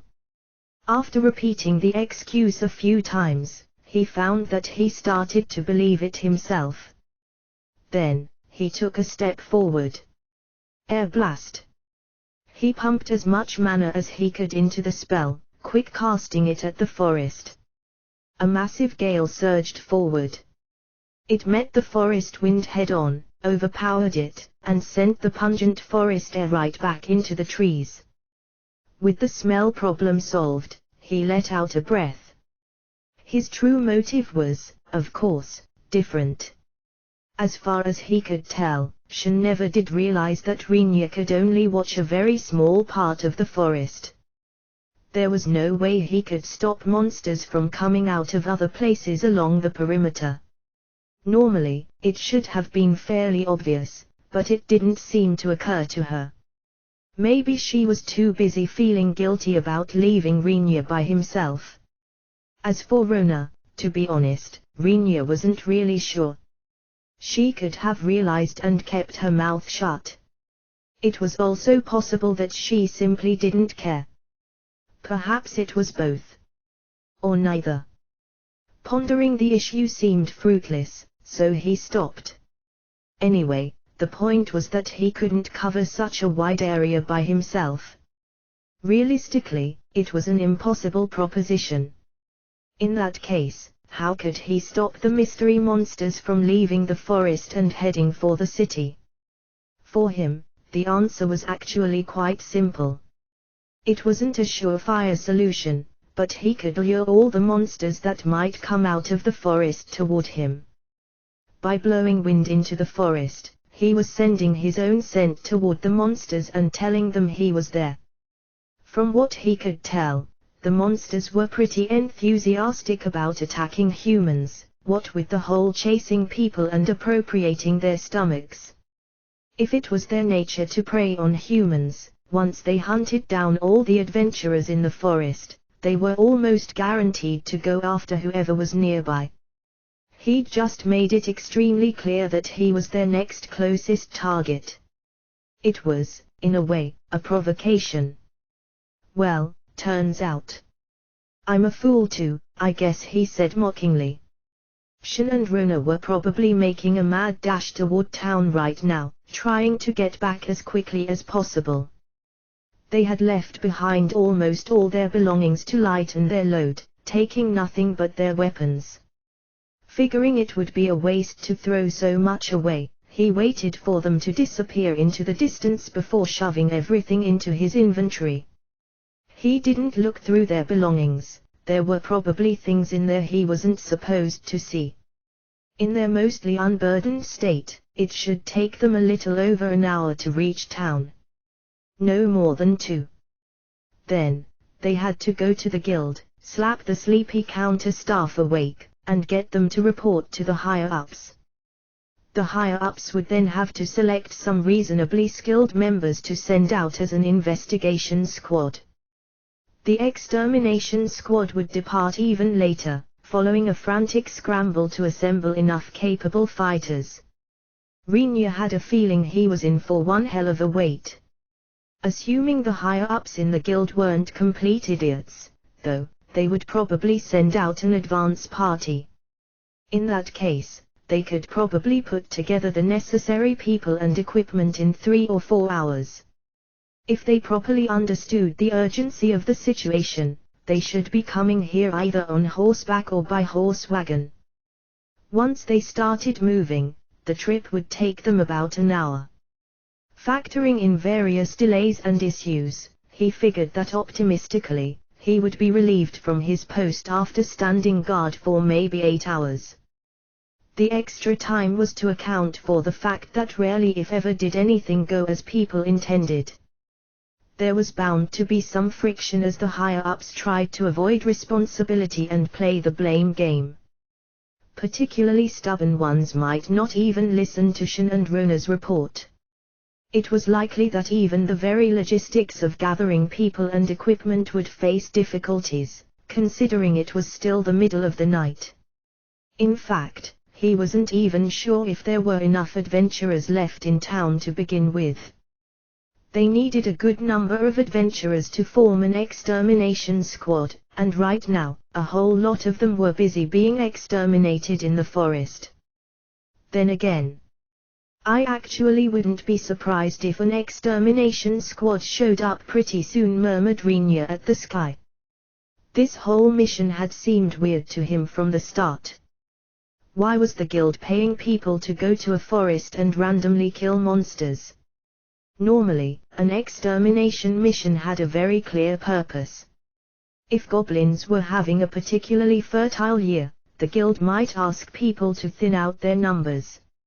Or maybe orcs were kidnapping too many women from a nearby village, in which case the guild might put out a mission to kill the orcs and rescue the women. Therefore, this mission made no sense. It boiled down to just go out and kill some stuff. We don't really care what. It was possible that the guild's mana stone stock was running low, or perhaps it was meant to help out beginners by sending them to a forest that didn't see many strong monsters. As far as he knew, though, neither of those cases applied. If he read between the lines, this mission actually seemed like it was using adventurers, those not sharp enough to realize how weird this mission was, anyway, as lures in a large-scale baiting operation. It was, of course, pure conjecture on his part, and even he hadn't had the foresight to see it in advance. He was too busy looking for forest octopuses at the time. Only after the monsters showed up did the possibility occur to him. Assuming he was correct about the mission's true purpose, investigation and extermination squads were probably already in place. Furthermore, news of this might reach the guild before Shen and Rona even got there. Bait would be meaningless, after all, if it wasn't complemented with a line and hook. That was how fishing worked. I don't know. It sort of feels like the fish are chewing up even the hooks in there. There were probably a few parties of hooks mixed in with the unwitting ones used as bait. The forest, however, was growing more and more quiet. Eventually, it fell completely silent. Despite that, he didn't see any other parties come out from the trees. If I'm right about this, then things are going exactly as intended for whoever came up with this plan. And that annoys me. Rinya felt a strong urge to throw a wrench into the works. Somewhere, someone was feeling rather good about themselves, and that was stirring up his mischievous side. He wanted to do something that would cause their jaw to drop to the ground. The problem was that he couldn't come up with an effective method. Had he wielded the forces of fire or ice, he could have pumped the entirety of his apparently very big mana pool into one massive spell that froze everything over or even turned the whole forest into ash. His aptitude was wind, though. The most he could do with wind was probably uproot some trees. While that was certainly a sight to see, it lacked the flashiness he craved. As he gazed at the sky, an idea popped into his mind. According to the young girl who sent him here, this world was like a miniature garden that sat on top of a big round tub. Below the tub was nothingness. What, then, was above the tub? Surely, a world like this was home to a mountain or two that were a few thousand meters high. If there were mountains, then the atmosphere should reach at least their peaks, if not higher up. Furthermore, ever since coming here, he never felt like water was boiling earlier than he was used to. In other words, the atmospheric pressure here should be close to his previous world, and the atmosphere itself should be organized in a similar fashion, with layers of increasingly thinner air at higher elevations. By my power, I devote thee. Fill the open air. Having recently purchased a secret magecraft compendium from Carol, Rinya had laid eyes on every single wind spell that was known to exist. As for the usage restrictions, after removing the one for basic level spells, he immediately used the same method as non-elemental spells to remove all the remaining restrictions as well. Currently, he was reciting the incantation for an advanced level wind spell, but with a slight modification added in. Normally, the spell was meant to suck things upward, but he visualized it in reverse, rushing downward. He also decided to put up a barrier of wind around him. He didn't want to end up as collateral damage to his own spell. As he pictured the imminent convectional phenomenon in his mind, he simulcast a number of solid, windy walls in the shape of an expansive cocoon around him. Once the barrier was in place, he thrust his right arm up toward the sky and, as though he were trying to grasp the very heavens overhead, curled his hand firmly into a fist and continued his incantation. Raging tempests high above, heed my call and smash this earth. The original incantation was heed my call and pierce the sky, but since he was reversing the direction, he adapted the words to. Figuring he'd recover his mana soon after anyway, he withheld just enough to maintain the barrier and poured almost all of his remaining mana into the spell. When mana was infused into the circuitry of his words, the spell came to life. In an instant, smoke enveloped everything around him. The noise was deafening. If there were a pair of eyes far, far above Rinya, it might have seen that a gigantic funnel was reaching into the sky. Usually, tornadoes were natural phenomena that sucked things up from the ground and sent them flying into the air. This tornado, however, worked the other way. It sucked in everything from the surrounding air and smashed it down onto the ground. It was, in effect, not a tornado at all. The effect was probably better imagined as a whirlpool spiraling into the ocean depths, except transplanted into the sky. The whirling cyclone, 20 kilometers high, pulled in freezing cold currents from up in the sky, eating up moisture from nearby clouds in the process, and sent it all plunging down in a thunderous torrent of wind and water. It struck the forest in front of Rinya. Oh! This might be a problem. Everything went white. From within the barrier's protection, Rinya stared blankly as the outside world disappeared in a violent storm of ice and vapor. He could feel the deafening rumbles with his body. His plan had been to reach into very upper layers of the atmosphere and pull down what he assumed would be extremely cold air. This part of the plan worked. Unfortunately, his thought process had stopped there. He entirely failed to consider what he would do with the cold air after it came down. A more prudent mage might have set up a number of upward currents around the downward one, thereby creating a cycle of air that effectively restricted the spell's area of effect. Rinya was not a more prudent mage, and he set up no such system. Therefore, as soon as the cold air hit the ground, it immediately began to spread. A wave of intense frost swept through the surroundings, freezing everything it touched.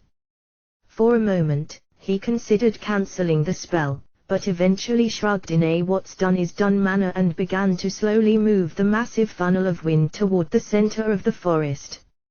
As the funnel drifted into the distance, the raging winds around him calmed. Nevertheless, he didn't lower the barrier. Assuming the knowledge he carried over from his previous world was applicable, he calculated the temperature of the air he pulled down to be around -70 degrees Celsius. Even accounting for some amount of heat gain as it came down, it was almost certainly cold enough to kill an unprotected human. The only reason Rinya hadn't turned into a human ice cube was because he was standing behind multiple walls of wind, which created separate layers of air. If he removed the walls, he was pretty sure he'd freeze to death instantly. I doubt people in this world know what a downburst is. Of course, a downburst this big and this powerful would blow plenty of minds in my previous world too. As the haze of vapor gradually faded, he caught a glimpse of the forest beyond the wall of white. Branches did not sway. Leaves did not rustle. The trees and grasses, and probably every animal and monster they sheltered, were frozen in place, locked into a motionless winter wonderland. Right, let's just say calamity struck. This was a natural disaster. Definitely a natural disaster, Rinya muttered to himself.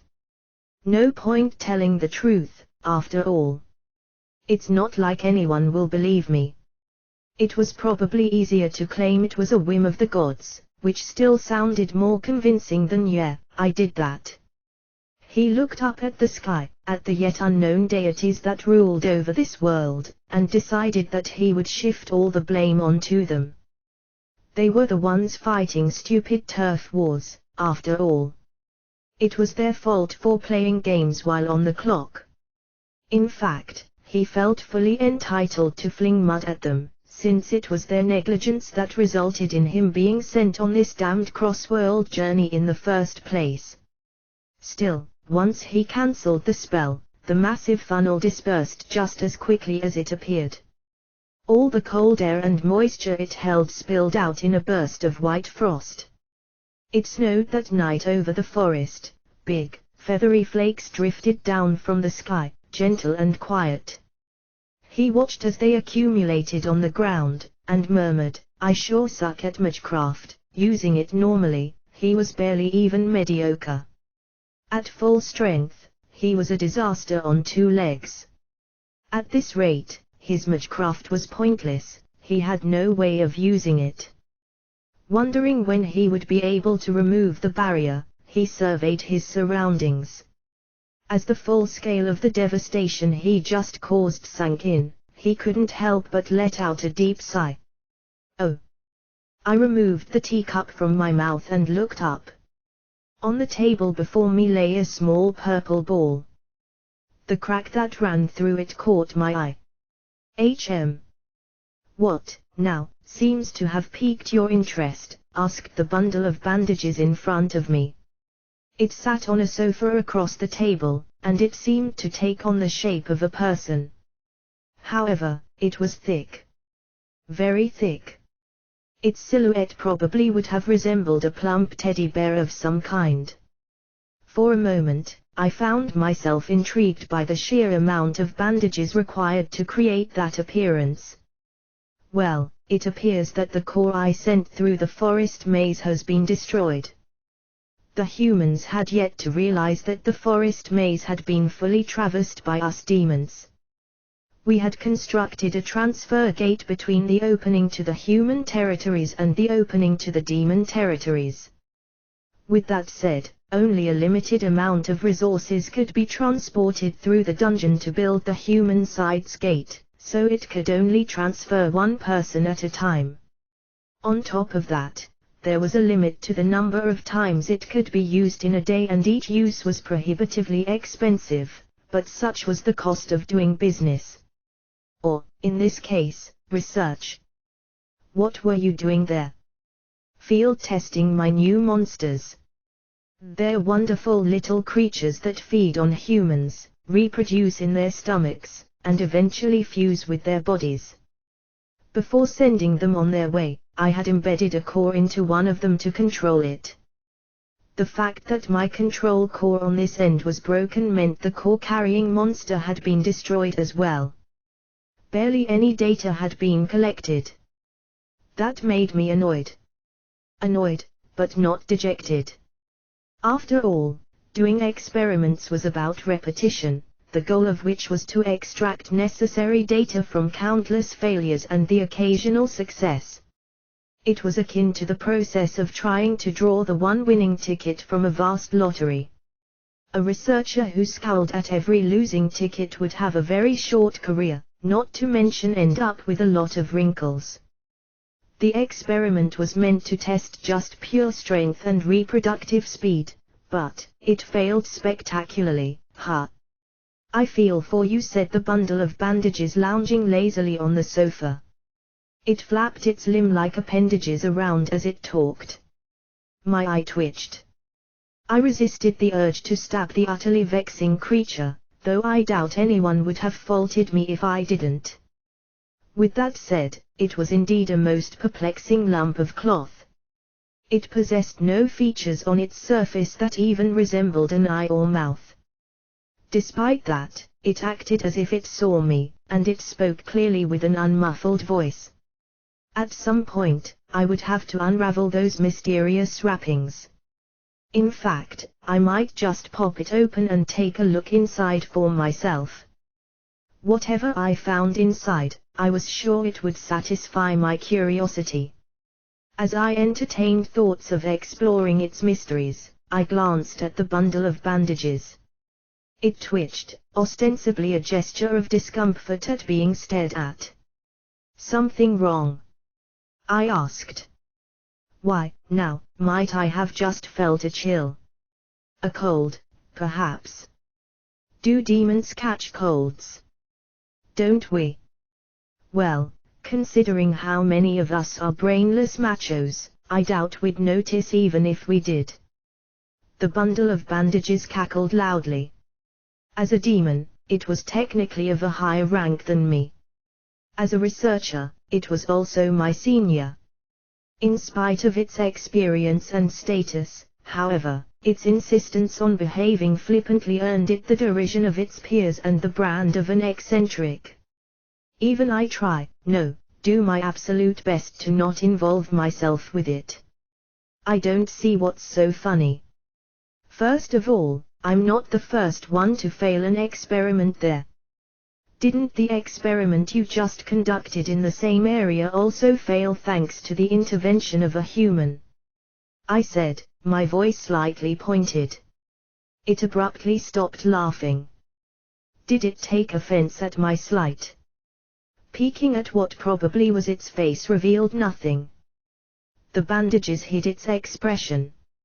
I wasn't sure where its eyes were supposed to be, so I couldn't even tell if it was looking at me. I wouldn't say it failed, said the bundle after a brief pause. It didn't sound upset. I took back what I needed.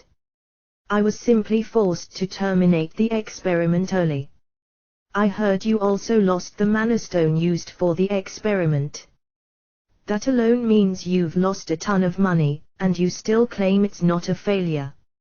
Harsh critic, huh?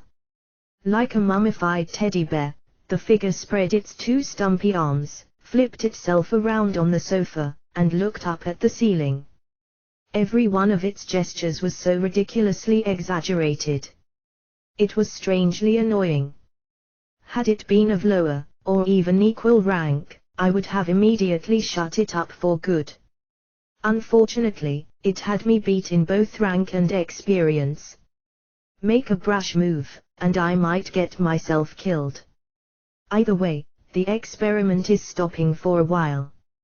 Oh. Why, now, might that be? Asked the bundle of bandages perplexedly. I couldn't even begin to imagine how it was possible to ask that question. Granted, there were plenty of researchers who showed interest in literally nothing except their very specific interests, but even they should read the announcements from the higher-ups. These were not made in jest, one disobeyed them at their own mortal peril. Was the figure before me so eccentric as to ignore even that? Didn't you get the notice from the military? They are going to redesign the forest maze's transfer gate so it can send a reasonably large capacity each time. Until work is done, the gate is closed. Is it now? Was there a notice like that? Asked the bundle of bandages in a tone of honest surprise. It angled its head a little and began quivering. Apparently, it was trying to tilt its head in a gesture of uncertainty, but its stocky shape, made worse by all the bandages wrapped around it, was making the feat rather difficult. I let out an exasperated breath, earnestly wishing I could stop talking to the bizarre figure in front of me and return to my research. There was.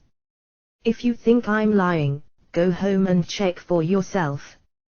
Now, I didn't say you were lying. It started flapping its appendages around again. I rolled my eyes and decided that it was time to wrap up this conversation.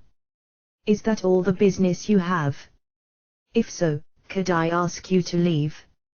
Oh, not yet. I'll leave when I'm done here. Apparently, it still wasn't done. What else did it want? I opened my mouth to ask, but the words didn't come. Instead, I felt a slight shock to my chest. Something warm welled up in my throat. A viscous fluid oozed out from my lips. I looked down. I saw the familiar sight of my own chest, and the unfamiliar sight of a crude metal rod protruding from it. It occurred to me that the substance filling my throat and mouth was thick clumps of my own blood. Then, the pain came. NNGH. What are you doing? It's a problem for me, you see, when you make such a scene in that area. The next time I'm there, what if I get greeted with a sword through my neck? How am I supposed to have a nice chat then? A closer look revealed the object in me to be a pointed metal rod with a screw thread running down its length. Its other end was jutting out from a gap between the bandages. By some mysterious principle, every time the rod rotated, it dug further into my body. Being stabbed by a single rod, though, was far from fatal. I endured the painful discomfort of having a foreign object thrust into my body and looked for ways to escape. That was when many more rods struck me, twisting their way deep into my body. The pain was too much, and I let out a cry of agony. The bundle of bandages stood up. "We'll start by having you die for me. Also, as a warning to others, I have to make your death as horrifying as possible. Needless amounts of gore and all that. Just so you know. Oh, and I'll carve out all the useful bits for later use, so don't worry about that." I yelled for help. My voice never came. In its place, I felt the stifling sensation of metal in my throat. Blood bubbled out of my mouth. Unable to make a sound, I struggled in silence as the figure slowly approached me, blocking out more and more of my view. "Now then. Shall we start with your eyes?" In the guild hall, the figure of Fritz could be seen in his office, hunched over and holding his head. On the desk before him were mountains of documents, most of which were reports. 23 parties were dead, a total of exactly 100 adventurers. That was almost every single adventurer who accepted the mission from the guild. Only one party of 3 people came back alive. It was, of course, the party led by Rinya Kunujai. In truth, however, Fritz couldn't care less about all that. He hadn't expected Rinya's party to participate, so he had panicked a little when he first heard the news. Their eventual safe return, though, put that concern to rest.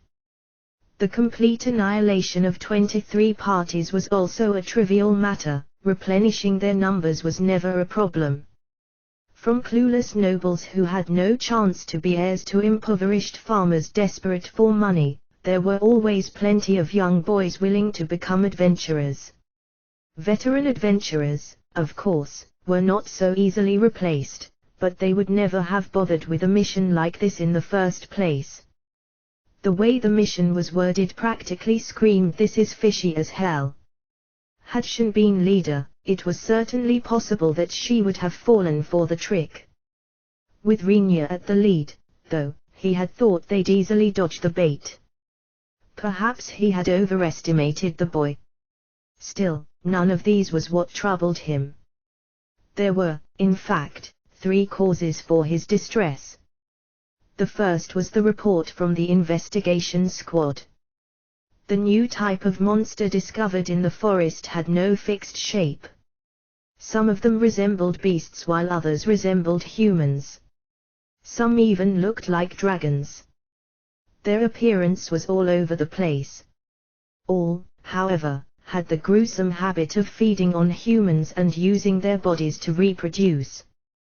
These conclusions had been made after the autopsy of a monster corpse brought back by the investigation squad, which were then further corroborated by the discovery of a couple more monsters in the middle of that very act.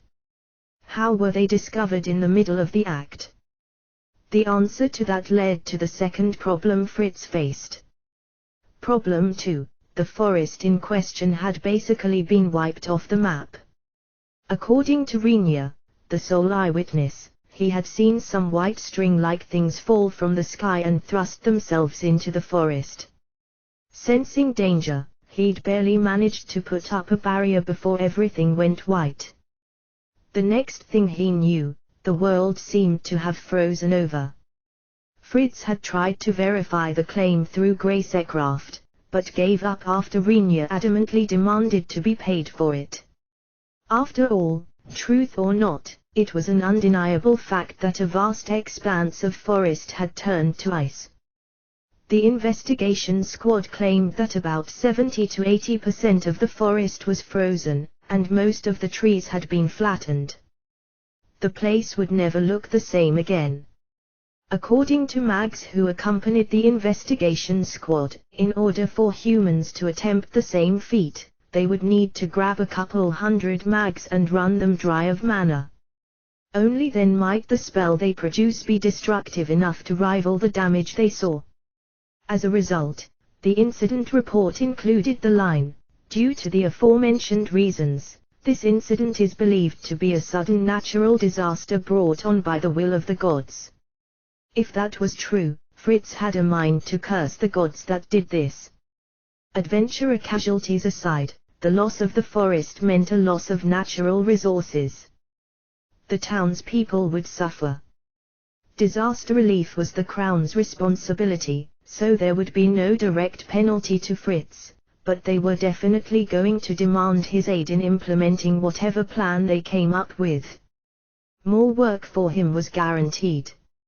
As for the third problem, she was currently standing right in front of him. "Well, Fritz, I assume you have a very good explanation for this, so let's hear it," said Rona in a perfectly placid voice. Her smile chilled him to the bone. He could almost see an aura of dark flames enveloping her. Clothed in a priest robe, her shapely figure was pleasantly familiar. The mace, however, was not. She held it in her right hand, which trembled slightly from its white-knuckled grip. There was a silent pressure emanating from her. Fritz shifted uncomfortably on the spot. "Okay, it's true that the guild acted alone in this incident. But I thought for sure that man wouldn't fall for it. Shall I consider those to be your last words, Fritz?" "Ha! No, What? Allow me to send you on your way then. Be glad that I'll do it with only one hit. You won't suffer." "Wait, what?" "Ha!" The deathly scream of a man echoed throughout the guild hall. The staff members spared a quick glance at each other before returning to their duties as if nothing ever happened. The day of Asilki began early in the morning. Frau's eyes opened before sunrise. She sat up on her bed and rubbed sleepily at her eyes. After a few blinks, she looked at her surroundings. Though a tad drab, it was the same familiar room she was used to seeing, Rinya's room. She had asked to have a smaller bed placed beside Rinya's, and that was where she currently slept. At first, the idea had met with fierce resistance from Shen and Rona, who fussed about whether fairies even needed sleep and the appropriateness of sleeping in Rinya's room. In the end, Frau had shut them up with a smile and a rather meaningful hush now. To be fair, in making her point, she had also employed every single object in the house by infusing them with her mana. The effect was superb, judging from how pale their faces went. Her one regret was that Rinya had been caught in the wake. She ruefully recalled the way he looked at her afterwards, eyes wide with alarm. She hopped down from the bed. By the time her feet touched the ground, she was already wearing her usual maid uniform. It was unpleasant to sleep in, so she wore a solid white nightgown to bed. When it was time to change back, the switch was instantaneous. She was, after all, originally a fairy who specialized in tailoring. It took some convincing, but she had also managed to talk Rinya into putting up a full-length mirror on the wall. She used it to check her own appearance. Once she confirmed that everything looked fine, she softly approached the sleeping Rinya. Regarding Rinya, Frau had come to a certain conclusion: once he fell asleep, it was no simple matter to wake him again. This was supported by the results of a variety of tests she had conducted. There was one caveat, though. If one approached him with the intent to cause harm, he noticed immediately. Rinya was extremely sensitive to malice, and even the slightest hint of something threatening could cause him to leap off the bed in the middle of the night. As his roommate, Frau had to pay extra attention to this particularity. She had already overstepped in requesting to share his room. It would not do if her own actions disturbed her master's sleep. So long as she was mindful of this fact, though, the rest was smooth sailing. Rinya was insensitive to almost everything else. Loud noises didn't wake him. Shaking him didn't work either. She had heard that when they set up camp outside, he could even sleep through Shen wrapping herself around him. Frau took that to mean that hugging was a-okay. Therefore, the first thing she did every morning was dive into Renia's bed. Despite what she thought was a pretty significant jostle, this had never woken him up. She lifted up one side of the blanket, slipped in, and pulled herself up against Renia's arm. For the next little while, she would simply bask in pure bliss. It would be a good 10 minutes before she felt satisfied. After fully savoring the sensation, she crawled out of Renia's bed, made a half-hearted attempt to straighten out her clothes, and left the room. The first thing Frau had to do was go to all the non-occupied rooms in the house and open all the curtains. This allowed the light outside to enter, functioning as a signal for all those things that lurked in dark crevices and shadowy corners of the house. It told them that their job was done, at which point they would wearily retreat back into the basement after a good night's work. Frau had instructed them not to be seen by the house's residents. To drive the point home, she appended a clause: she would see to it that those who were seen would face swift and absolute annihilation. Normally, fairies couldn't do things like that. Frau wasn't sure why she could. She vaguely figured it probably had something to do with the fact that she had been gobbling up half-materialized evil spirits and the like before Renia showed up. Maybe that had altered her nature as a fairy. It didn't bother her, though. Whatever the reason, if it allowed her to be of use to Renia, Shen, and Rona, then it was fine. Next, she went to the kitchen to prepare breakfast. Renia took turns with her making lunch and dinner, but she usually handled all the breakfasts. Today's menu consisted of soft, fluffy bread and crisp, crunchy bacon with a side of fried eggs. The bread was made in-house, using a method that involved yeast she had learned from Renia. Bread normally sold in bakeries was stiff and not to Renia's liking. She then took leafy greens, dried and resoaked in water, and mixed them with thin slices of forest octopus arms to make a salad.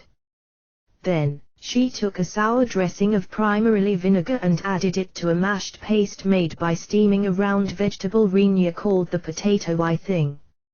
Finally, there was the usual meat and vegetable stew, seasoned with salt and well-boiled.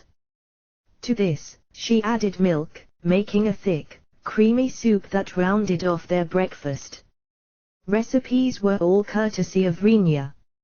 At times, she had tried asking Shen and Rona for recipes, only to be shown a most uninspired collection of either roasted or boiled items. Seasoning was binary, either salt or sugar. Frau soon decided that she'd rather not use the recipes from the girls. Once breakfast was ready, her next job was to wake up the residents. Renia was easy. She only needed to glance at him a little threateningly to make him fly hysterically out of bed. "Hey, can we talk about how you wake me up every day?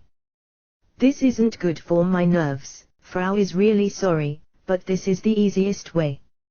It works like a charm every time," she said with a quick bow, leaving Renia with no choice but to scratch his head in concession. Once she told Renia that breakfast was ready, she produced a small piece of ice in her hand and moved to Shen's room. After opening the door, she walked over to Shen's bed, where she lay sleeping.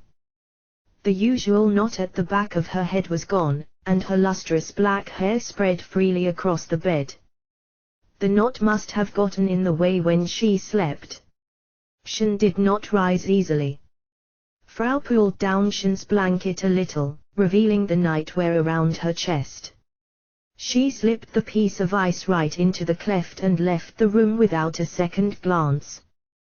Behind her, the screaming began. She paid no attention, it was a daily occurrence. One room remained. Frau found that she wasn't very fond of dealing with the voluptuous beauty inside. She entered to find Rona sprawled carelessly on the bed wearing a translucent nightgown. Her blanket was entirely displaced. The temperature in the house was usually controlled through magecraft, so it was never so cold that a blanket was necessary for slumber.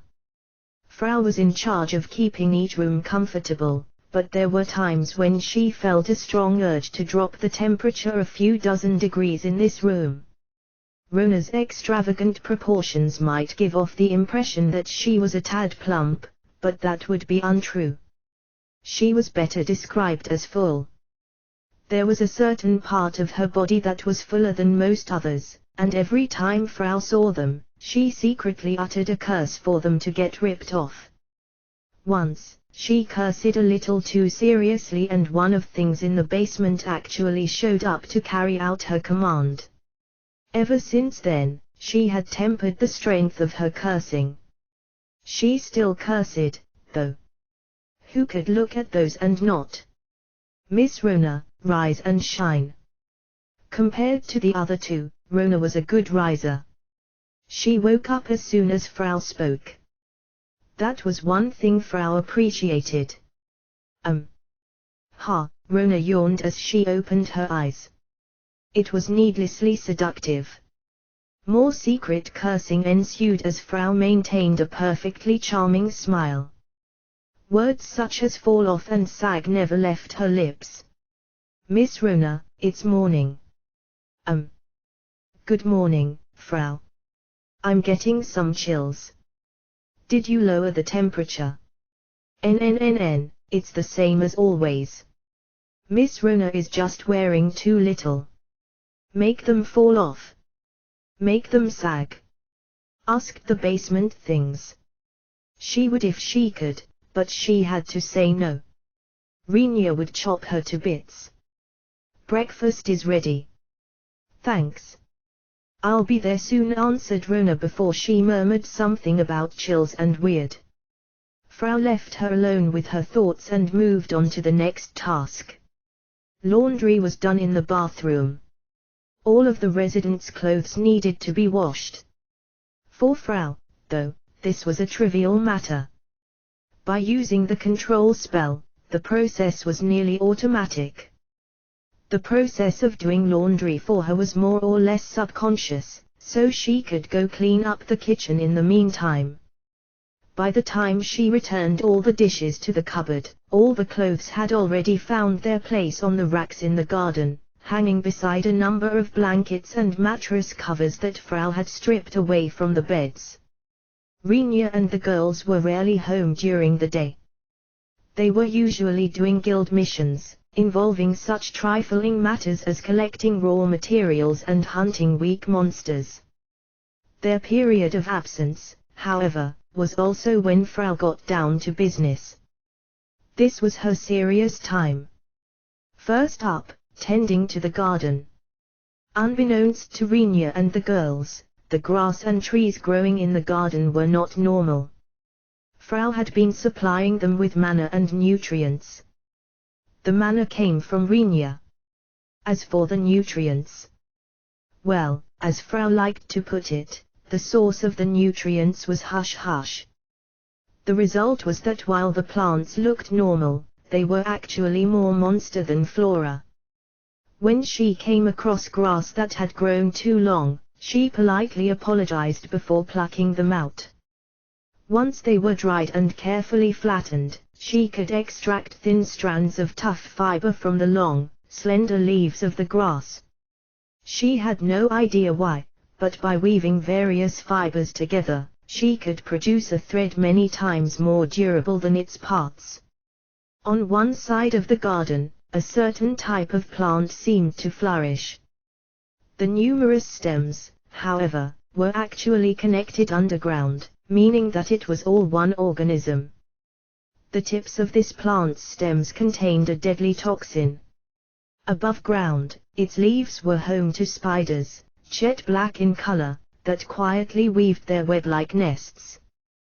These used to be regular spiders that lived in the garden, but now, they were better categorized as monsters. Being the size of a human thumb, they were somewhat larger than regular ones of their breed, so they also received Frau's stern warning to not show up when Shin or Rona were around. The silk they produced was the same color as their body. Though thin and supple, the black thread was nonetheless remarkably tough.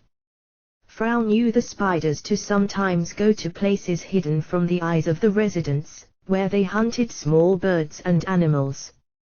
When a dozen of them got together, the webs they spun could catch even humans.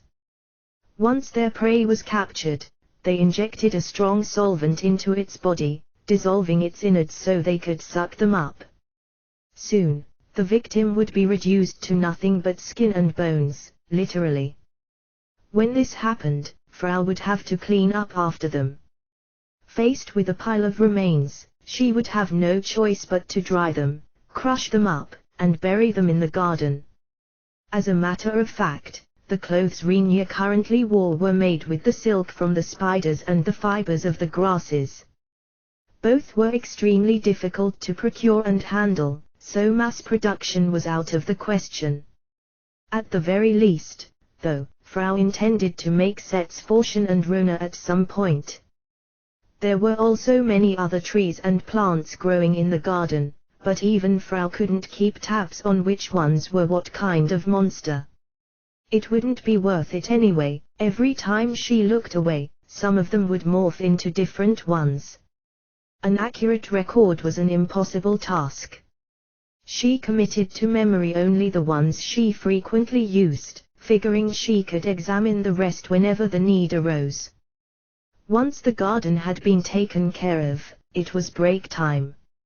Frau had no need to eat, so when the house was vacated, she didn't need to cook. Instead, she lowered herself onto her favorite resting spot, Renia's bed, for a short break. The garden wasn't that big, but for some reason, there were frequently people strewn across the ground. In order to keep them from being seen by Renia and the girls, she hid the bodies deep within thick growths of plants. They had probably been immobilized by some sort of toxin and passed, whether out or away, she didn't care to check. Left there, they would eventually be pulled into the earth by the roots around them. At times, though, it was necessary for her to take a couple of live ones and throw them into the basement. What awaited her poor victims down there was a very cold and terrible end. The basement things loved the warmth of the living. Specifically, they loved sucking it out. Frau didn't exactly need the constant supply of fresh bodies, but she certainly appreciated it. She had no idea who kept sending them over, and she didn't care enough to find out. They had her gratitude, though. Frau should thank them sometime. Being a fairy who knew her manners, Frau would very much like to say thanks in person, but she simply had no way of figuring out who to thank. The thought elicited a sigh from her as she prepared the ingredients for the next meal in the quiet afternoon kitchen. There was much to prepare. Various soups were needed for flavor, yeast was required to make bread, vegetables had to be ground to a paste, and dressings needed to be mixed. These, and most of her repertoire of techniques, were all taught by Renia. While she worked, she cast control to bring the laundry in. They were then folded, and the nightwear was neatly placed on the beds, taking care to avoid wrinkles. Then, she began cooking dinner and readying the bath. Dinner today was ground meat with a dab of spice, cheese-coated pasta, and a salad of leafy vegetables with boiled eggs and chicken. The finishing touch was a fruit bowl and some wine. The wine was cheap, but it did its job.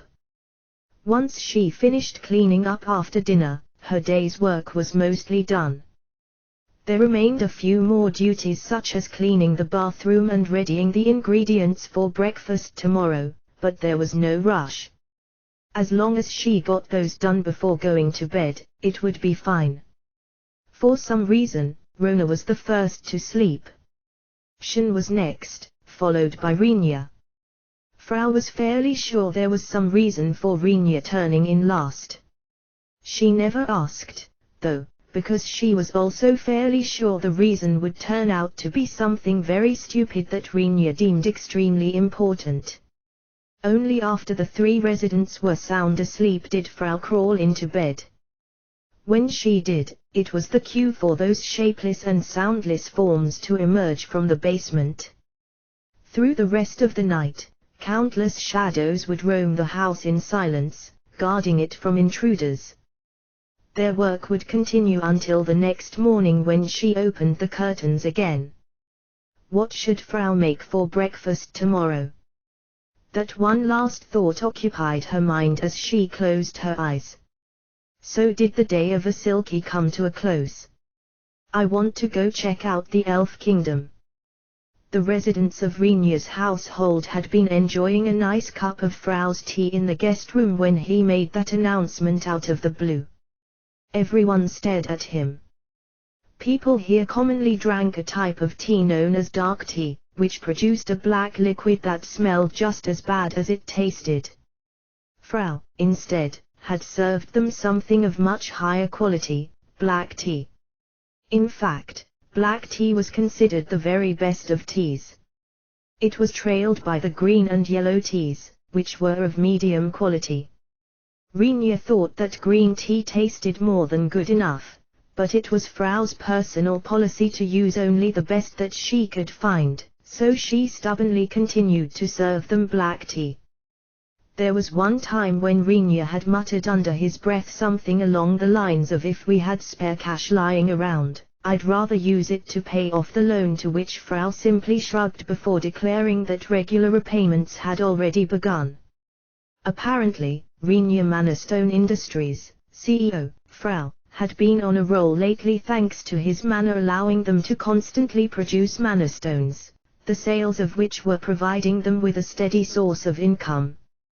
Buying a property on a loan and then having that property pay its loan back seemed like a rather unusual situation that Renia wasn't sure if he was okay with. Frau, however, pointed out that since their income relied on resources that ultimately came from Renia's manor, it could be said that they were his indirect earnings. There was nothing wrong with him working to pay off his own loan. Back in the guest room, Renia's abrupt comment almost caused Shen to spew out a mouthful of black tea. She managed to set her cup down on the table and, after confirming that all liquids would remain in their appropriate orifices, stared at him. "Pretty sudden, huh?" "I'll admit it's sudden, but I mean, now that we can actually go, don't you want to take a look? I've never seen an elf before. In terms of creatures that are interesting to look at, I would put them pretty close to the bottom of the list," murmured Rona as she brought her cup to her mouth with both hands. "Are they really that boring?" "Yes. First of all, you would be lucky to catch a glimpse of them behind their egos." Rona lowered her cup and began rattling off descriptions, putting up a finger for each one. "They have pretty faces, but in a weird, unearthly way, and you can't tell what gender they are. Their body shapes are similarly vague. In other words, the males are small, and the females are flat. Or so I have heard." Whoa. "What do you mean, small and flat?" "You know exactly what I mean. But, well, I haven't seen them for myself, so I suppose I can't say for certain.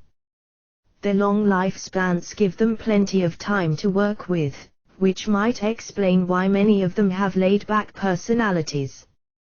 Conversely, they are also extremely fussy, and if you rub one of them the wrong way, they can hold a grudge for years.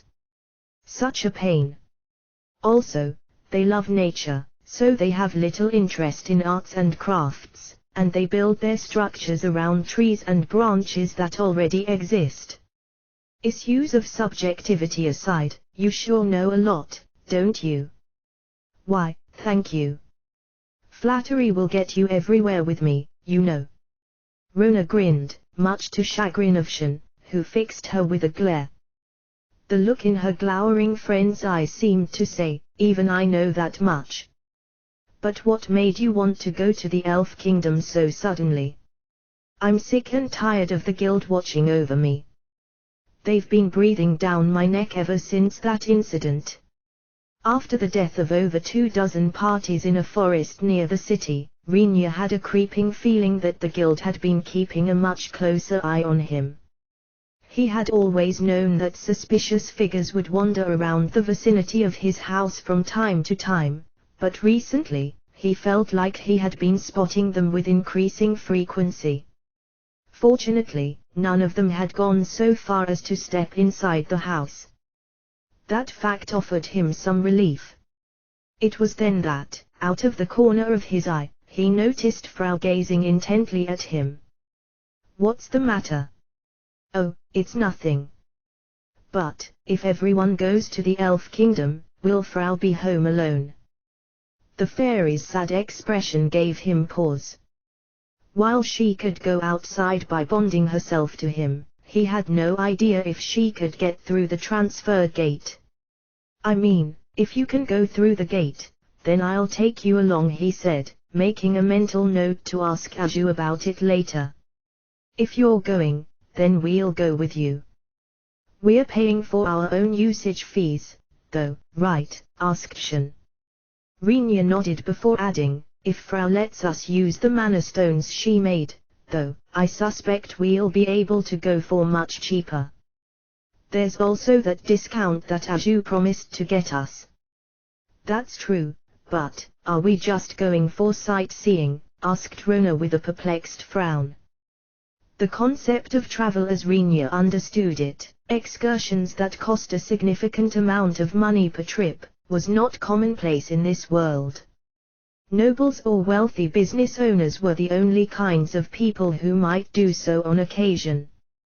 While merchants certainly went from place to sell their wares, the vast majority of townsfolk went from womb to grave in the same city. This did not apply to adventurers, of course, but neither were they townsfolk. "Is there something wrong with sightseeing?"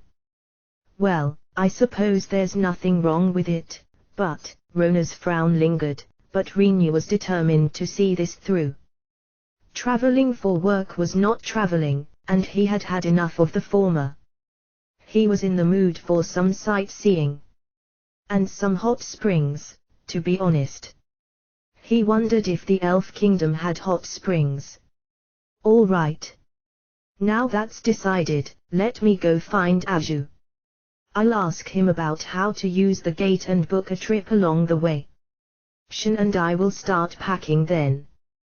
We'll start with the weapons." "Huh? We are?" asked Shen, her expression profoundly blank. "Why do we need weapons to go sightseeing?" Two fist-shaped hammers slammed down onto her head. If only they could knock the stupid out of her. Each transfer can handle a maximum weight of 150 kilograms. You can send 2 people together if you want, so long as you're under the limit. I promised I'd get you a discount on the price, so here it is. Assuming you're bringing your own mana stones, you will only be paying the usage fee, which comes to 1 silver per head. If you're going to the Elf Kingdom, they need to be informed of your arrival. Also, the gate destination needs to be adjusted.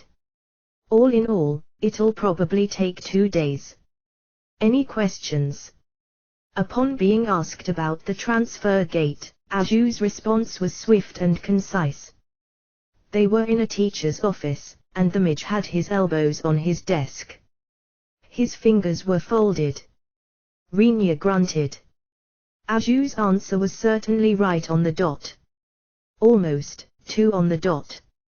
Rinya squinted at the mage, trying to figure out how he went about reading people's minds.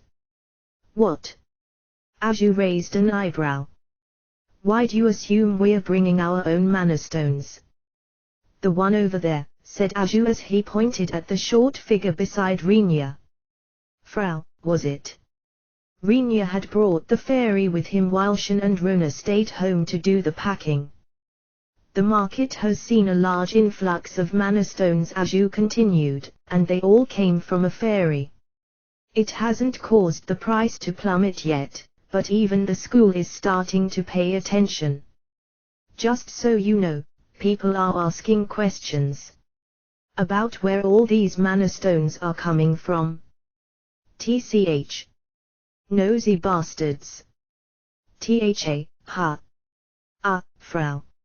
Excuse me. Frau said nothing. Also, Frau is a good girl and talks with the merchants about it, so everything is a-okay. Renia felt like he'd just heard something terribly unnerving, but a glance at Frau revealed nothing but her beaming smile. Had it been Shen or Rona, their eyes probably would have darted away, but Frau looked at him straight on. This fairy had some nerve. It was actually kind of impressive. Frau had actually asked Rona and Aju to introduce her to a few merchants, possibly because she wanted to set up some kind of shop in the house using the old storefront space. Those merchants served as an entry point for her, allowing her to move her mana stones into market. The details of her operations, however, were a mystery to Renia. Frau knows to keep things nice and modest. Too many eyes is a big no-no, so Frau has been selling at a slow trickle to avoid attention. But the school moved a little bit faster than Frau thought, said the fairy as she ground her teeth. What's the problem? It's not like you've got anything to hide, right? Asked Aju nonchalantly. Frau has nothing to hide. But they were too fast in sniffing out Frau as the source. Well, it's not like the school just sits there and twiddles its thumbs all day. They've got ways of gathering information. With many children of the nobility under their care, the school was hungry for all relevant information regarding local occurrences, seeking to keep themselves constantly informed. A simple "we didn't know" would hardly do if anything befell their precious charges. Frau's operation had apparently brushed against a strand of their high-strung intelligence network. Hey, to be honest, I really couldn't care less about any of that, said Renia as he hesitantly butted in, feeling distinctly like he was being left out of the conversation. Suddenly, Frau and Aju seemed to be speaking an entirely different language. As terms such as gathering information and intelligence network got thrown back and forth, Renia felt his eyes beginning to spin. How many mana stones will we need? It takes about a gold's worth of mana stones to activate it, and each activation can handle 2 transfers. So, let's say Frau and I go together. Then Shen and Rona, and the luggage is maybe 2 more times. 5 transfers in total means 3 activations. Do we have enough mana stones for that, Frau? The weight limit of 150 kilograms per transfer was barely enough for 1 adult plus gear. There was no way they could fit in a second adult. Frau, however, was light enough to tag along with Renia, so the 2 of them could make the leap together. Regardless, they still needed 3 golds worth of mana stones, which was about as much as Renia had amassed from the goblins back at the settlers' village. It seemed a dizzying quantity to produce on short notice, but Frau put his worries to rest with an easy nod. It's a piece of cake. Frau can have them ready right away. Damn. Impressive. All thanks to Master. All this time, Renia had been supplying Frau with a near-constant flow of mana. A particularly serious event might interrupt it, but those were few and far between. While Frau compressed the mana for storage, there was always a limit to how much she could hold. This issue was cleared when she gained the ability to crystallize mana, effectively ensuring her mana would never overflow. Nevertheless, Renia's ever-growing mana pool necessarily resulted in more mana being fed to Frau with each passing day. I wonder how much mana I actually have right now. The first time he had it properly tested, he was told it was hopelessly small. The second time, Carol called him a monster. He hadn't measured it carefully yet, but judging from his ability to cast large-scale spells and keep multiple spells active for extended durations, he figured the pool was getting pretty big.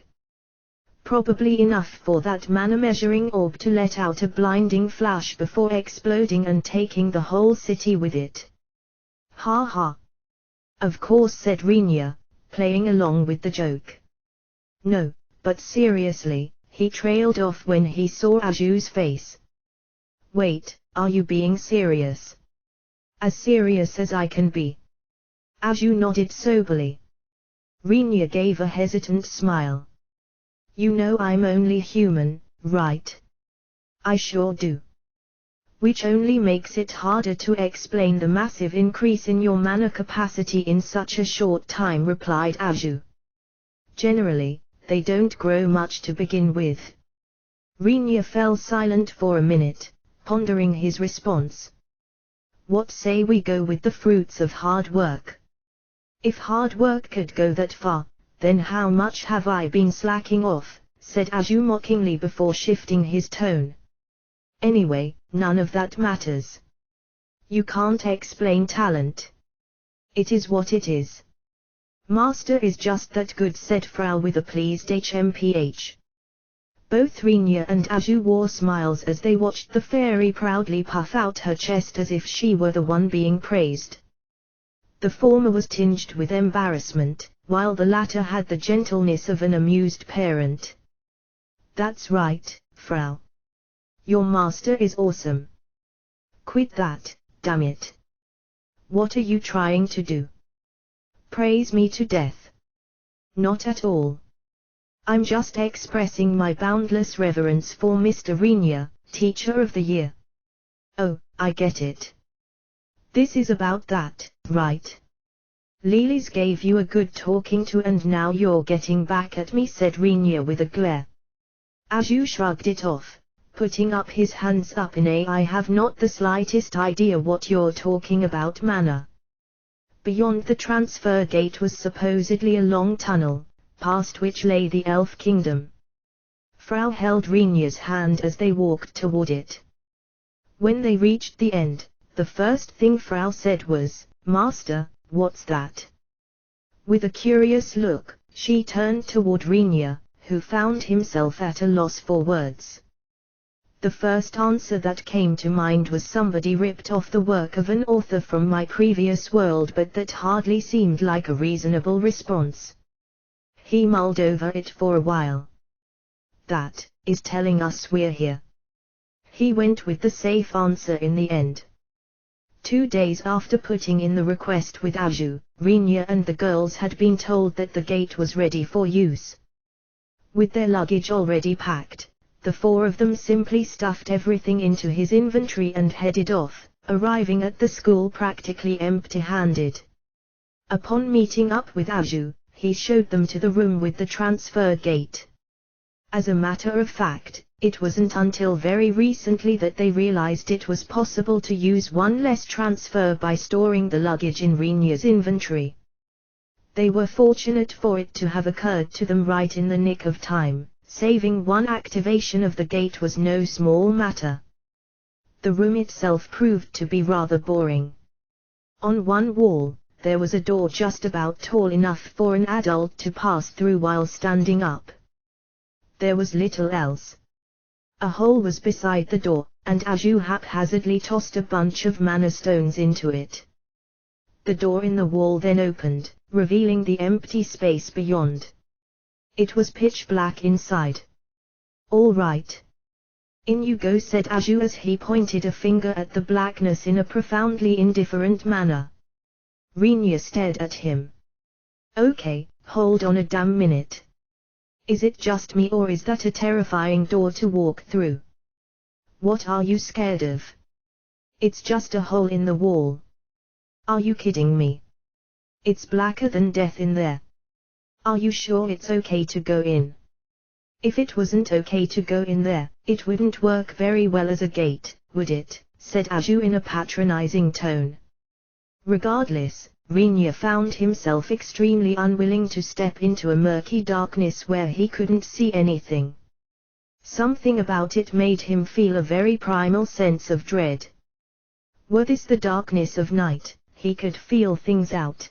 There were ways to tell what was going around him, albeit to a limited degree. The darkness beyond the door, though, was different. He couldn't feel anything past here. Master. Frau pulled on his sleeve. Frau will go first. Master can hold Frau's hand and follow behind. You hear that, Rinya? Even the little one's fine with it. Meanwhile, look at you, maybe the two of us should go first, then. Frau had offered to lead the way. Aju's lips twisted upward into a mocking grin. Even Rona proposed going in first after seeing Rinya's hesitation. The pressure was reaching critical levels. Rinya took a deep breath. No, it's okay. I'll go, he said, taking a step forward. Master, Frau goes with Master too, said the fairy, her voice still slightly concerned. A small hand wrapped itself around his, insisting on braving the darkness with him. As it turned out, there was no long tunnel. As soon as Rinya walked through the gate, the darkness faded away, revealing the wooden walls of a room. They had stepped through a door in the wall. There was a hole to the side for inserting mana stones. The room was almost identical to the one they came from, right down to its boring design. Before them stood the source of Frau's curiosity. An elf regarded them, her bright turquoise eyes ending in long slits at the sides. Her golden hair reached down to her waist. 2 ears, long and thin, were at either side of her head, an overt reminder of her race. Her delicate features and slender face were undeniably attractive. She wore a leather chest guard atop an undershirt, both grassy green. Her boots were likewise, and only her skirt stood out in black. To a learned observer, it would have been an exemplary display of elven fashion, but the nuances were completely lost on Rinya, who simply looked on with the wide-eyed wonder of a clueless tourist. Is she the greeting elf? Asked Frau, her hand still clasped in his. Upon hearing the question, the elf bent a little at the waist and lowered her head. I belong to the adventurers' school. My name is Krawa. I have been assigned to be your guide here. Our guide. Rinya raised an eyebrow.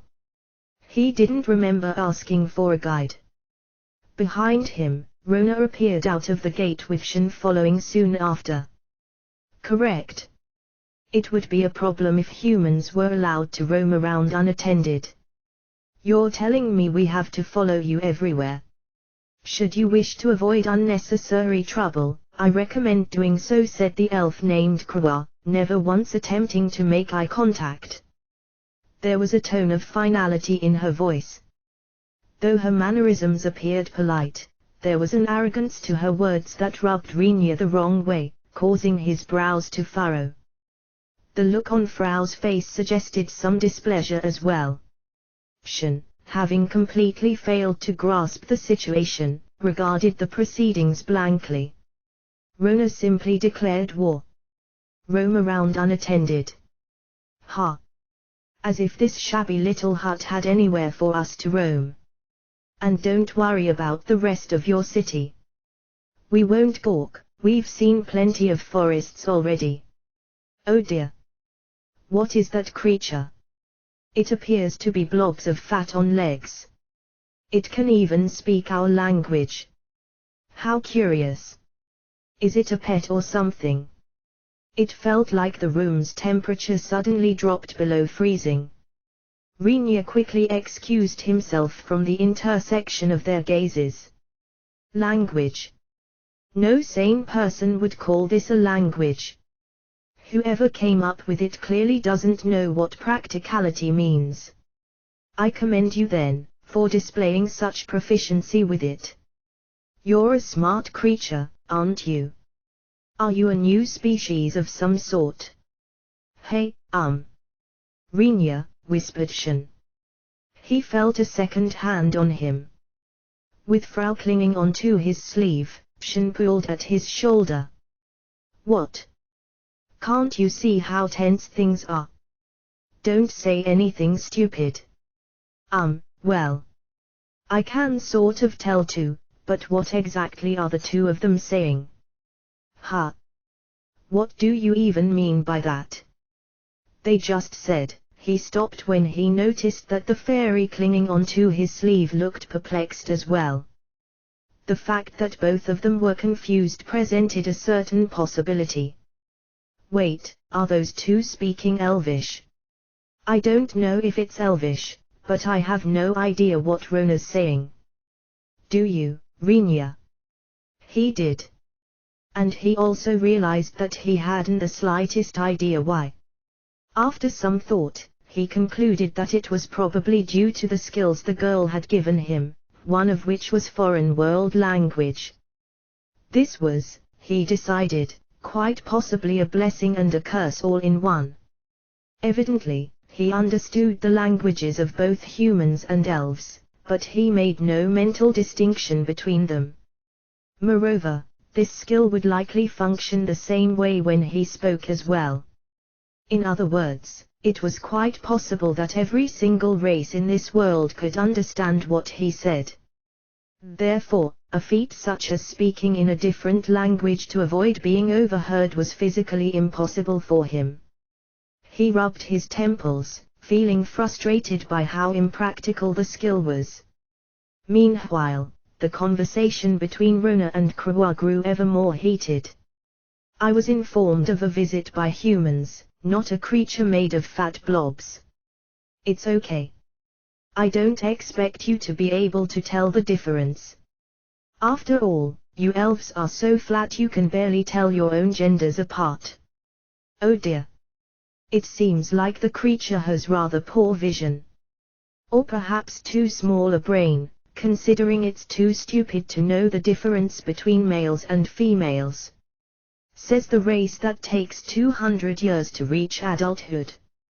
I wouldn't talk about brain sizes if I were you. Okay, so I'm glad you two get along so well, but, said Rinya as he waded into the verbal battle. Left alone, these two might keep hurling insults at each other until sundown. His next words, however, got stuck in his throat when two pairs of murderous eyes glared at him. Ahem. I believe you referred to yourself as Rinya. I recognize that you are human, but I'm dismayed to hear your awful suggestion that I get along with this despicable creature of fat. I had heard from Aju that for a human, you're on the decent side. I ask that you don't disappoint me. I'm sorry, Rinya, but is there something wrong with you? Are you suggesting that I'm friends with this scrawny twig of an elf? They went back to glaring at each other. Okay, Rona, come here for a minute, Rinya said, grabbing Rona's shoulder and pulling her away from the staring contest. He turned away from the elf and, ignoring the pointed gaze he felt on his back, asked Rona in a low voice. So, what's the deal? How come you're picking fights right out the door?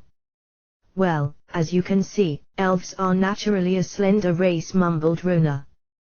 There was a hint of embarrassment to her hushed voice. Therefore, humans who are fuller in proportions are seen by them as being too fat. Or at least having too much meat on their bones.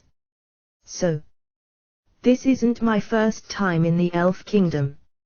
I've been here on a short trip for work before. According to her, she had been accompanying some Trident dignitary in her role as a knight at the time. Female knights were a rare sight for elves, and when they arrived here, she was forced to endure a long shower of gazes. With the gazes, of course, also came plenty of comments, the most polite of which referred to her as fleshy. The rest were various obscenities appended to the word fat.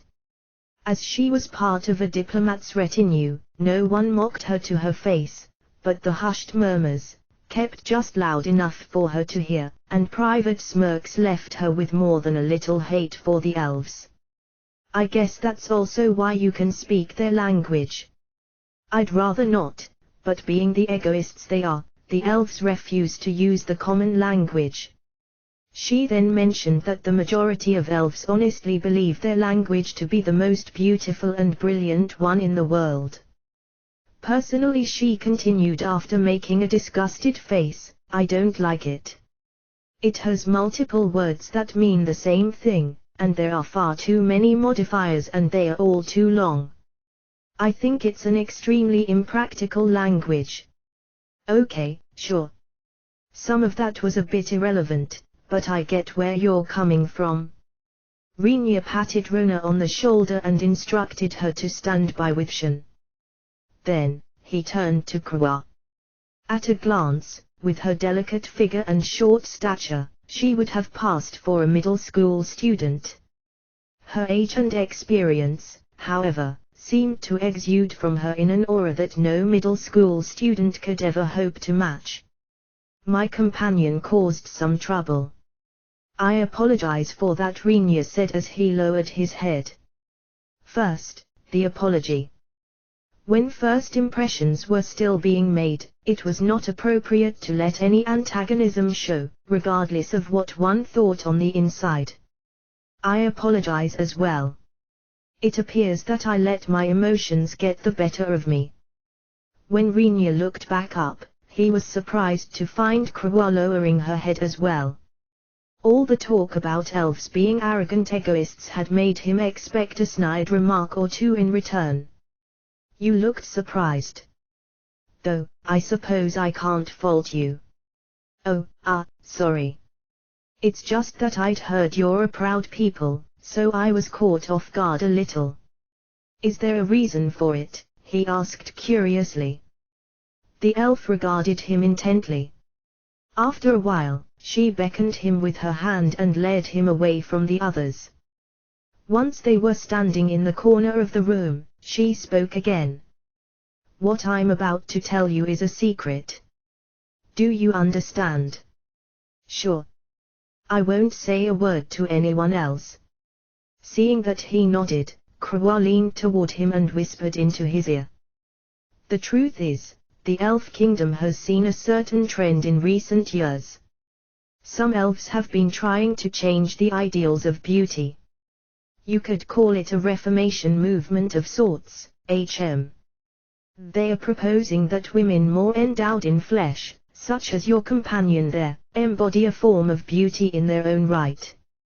They've even suggested that the sexual potency of such women may eclipse those of normal elves, making them superior. Renia frowned. The conversation seemed to be heading in a strange direction. So, what you're saying is, if I'm to be honest, I'd say that this might be what one would call jealousy. Renia looked at Krua. He would have thought the elf was sulking, had it not been for the faint color in her cheeks. His mouth opened, but no words came. He closed it and blinked a few times. All he could do was stare at her. It was said that elves usually build their cities in forests, and the town Renia's group found themselves in after stepping out of the transfer gate was no exception. Elves were also referred to as forest folk, and true to that name, they shared a common desire to live in the woods, preferring the company of trees to rocks or sand. As a result, elven architecture often employed living trees as pillars in their construction. Some structures were such a peculiar sight that Renia simply had no idea how they were even built. As it turned out, the place where Renia's group had stepped out of the transfer gate was actually a room in the adventurers' school of the elven city of Gran Cane. Their guide, Krua, happened to be a student of the school. Why did they send a student? He asked as the elf led them out of the room. First of all, he didn't think they needed a guide, and even if one was to be arranged, a school would surely assign a teacher. Which school would send one of its students on a job like this?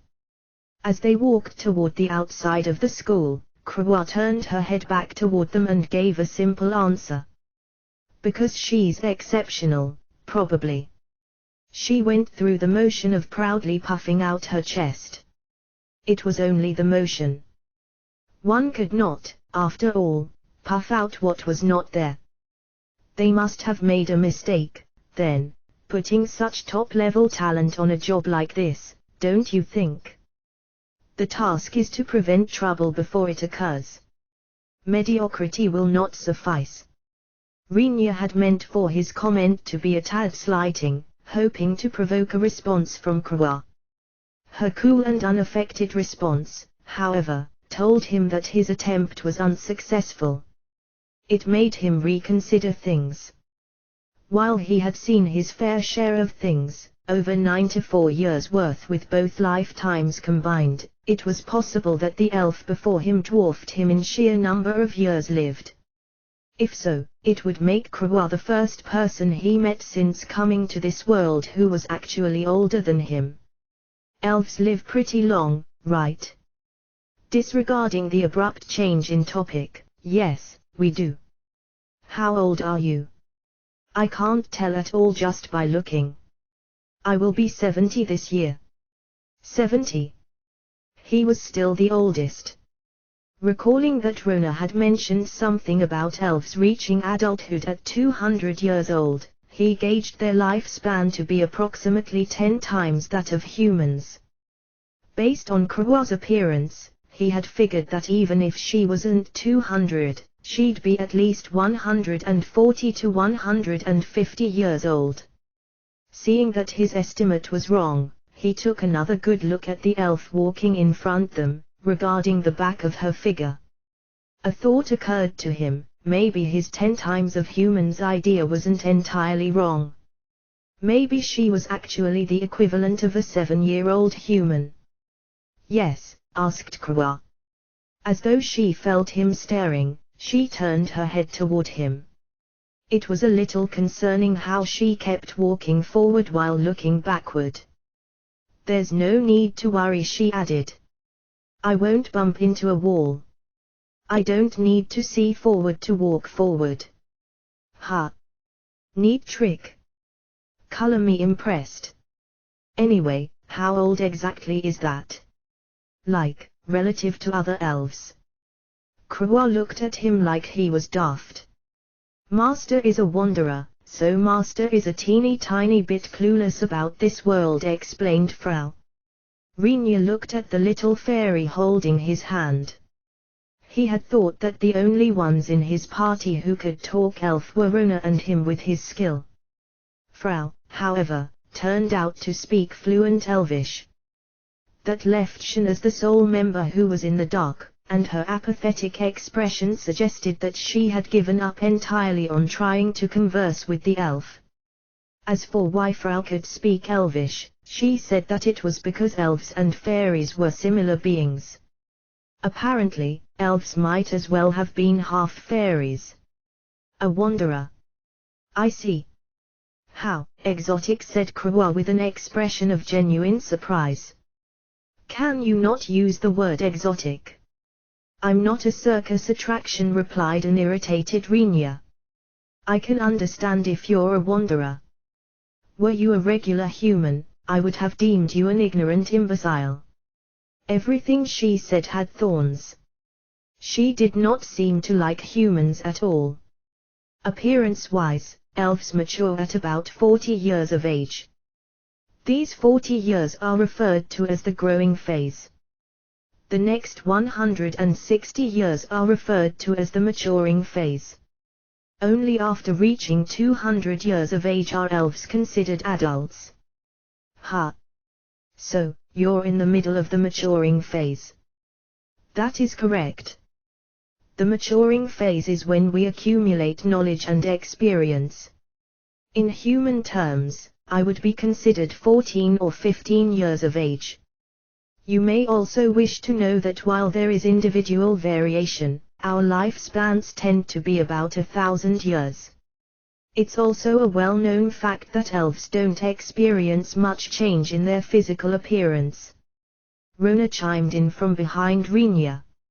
At first, he had no idea whether she was speaking human or Elvish, but he managed to deduce from Krawa's lack of response that it was probably human. Only later, through repeated experiments and the help of Rona's proficiency in both languages, would he come to understand the finer nuances of his speech.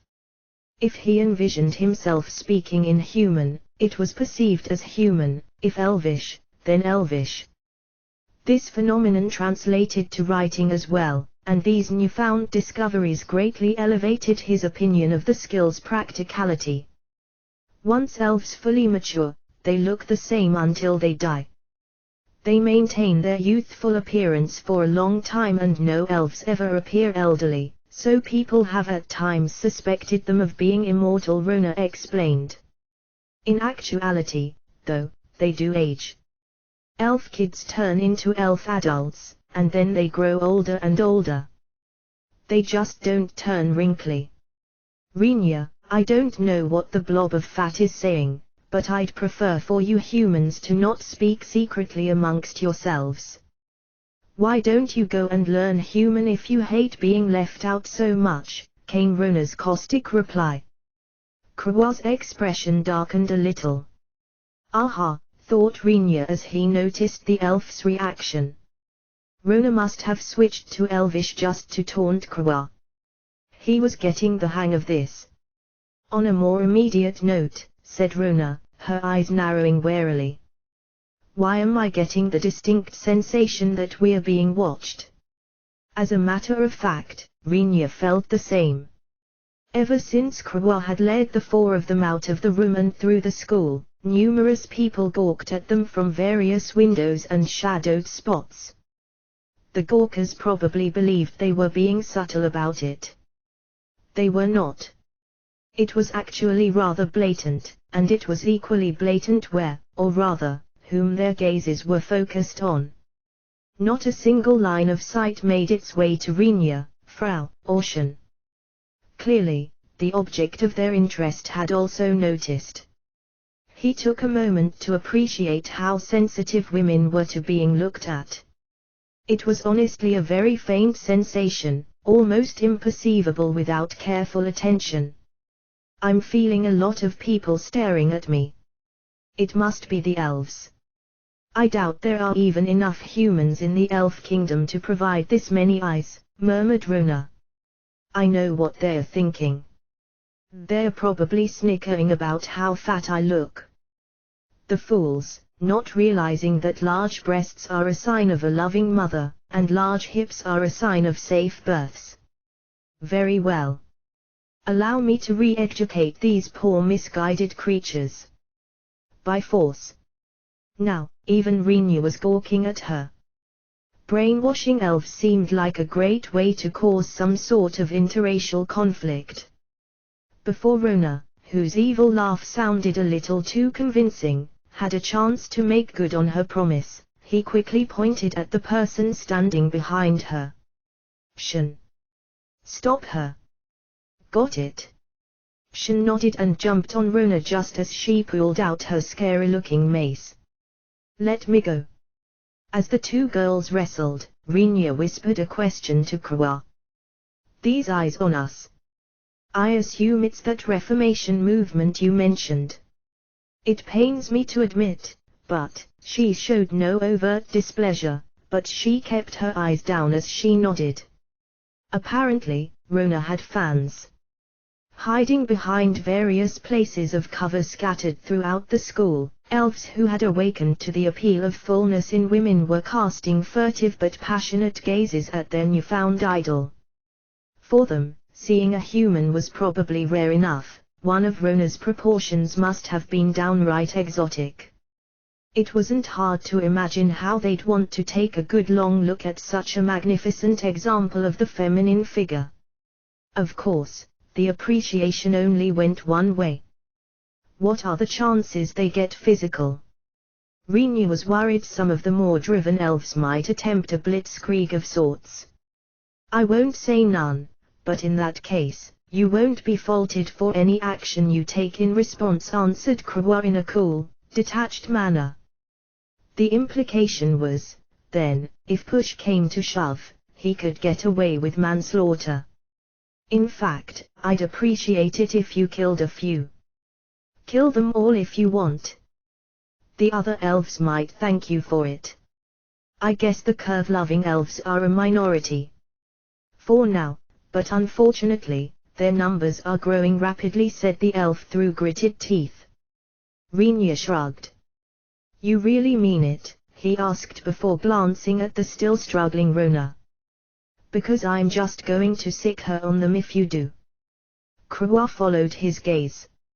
I certainly don't mind, she said before turning back to him, but is she quite strong? Strong enough to fight against elves in the forest? Who knows? I've never fought elves before, so it's not like I can tell. Should her strength prove lacking, with proportions like those? Well, just be aware that incapacitation and abduction are both well within the realm of possibility. I'd imagined elves to be fairly mellow people, what with the whole nigh immortal thing and all, but I'm getting some pretty predatory vibes from what you said, said Rinya as he reconsidered his plan to set Rona loose on them. He'd rather not come back to find a bunch of radical elves in possession of a Rona-shaped sex toy. He suspected that they wouldn't either, because they'd then discover that their kingdom, along with their entire forest, had been burnt to the ground. That last part, he didn't say out loud. I ask that you see it as a wave of changing opinions that's spreading through the elven population, with the young elves at the center of it all, said Krua in a flat, emotionless voice. Something about it seemed insincere. Sure. I get the official stance. Now let's hear how you see it. It pains me to admit that elves are increasingly being infected by a virulent strain of human thought, characteristic in its origin from the groin rather than the head. Okay, being human, I feel like I do need to mention that we're not all like that. I mean, I admit a lot of us are, but, of course, as a race, so long as we're making children, Krua sighed before spitting, it matters little to us whether it's with humans or elves. Won't that just make the kids mixed? Mixed? Rinya and Krua stared at each other, neither understanding what the other was asking. Enter Frau, professional explainer. Master, when humans and elves make babies, they're always the same race as Daddy. That's why if an elf takes Miss Rona away and they love each other very much, all their babies will be elves. The euphemism did not make her example any less disturbing. In that case, what if Krua and I had a baby? You'll have a nice little human baby. What in the world are you talking about? Exclaimed a red-faced Krua. It's just an example. Geez. I don't mean it for real. You most certainly don't. As if I'd ever, with a human, muttered the flustered elf, the rest of her grumbling growing more and more indistinct. Rinya shook his head and smiled wryly. Someone's head was definitely in the gutter. Krua, however, seemed to have taken his smile to mean something else and poutingly turned away. She kept her face forward as she walked. As Rinya rushed to catch up with the sullen elf, he heard another bout of angry growls and labored breaths from behind.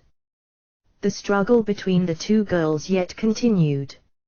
Maybe I shouldn't have brought them along. In any case, I've been informed that the goal of your trip here is to sightsee. Is that correct? They were in a resting room of sorts.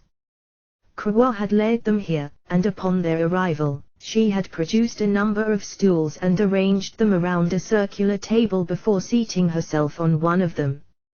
On the table were cups, one for each person, filled with a cloudy white liquid. It seemed rather viscous. As soon as Rona saw it, she scowled in disgust. Krua looked at her with a mix of astonishment and contempt before turning to Rinya.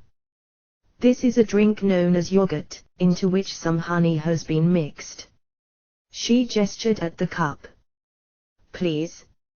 It's good for your health. Rinya sat down at a stool and picked up a cup.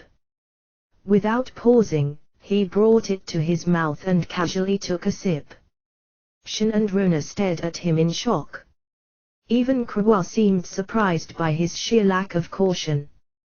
Disregarding their incredulous looks, he gulped the liquid down. It was thick but flowed smoothly down his throat. A touch of sourness tickled his tongue, mixing with a sweetness that probably came from the honey. "How curious," said Krua as she brought her own cup to her mouth. "I had expected to see some more resistance. I assumed elves were not above basic manners. Like, not serving your guests something vomit-inducing as soon as they arrive." Rinya set his cup back down on the table. The drink was quite refreshing, but it seemed ill-suited to meals. Emboldened by his demonstration, the girls also reached for theirs. Now, returning to the topic at hand. What kind of sights do you wish to see, exactly? It may seem strange for an elf to say this, but I doubt there's anything here that humans would find interesting to look at. Good question. Rinya pondered silently before answering. It was mostly just curiosity that brought us here, so I'd appreciate it if you could show me some stuff you can't find in human towns.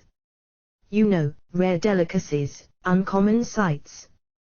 While he hadn't requested a guide, asking Krua to show them around did seem like the more efficient method. Judging by the way Rona kept shuffling uncomfortably in her seat, the Reformation movement's surveillance network was very much functional, so splitting up was not an option.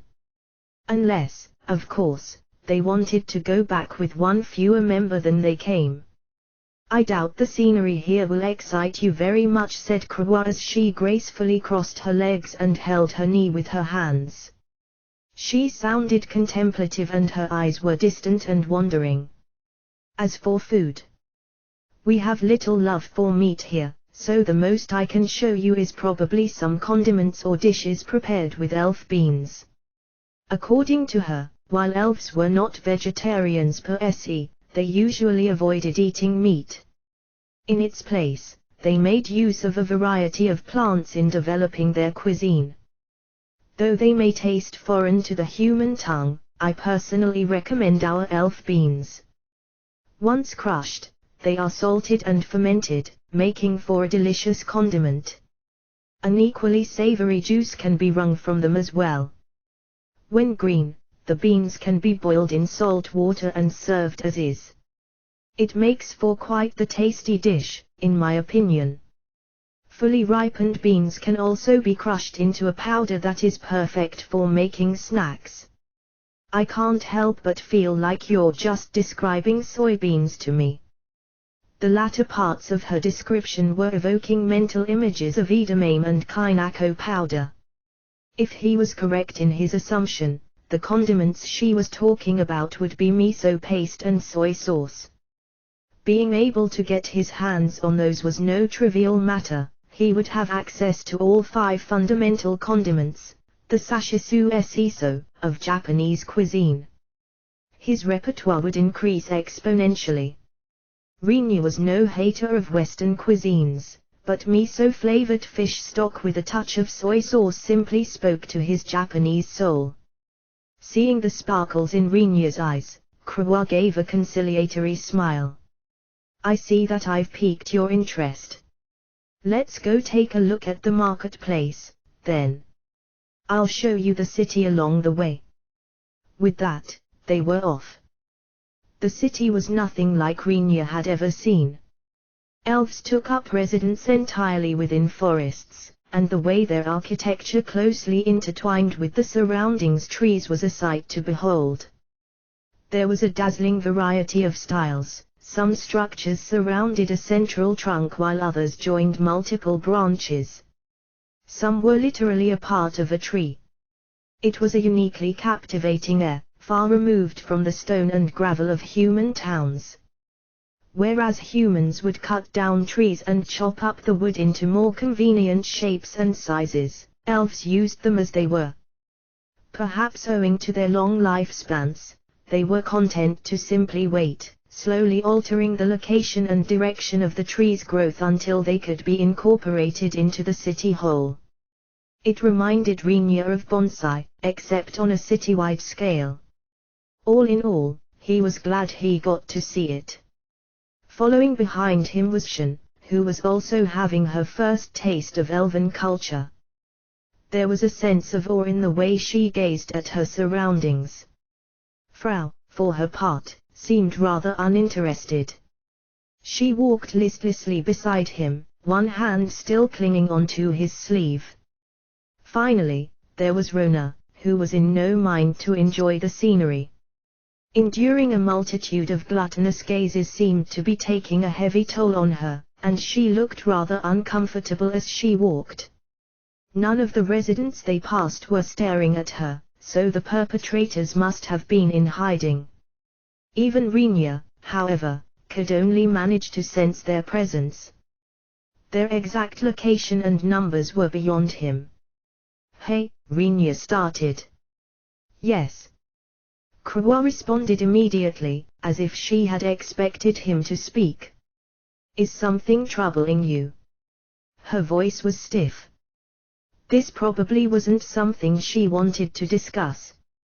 Regardless, the matter was one that needed to be stated out loud, so he continued. "So, I don't know if humans are just a sensitive bunch, but where I come from, we'd call this a form of voyeurism, and it's an extremely vulgar thing to do." "Thank you for enlightening me. I had absolutely no idea until you told me today," snapped Krua, her tone dripping with sarcasm. She tightened her fist.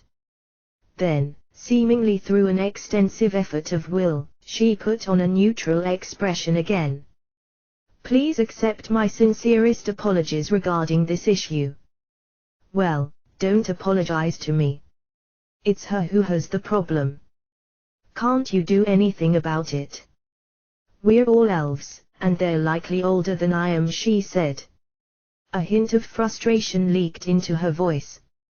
"In the forest, they'll be difficult to find." Rinya grunted. Had the elves been staring at him with hostility or the intent to harm, he was sure that he would have noticed immediately.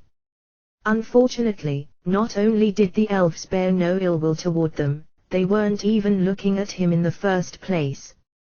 In addition, while Rona doubtlessly didn't appreciate being showered by their unpleasantly viscous gazes, it's also true that the elves went no further than peeping from a distance.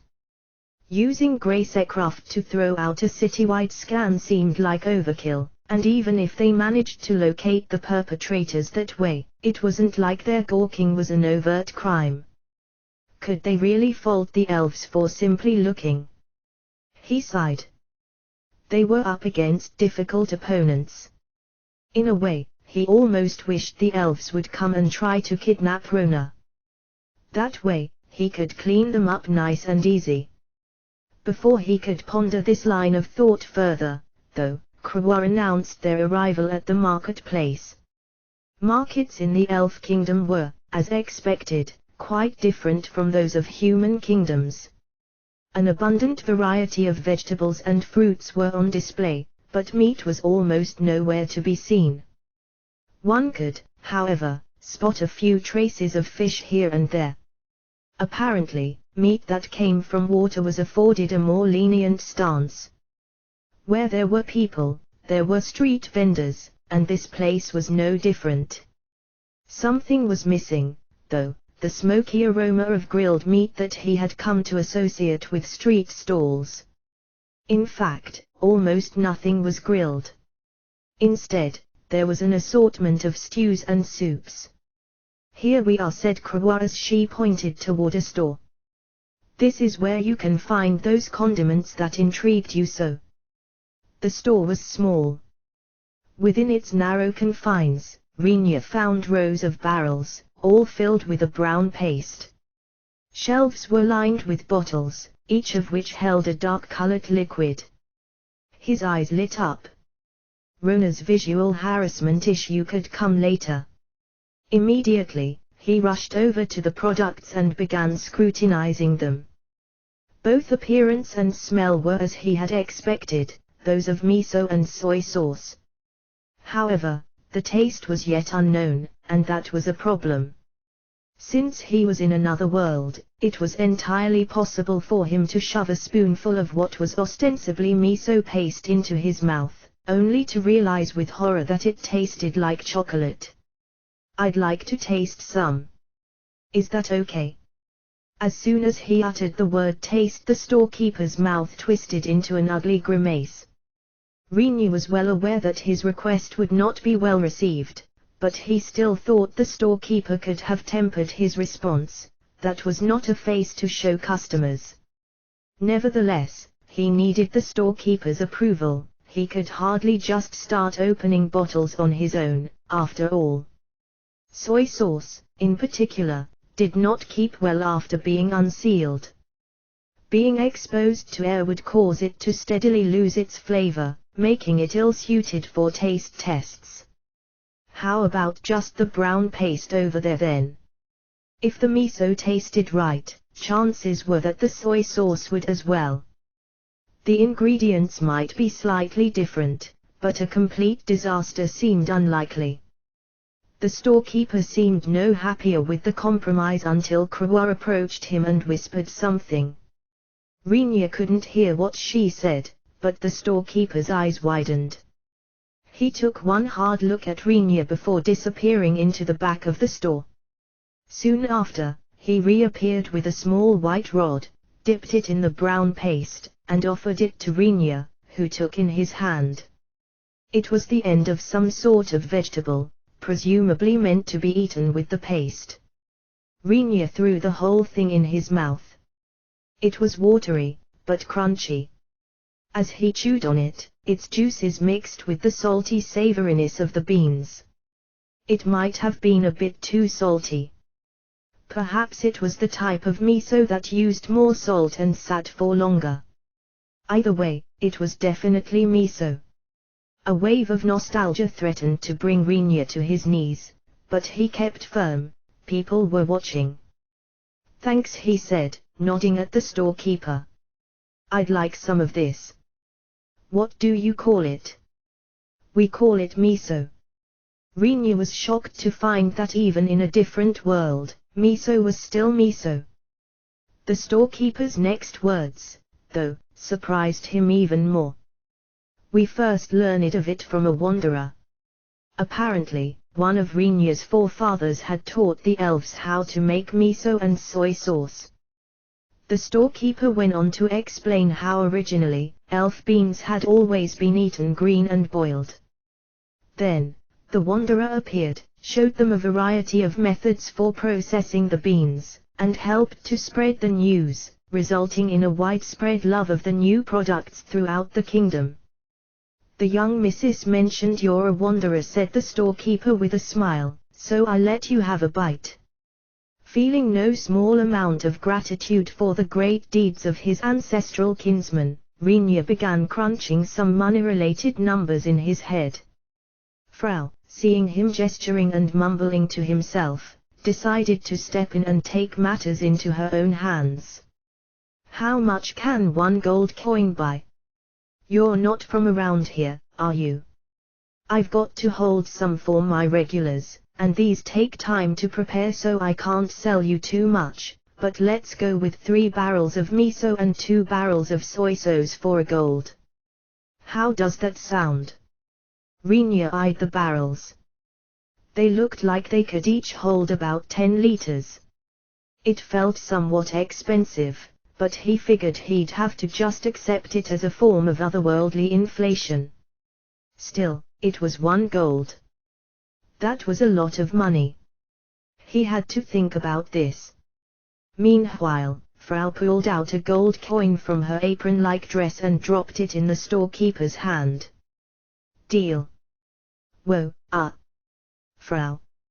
Master wants to eat this." "If Master wants, Frau buys."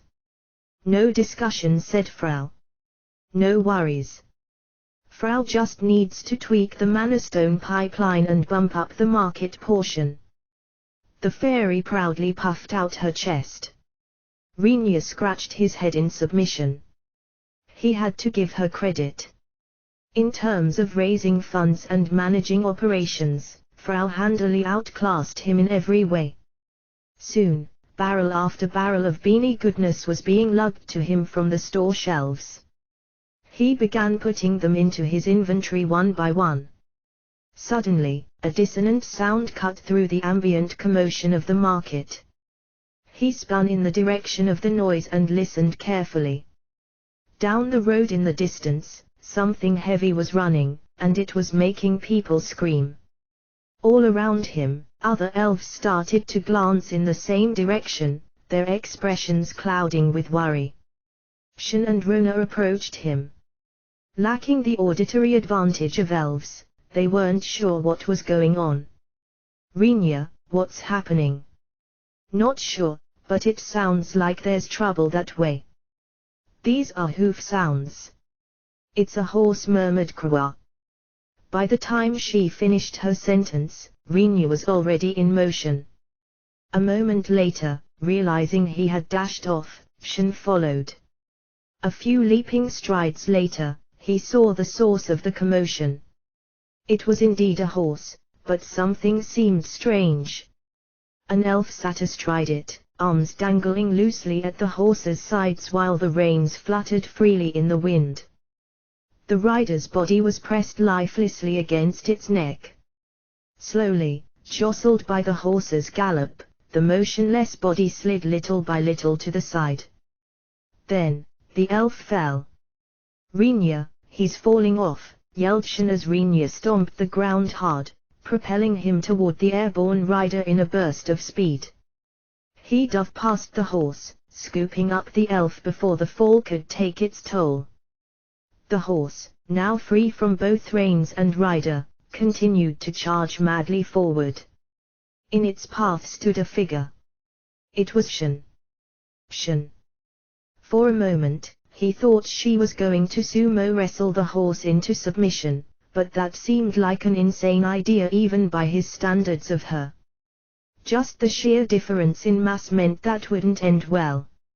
Instead, he saw her deftly sidestepping the frenzied horse and grabbing the floating reins with her left hand. With a firm yank, she flipped onto the horse's back. Rinya, this horse is in bad shape, said Shen, expertly pacifying the horse with a few simple pulls of the reins. It's hurt all over. I don't know where it got all these wounds, but they're pretty serious. Rinya, with the elf still in tow, rushed up to take a look. The horse's intense exertion had worsened the deep gashes that covered its body. Blood flowed freely from its wounds, staining Shen's clothes. She didn't seem to mind. Yeah, he answered as he looked down at the unconscious elf in his arms. Same here. Fine features adorned a well-sculpted face. Though attractive, they also served to obscure the elf's gender.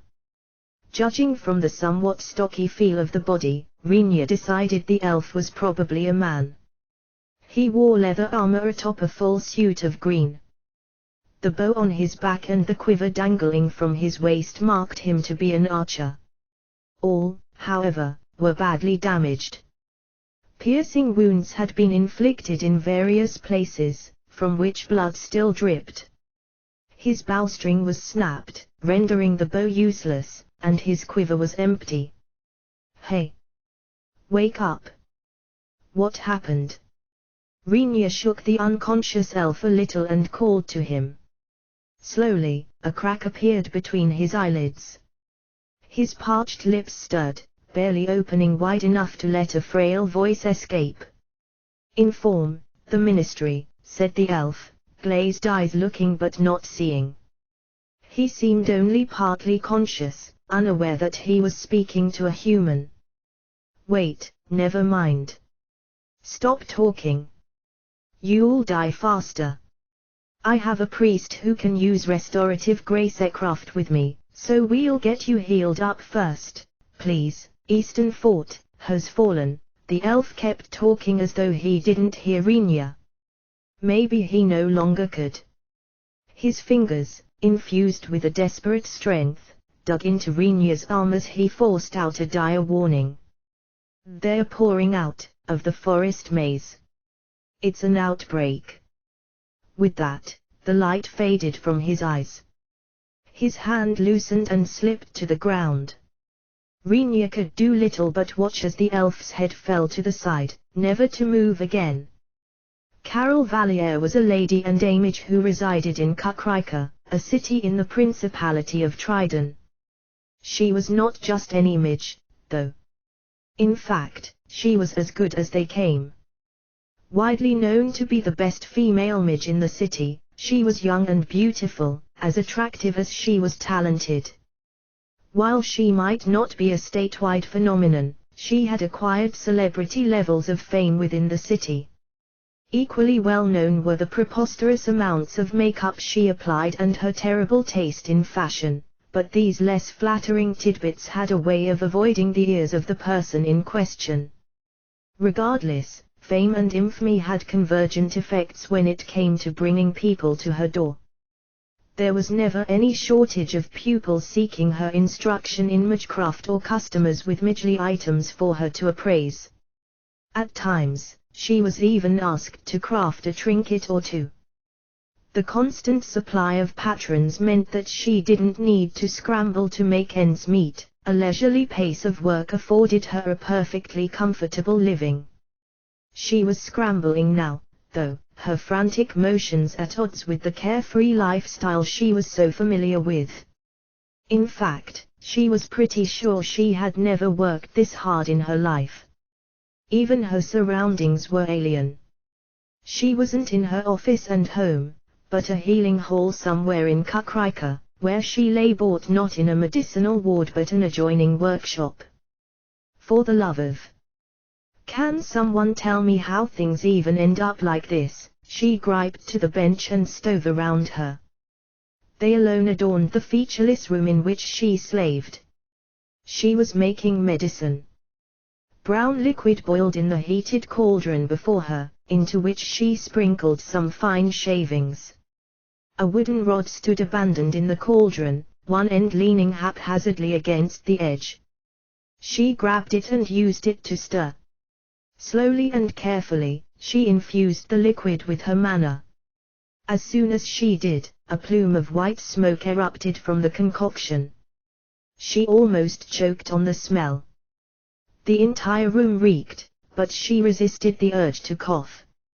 She'd rather not risk getting her spit in the cauldron or blowing away the ingredients on the workbench and having to do everything all over again. The smoke and smell weren't mistakes, they were part of the process. She had done this many times before. Even so, she couldn't see herself getting used to it. Turning away from the cauldron, she stared through tear-stained eyes at her hands, trying to see if she had gotten any of the liquid on them. Once she confirmed that they were clean, she carefully wiped them. There were, of course, specialized practitioners of medicine making, but mags proficient at manipulating mana often took it up as a side job. Carol was one of the latter, who'd sought the skill to make some quick cash.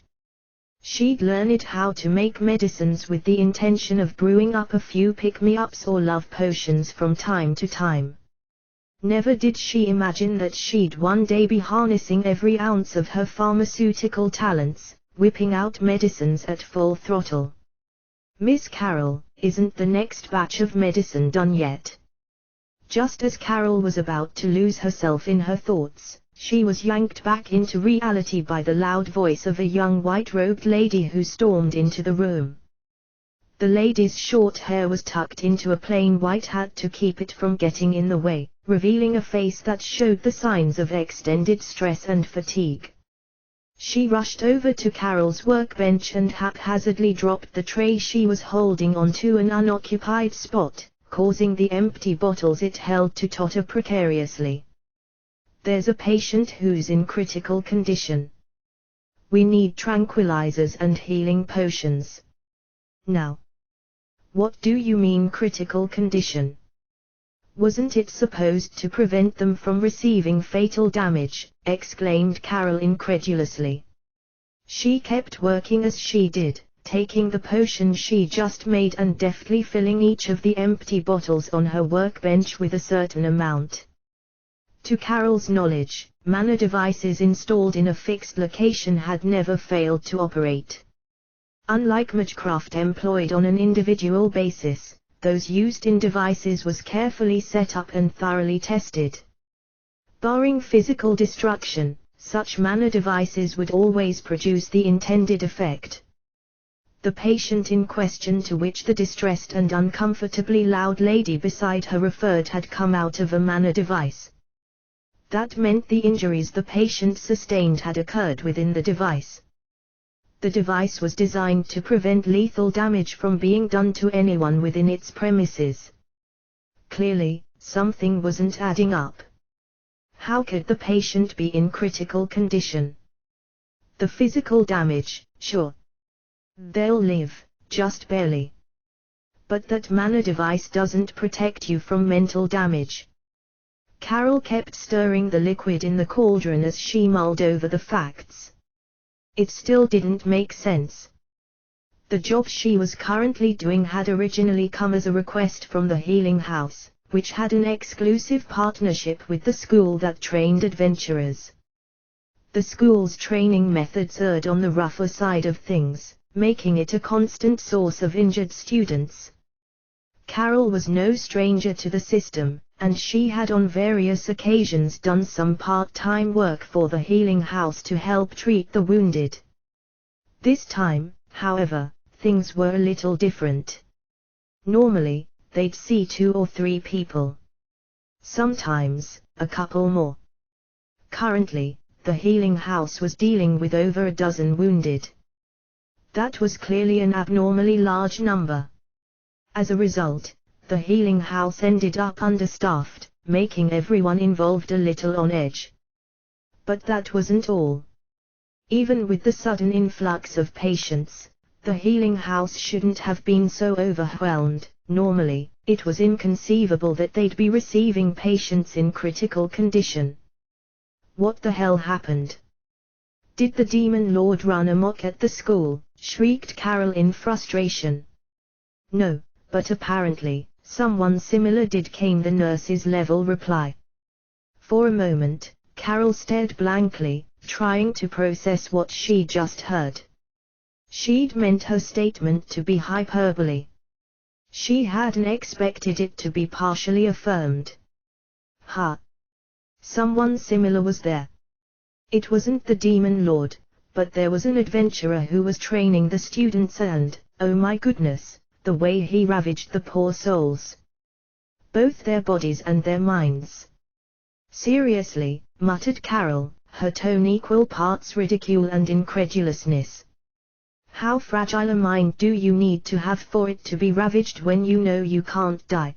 Before she could finish, the loud cry of a nurse came from down the hall. A student just ran out of the ward. Get him back in here. Carol shot out of the room like a bullet, shoving aside the nurse who was in her way. Having done a short stint as an adventurer before, she was more used to mayhem than the average nurse. It also meant that in the case the fleeing patient turned violent, she'd be able to handle him. Knowing that she could help, she felt compelled to act as soon as she heard the cry of alarm.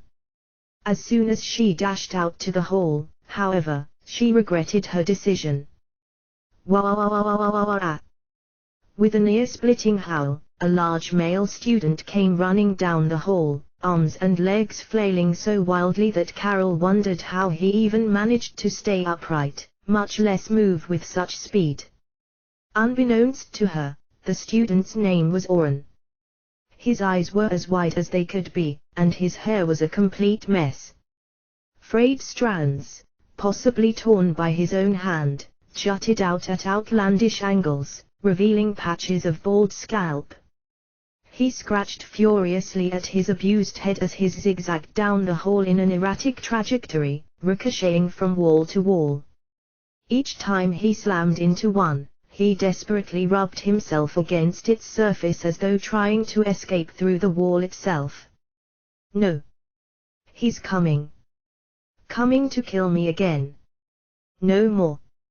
I can't handle any more of that. Carol was tempted to point out that a person could not be killed again.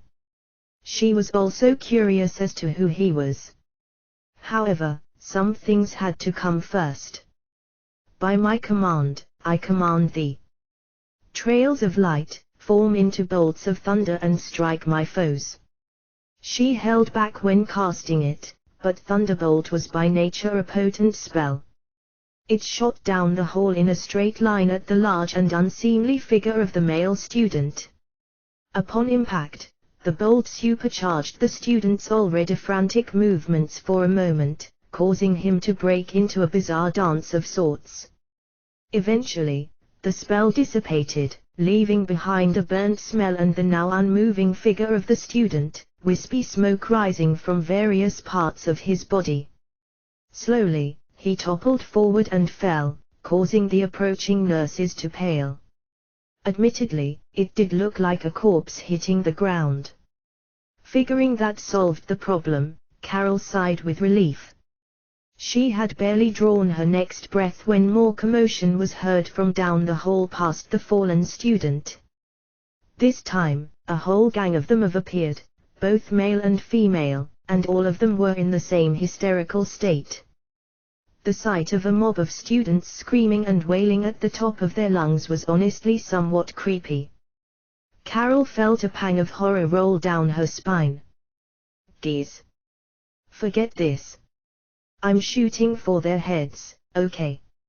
No. You can't, Miss Carol. They're patients. On a direct hit to the head, even the weakest thunderbolt could damage the brain. Lucky victims might get away with lasting physical disabilities. Those less fortunate might never wake up again. The sheer number of students and the disturbing sight they presented had convinced Carol that there would be no end to this unless she took more drastic measures. She was immediately stopped by one of the nurses. Stop them without killing them, please. Gah. I hate this. What the hell happened at the school? In her frustration, Carol blasted the entirety of the hall with a weakened version of a quick-cast thunderbolt. A panicked dash to cover spared the nurses from injury. The fallen student and those who followed him, however, all went flying. Once the indoor thunderstorm passed, the hall was riddled with what definitely looked like corpses. The nurses who had barely escaped a similar fate quickly emerged from their hiding spots and began carrying the unconscious students back to their rooms. Carol followed them, walking with deep sighs toward the workshop where she had slaved moments before. Her shoulders were slumped and her steps were heavy. She had, after all, realized that the electrifying conclusion to the commotion had only increased the need for medicines. A story would later circulate through the rooms and halls of Kakrika's adventurers' school. It told of a male adventurer, and the entire class of students he annihilated. As it passed from ear to ear, the story would come to gain some frills here and some embellishments there, but one thing never changed. The story always ended with the same phrase, and so, it was said that those students never returned to the school again. Few, however, would ever come to know that it was a female midge, widely known to be the best in all of Kakrika, who was partially responsible for their grisly fate.